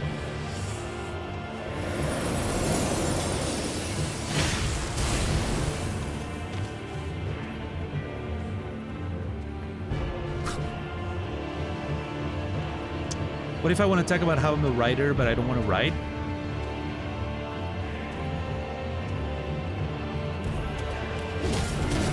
Then you would be like literally 90% of the writers out there. Maybe you're one of them. I don't know.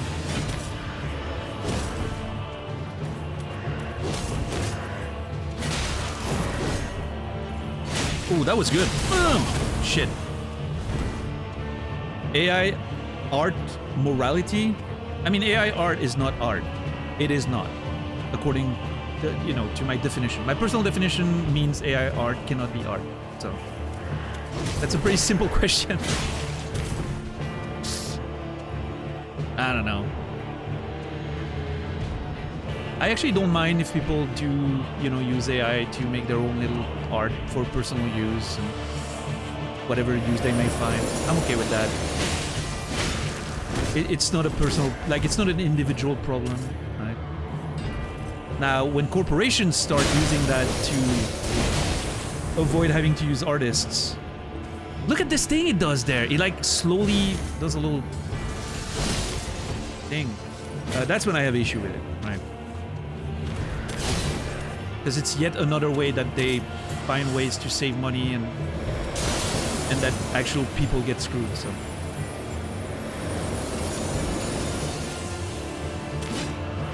Yeah, exactly, Courtney.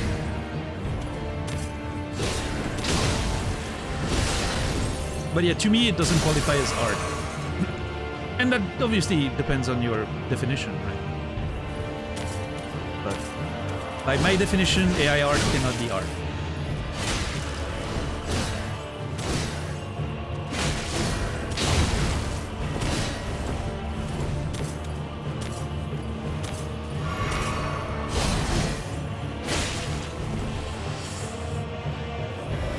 Also, well played, Elisa.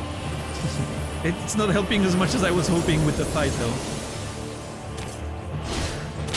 Ah, fuck off. See, as soon as I stop talking about it, I get hit. What?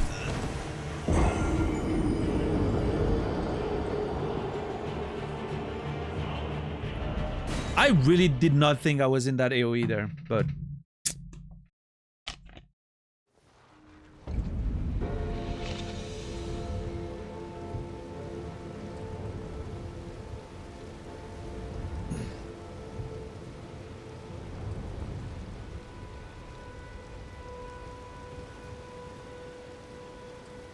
My 8-year-old nephew wrote a school paper using ChatGPT, says all his classmates do too and the teachers are too dumb to know. That's crazy to me. Like, can they instruct ChatGPT to write like an 8-year-old? Because otherwise, I mean, I would immediately know if one of my students didn't write his paper. It's very obvious. I could even tell when their parents were just helping them a little bit. Like, that's how, you know, like kids... You know, even, 10, 12-year-olds, they're not great writers. You can tell when they're getting help. And that's okay, you know, it's fine to get help from your parents. That's part of the sharing education and all that, you know? I don't mind that.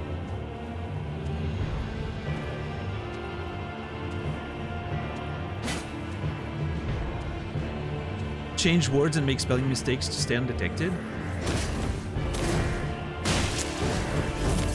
Okay, you know what? I don't know. Part of me, you know, of course it's terrible, and I understand the perspective of like new generations are fucked, but there's a part of, yeah, I was gonna say, there's a part of me that's like, I'm pretty impressed. I don't know, I think that shows a little bit of, you know, creativity and I think these people are gonna be extremely successful with that kind of skill. I'll just say. I don't think it's morally great, but these are the future billionaires of tomorrow, man.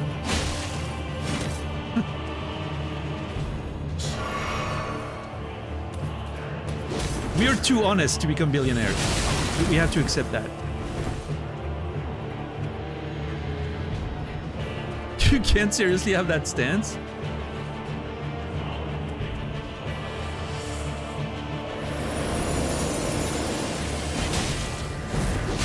Obviously, I'm exaggerating a little bit, but, you know, and if I was a teacher, I wouldn't tolerate that kind of stuff.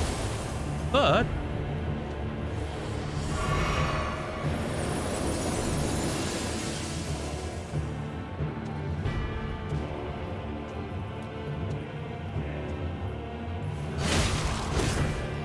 unfortunately, we live in a world where being cunning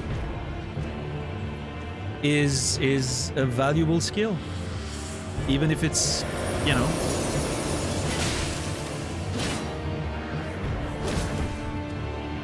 Yeah, but that's not the point, Tyler, right? You get the idea that the things they're doing to hide what they're doing shows some form of, you know, cunning and obviously morally completely reprehensible, but, you know, I think it does show a little bit of critical thinking, right? Being able to do that. They didn't get it from TikTok, but they invented it? No, they didn't invent it. I get that, but... I don't know, maybe the teachers are really dumb. But like, to get it past me, for instance, you would have to do a lot of work. You would probably have to do more work than it would have taken you to actually write the fucking paper.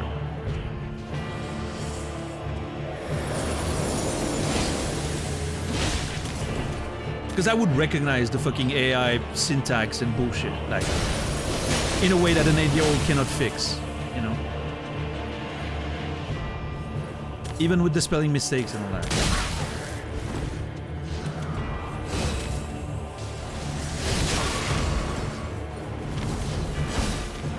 But again, I mean, listen. And again, I stand by what I said. These people can be very successful in today's world with you know, manipulation skills and cunning like that. How many extremely successful people have absolutely no critical thinking whatsoever? It's unfortunately not a skill that is that useful for success anymore.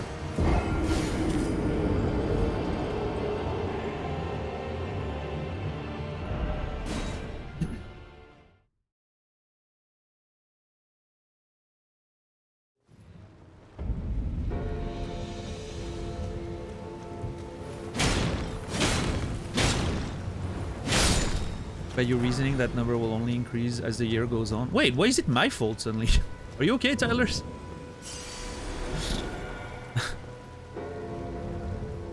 It's not my fault that this is the way the world works.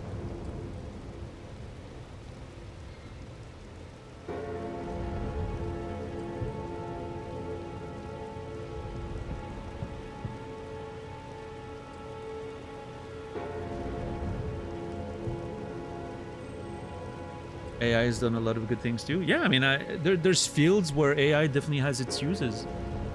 Medicine's a good one.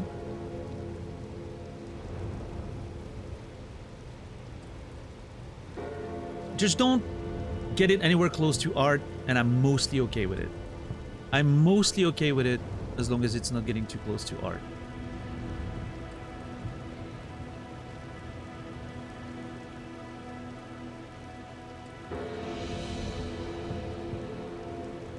But I mean, you know, as someone who was a teacher for a long time, there's one thing that I'm seeing here as well, is that now they're using ChatGPT to do their papers. Do you think kids didn't have other tactics back in the day? By opening an obscure encyclopedia that their grandmother had in their fucking, you know, attic, and just copying the words and changing just a few things, you know? Like the big words that they felt they didn't understand, and just replacing them with simpler words. It's not like plagiarism hasn't existed before ChatGPT. Like, people find ways of, you know. Yeah, I mean, that is, of course, nice, obviously. And again, you know, I don't want my perspective to be misrepresented here. I am not saying, oh, this is cool, bravo to those kids. My only point here was that, unfortunately, with the way things are, being manipulative and lying and cunning will get you further than a lot of hard work sometimes. It is just what it is. Lying is overpowered.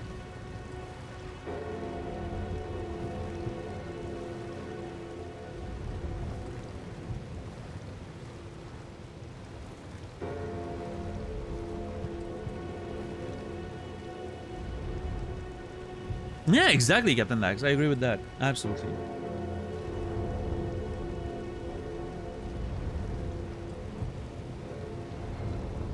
It's definitely easier to cheat than ever. I agree with that. I would agree with that for sure.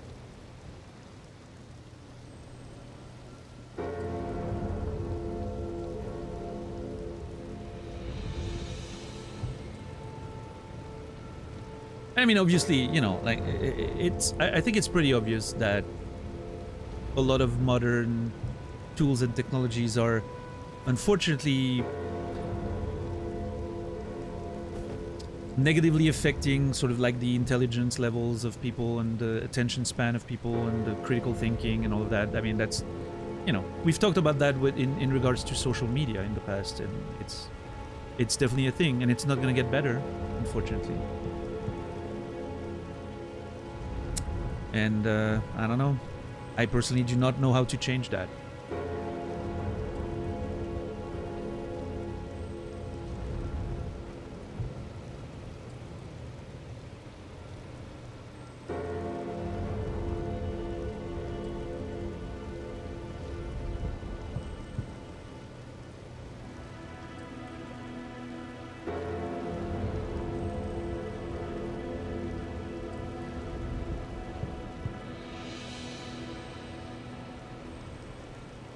What's up, Kyo? How are you doing today?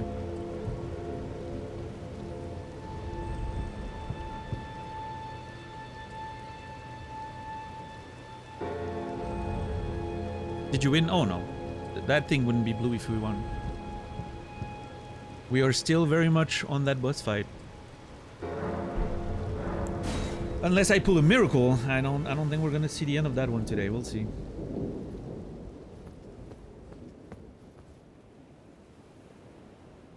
I love how quiet it is in here.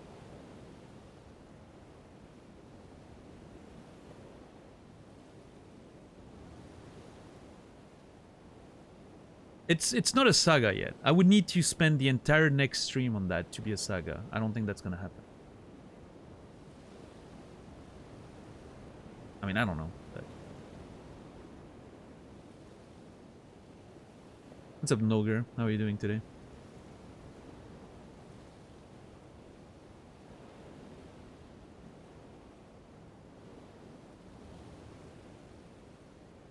You'll know a saga when we see Daniel actually mad? I don't know. I think one of the greatest saga we've ever had was Free Day, and I was never mad at that fight. It was so cool. Oh yeah, Laxasia, her name was, I think. Laxasia was a good fight though.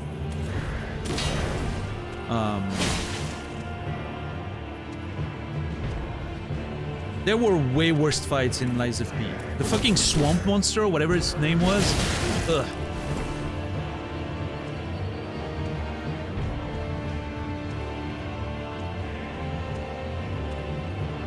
It's important to remember the information learned isn't as important as the skills being used. Oh yeah.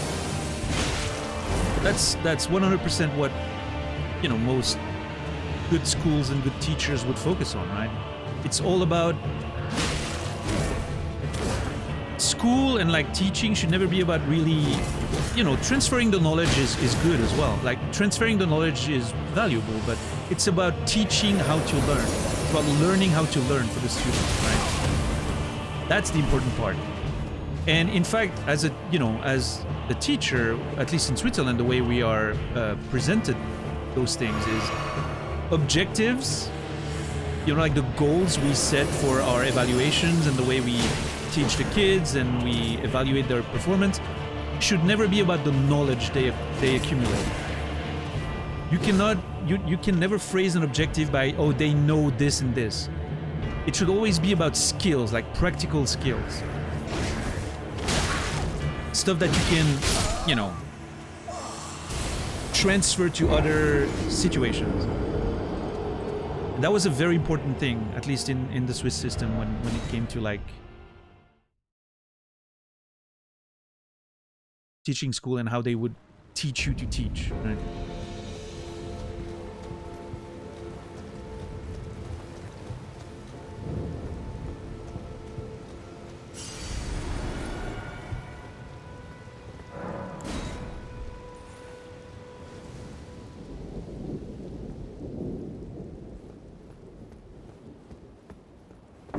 Excuse me, a very long time when I first played through it. I loved it. Yeah, I remember that fight being one of the good ones. I didn't like Lies of P in general very much. I thought the game was... It suffers from what most of Souls-likes, not From Software Souls-likes, suffer from, which is terrible level design.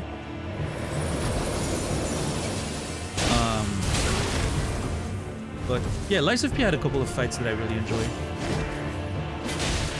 The first Rabbit Brotherhood fight I thought was great. It's probably the best example I've seen of a quote-unquote gank fight.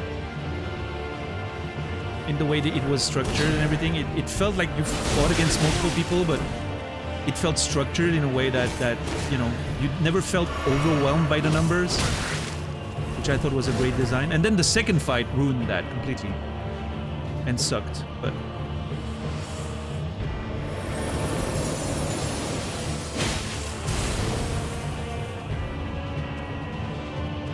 When should kids be learning to write, and how quickly can we stop teaching them use this shit like capitals? Well, that's the thing, though. I think that goes back to what Naz was saying.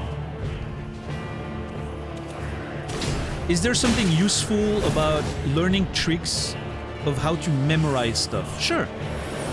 learning about capitals should be about how do you actually work to memorize that information, because that's a useful trick, memorizing, right? The actual information of the capital of Baltimore or whatever is completely useless. Like that literally has zero value for 99.9% of people. You can literally Google that. And I'm not saying everything you Google should, is useless to know, but that in particular it's not an information that has any value to almost anyone, right? That's the kind of stuff you should, it's fine to not know that and just Google it if you ever need it. But the skill used to memorize things, that can be a useful skill in your life. Well, so do I, Tixar. When I was a kid, I would open the dictionary, and there was a section in the middle of the dictionary with all the flags in the world, and the countries related to them, and their capitals. And I shit you not, I spent weeks and weeks learning all of that by heart. And some of that knowledge I still have. 35 years later. I still remember some of those things.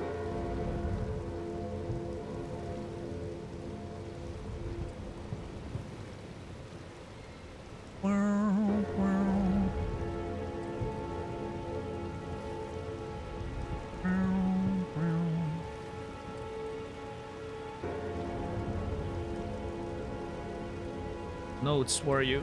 There you are.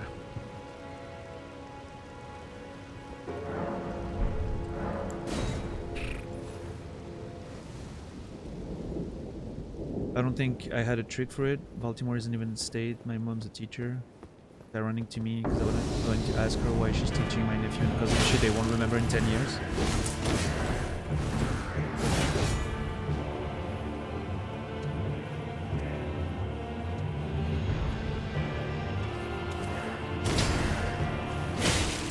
I'm excited for the Wheel of Time Season 3.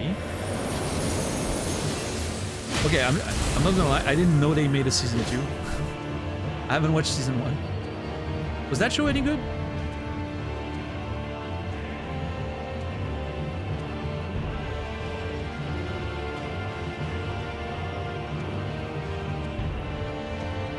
Would not recommend it? Okay.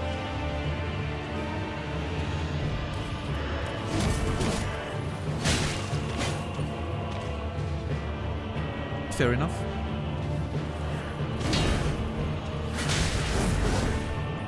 Also, someone asked earlier if I upgraded my spear. I haven't.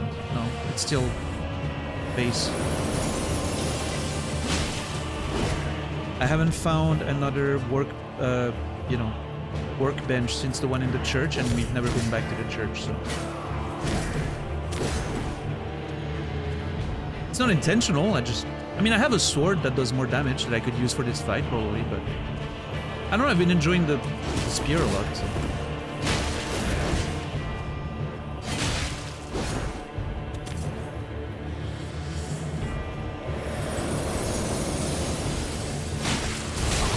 Every time. Every time.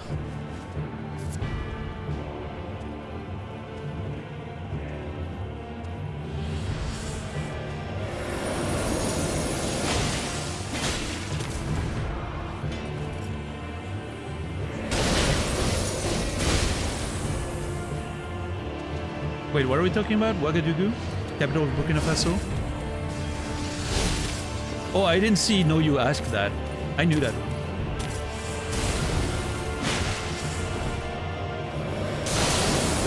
Okay, that was close. I always wondered how to pronounce it. Ouagadougou, yeah. No, I did, for sure. When I say that I spent a lot of time learning capitals and retained a lot of that useless information, I mean it. It's a neat party trick.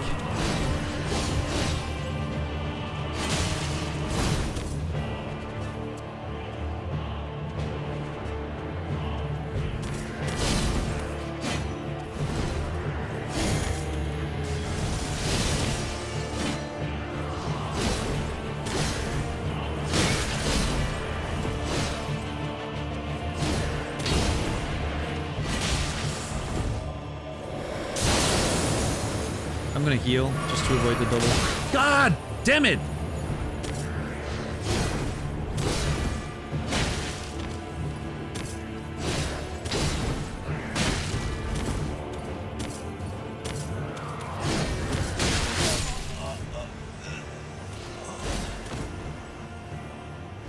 I was thinking that I was doing pretty well.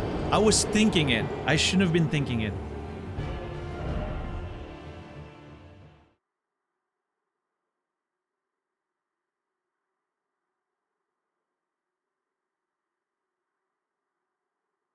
Just thinking it was too much.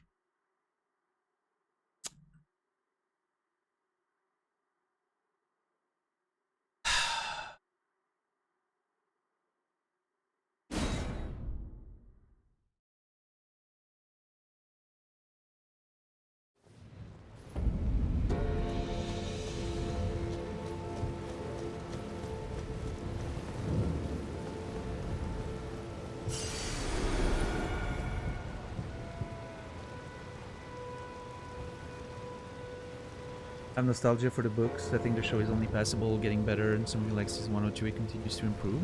Okay.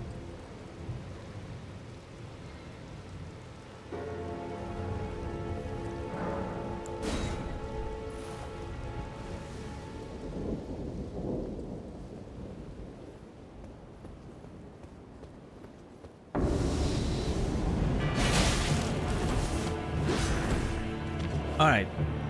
Let's go. Let's focus. I got this. I'm actually gonna look in for this one.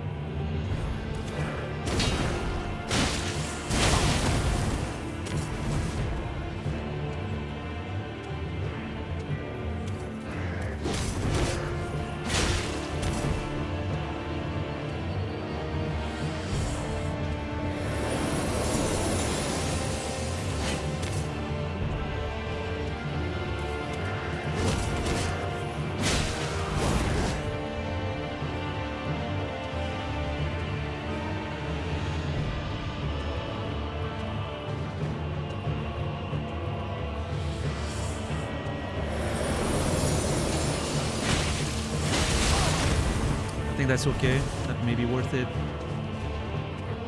Getting one more hit. Shit.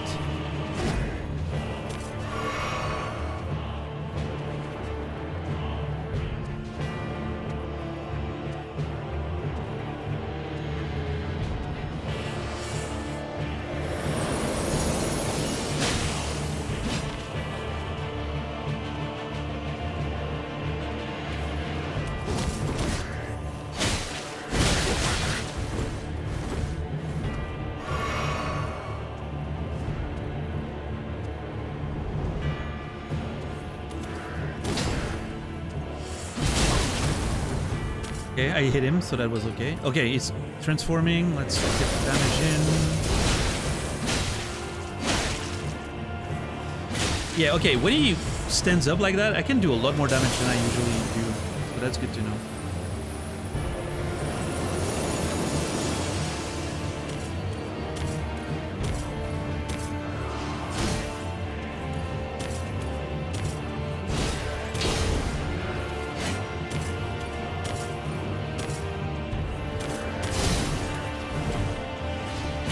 God, fuck. I didn't know what he was doing there.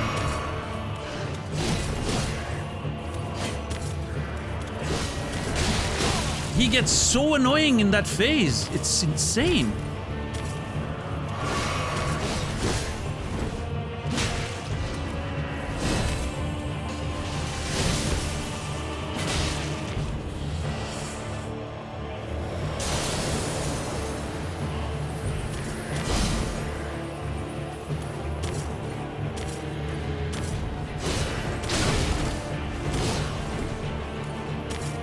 I need to heal.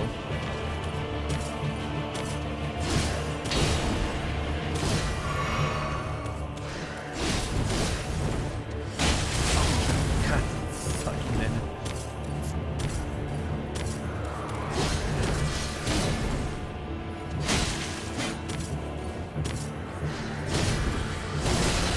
No! Shit. I got greedy. Personal best though. That's the lowest amount of health we've had him at.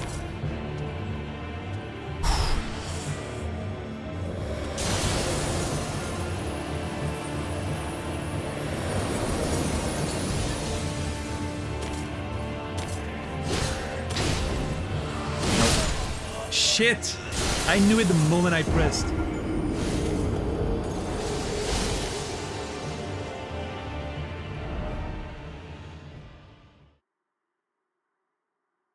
I knew it the moment I pressed.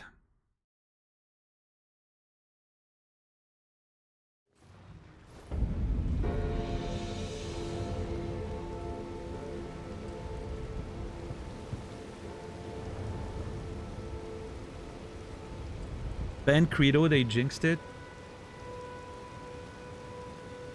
Yeah, I think blaming Credo is a good idea in general.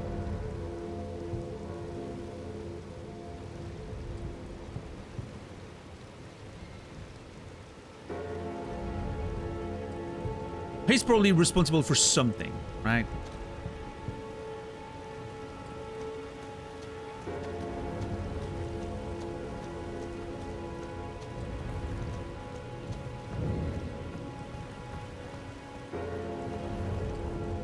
For sure, yeah, yeah. Can do this, you just need to lock in again.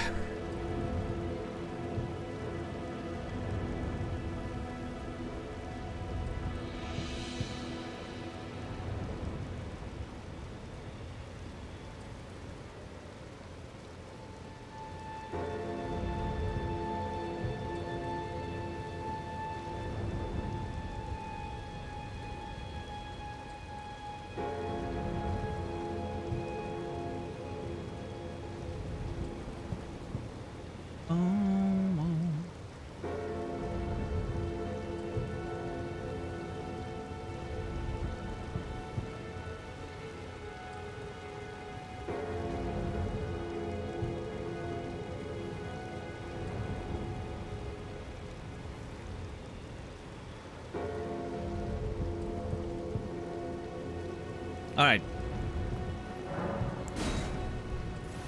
Let's get this. So reminder, I won't be streaming tomorrow. This weekend is... I mean, I don't stream on Fridays and Saturdays, but I mentioned that maybe I wanted to add Fridays back on the schedule, but tomorrow's not happening. It's WrestleMania weekend. There's going to be a lot of wrestling to watch. I want to have more time to do other stuff that I need to do. So yeah, it should be fun. Any one of you also watching that? Any other wrestling nerds around here? I am not... I wish I wasn't one. But it is what it is. It's gonna be fine. I'm gonna watch with Nasrallah. I'm gonna order some food probably, get some snacks, you know. The WrestleMania weekend snacks.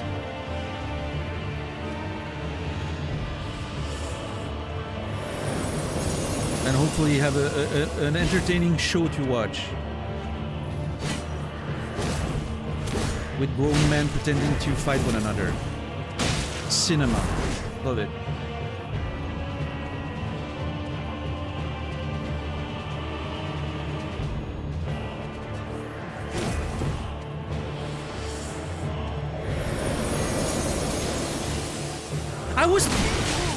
What?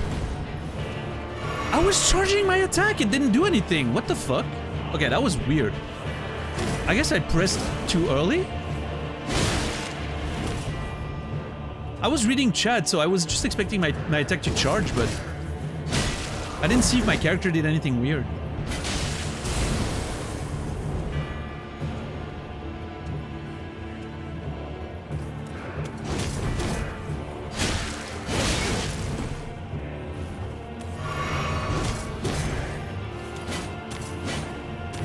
Character did just nothing? Okay.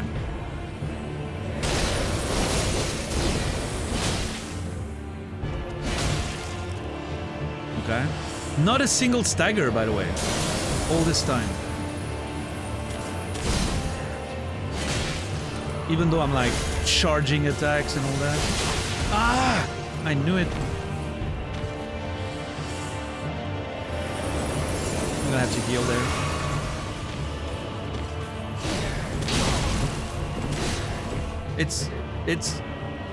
I was doing so well.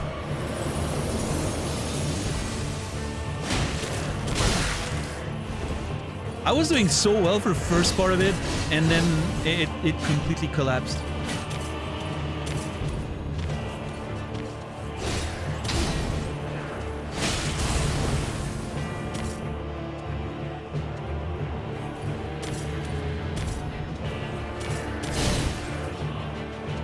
Oh! Hit his fucking toe was right there. Just hit it.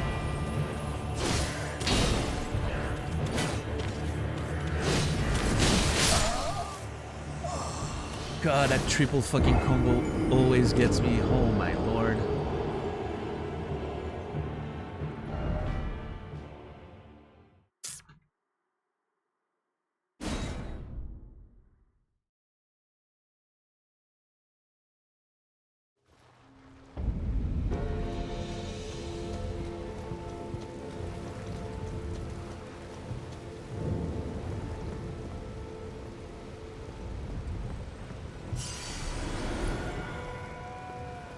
Watched it with a friend when I was a teenager.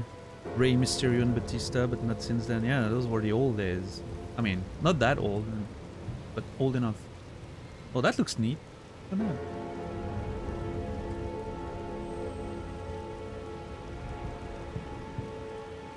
Well, ladies and gentlemen,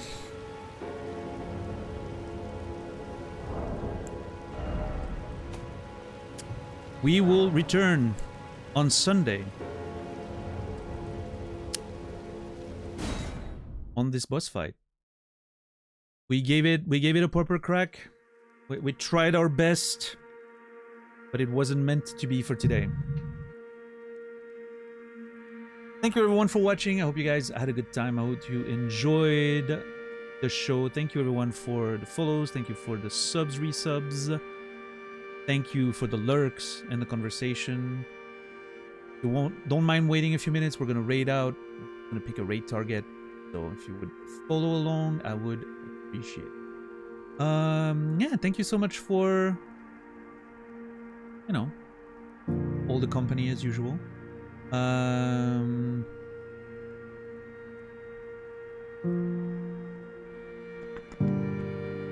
Brenji, what's up? I don't have much to say. Join the Discord if you want to get the most reliable live notifications. And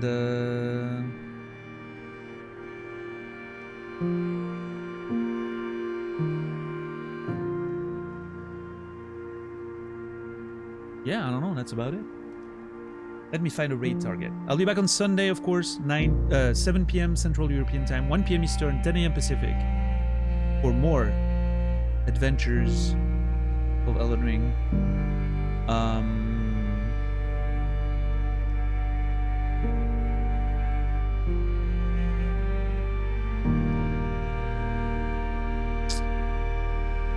Oh, that's an interesting. Okay, I don't. She's been around here a few times. I don't often get a chance to raid her because she's usually streaming very late in the day. So I'm gonna raid her since she's doing a day stream. I don't know what she's gonna play today. She usually yaps for a long time and then at some point or another plays something. I'm gonna raid Tuesday.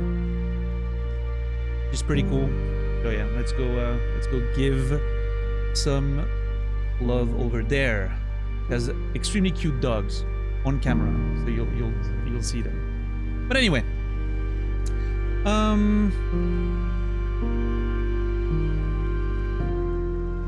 yeah, I don't have anything else to say. It was a good week. Love Elden Ring. Thank you everyone for being here. I'll be back on Sunday. I wish you all a beautiful rest of your day, evening, or night.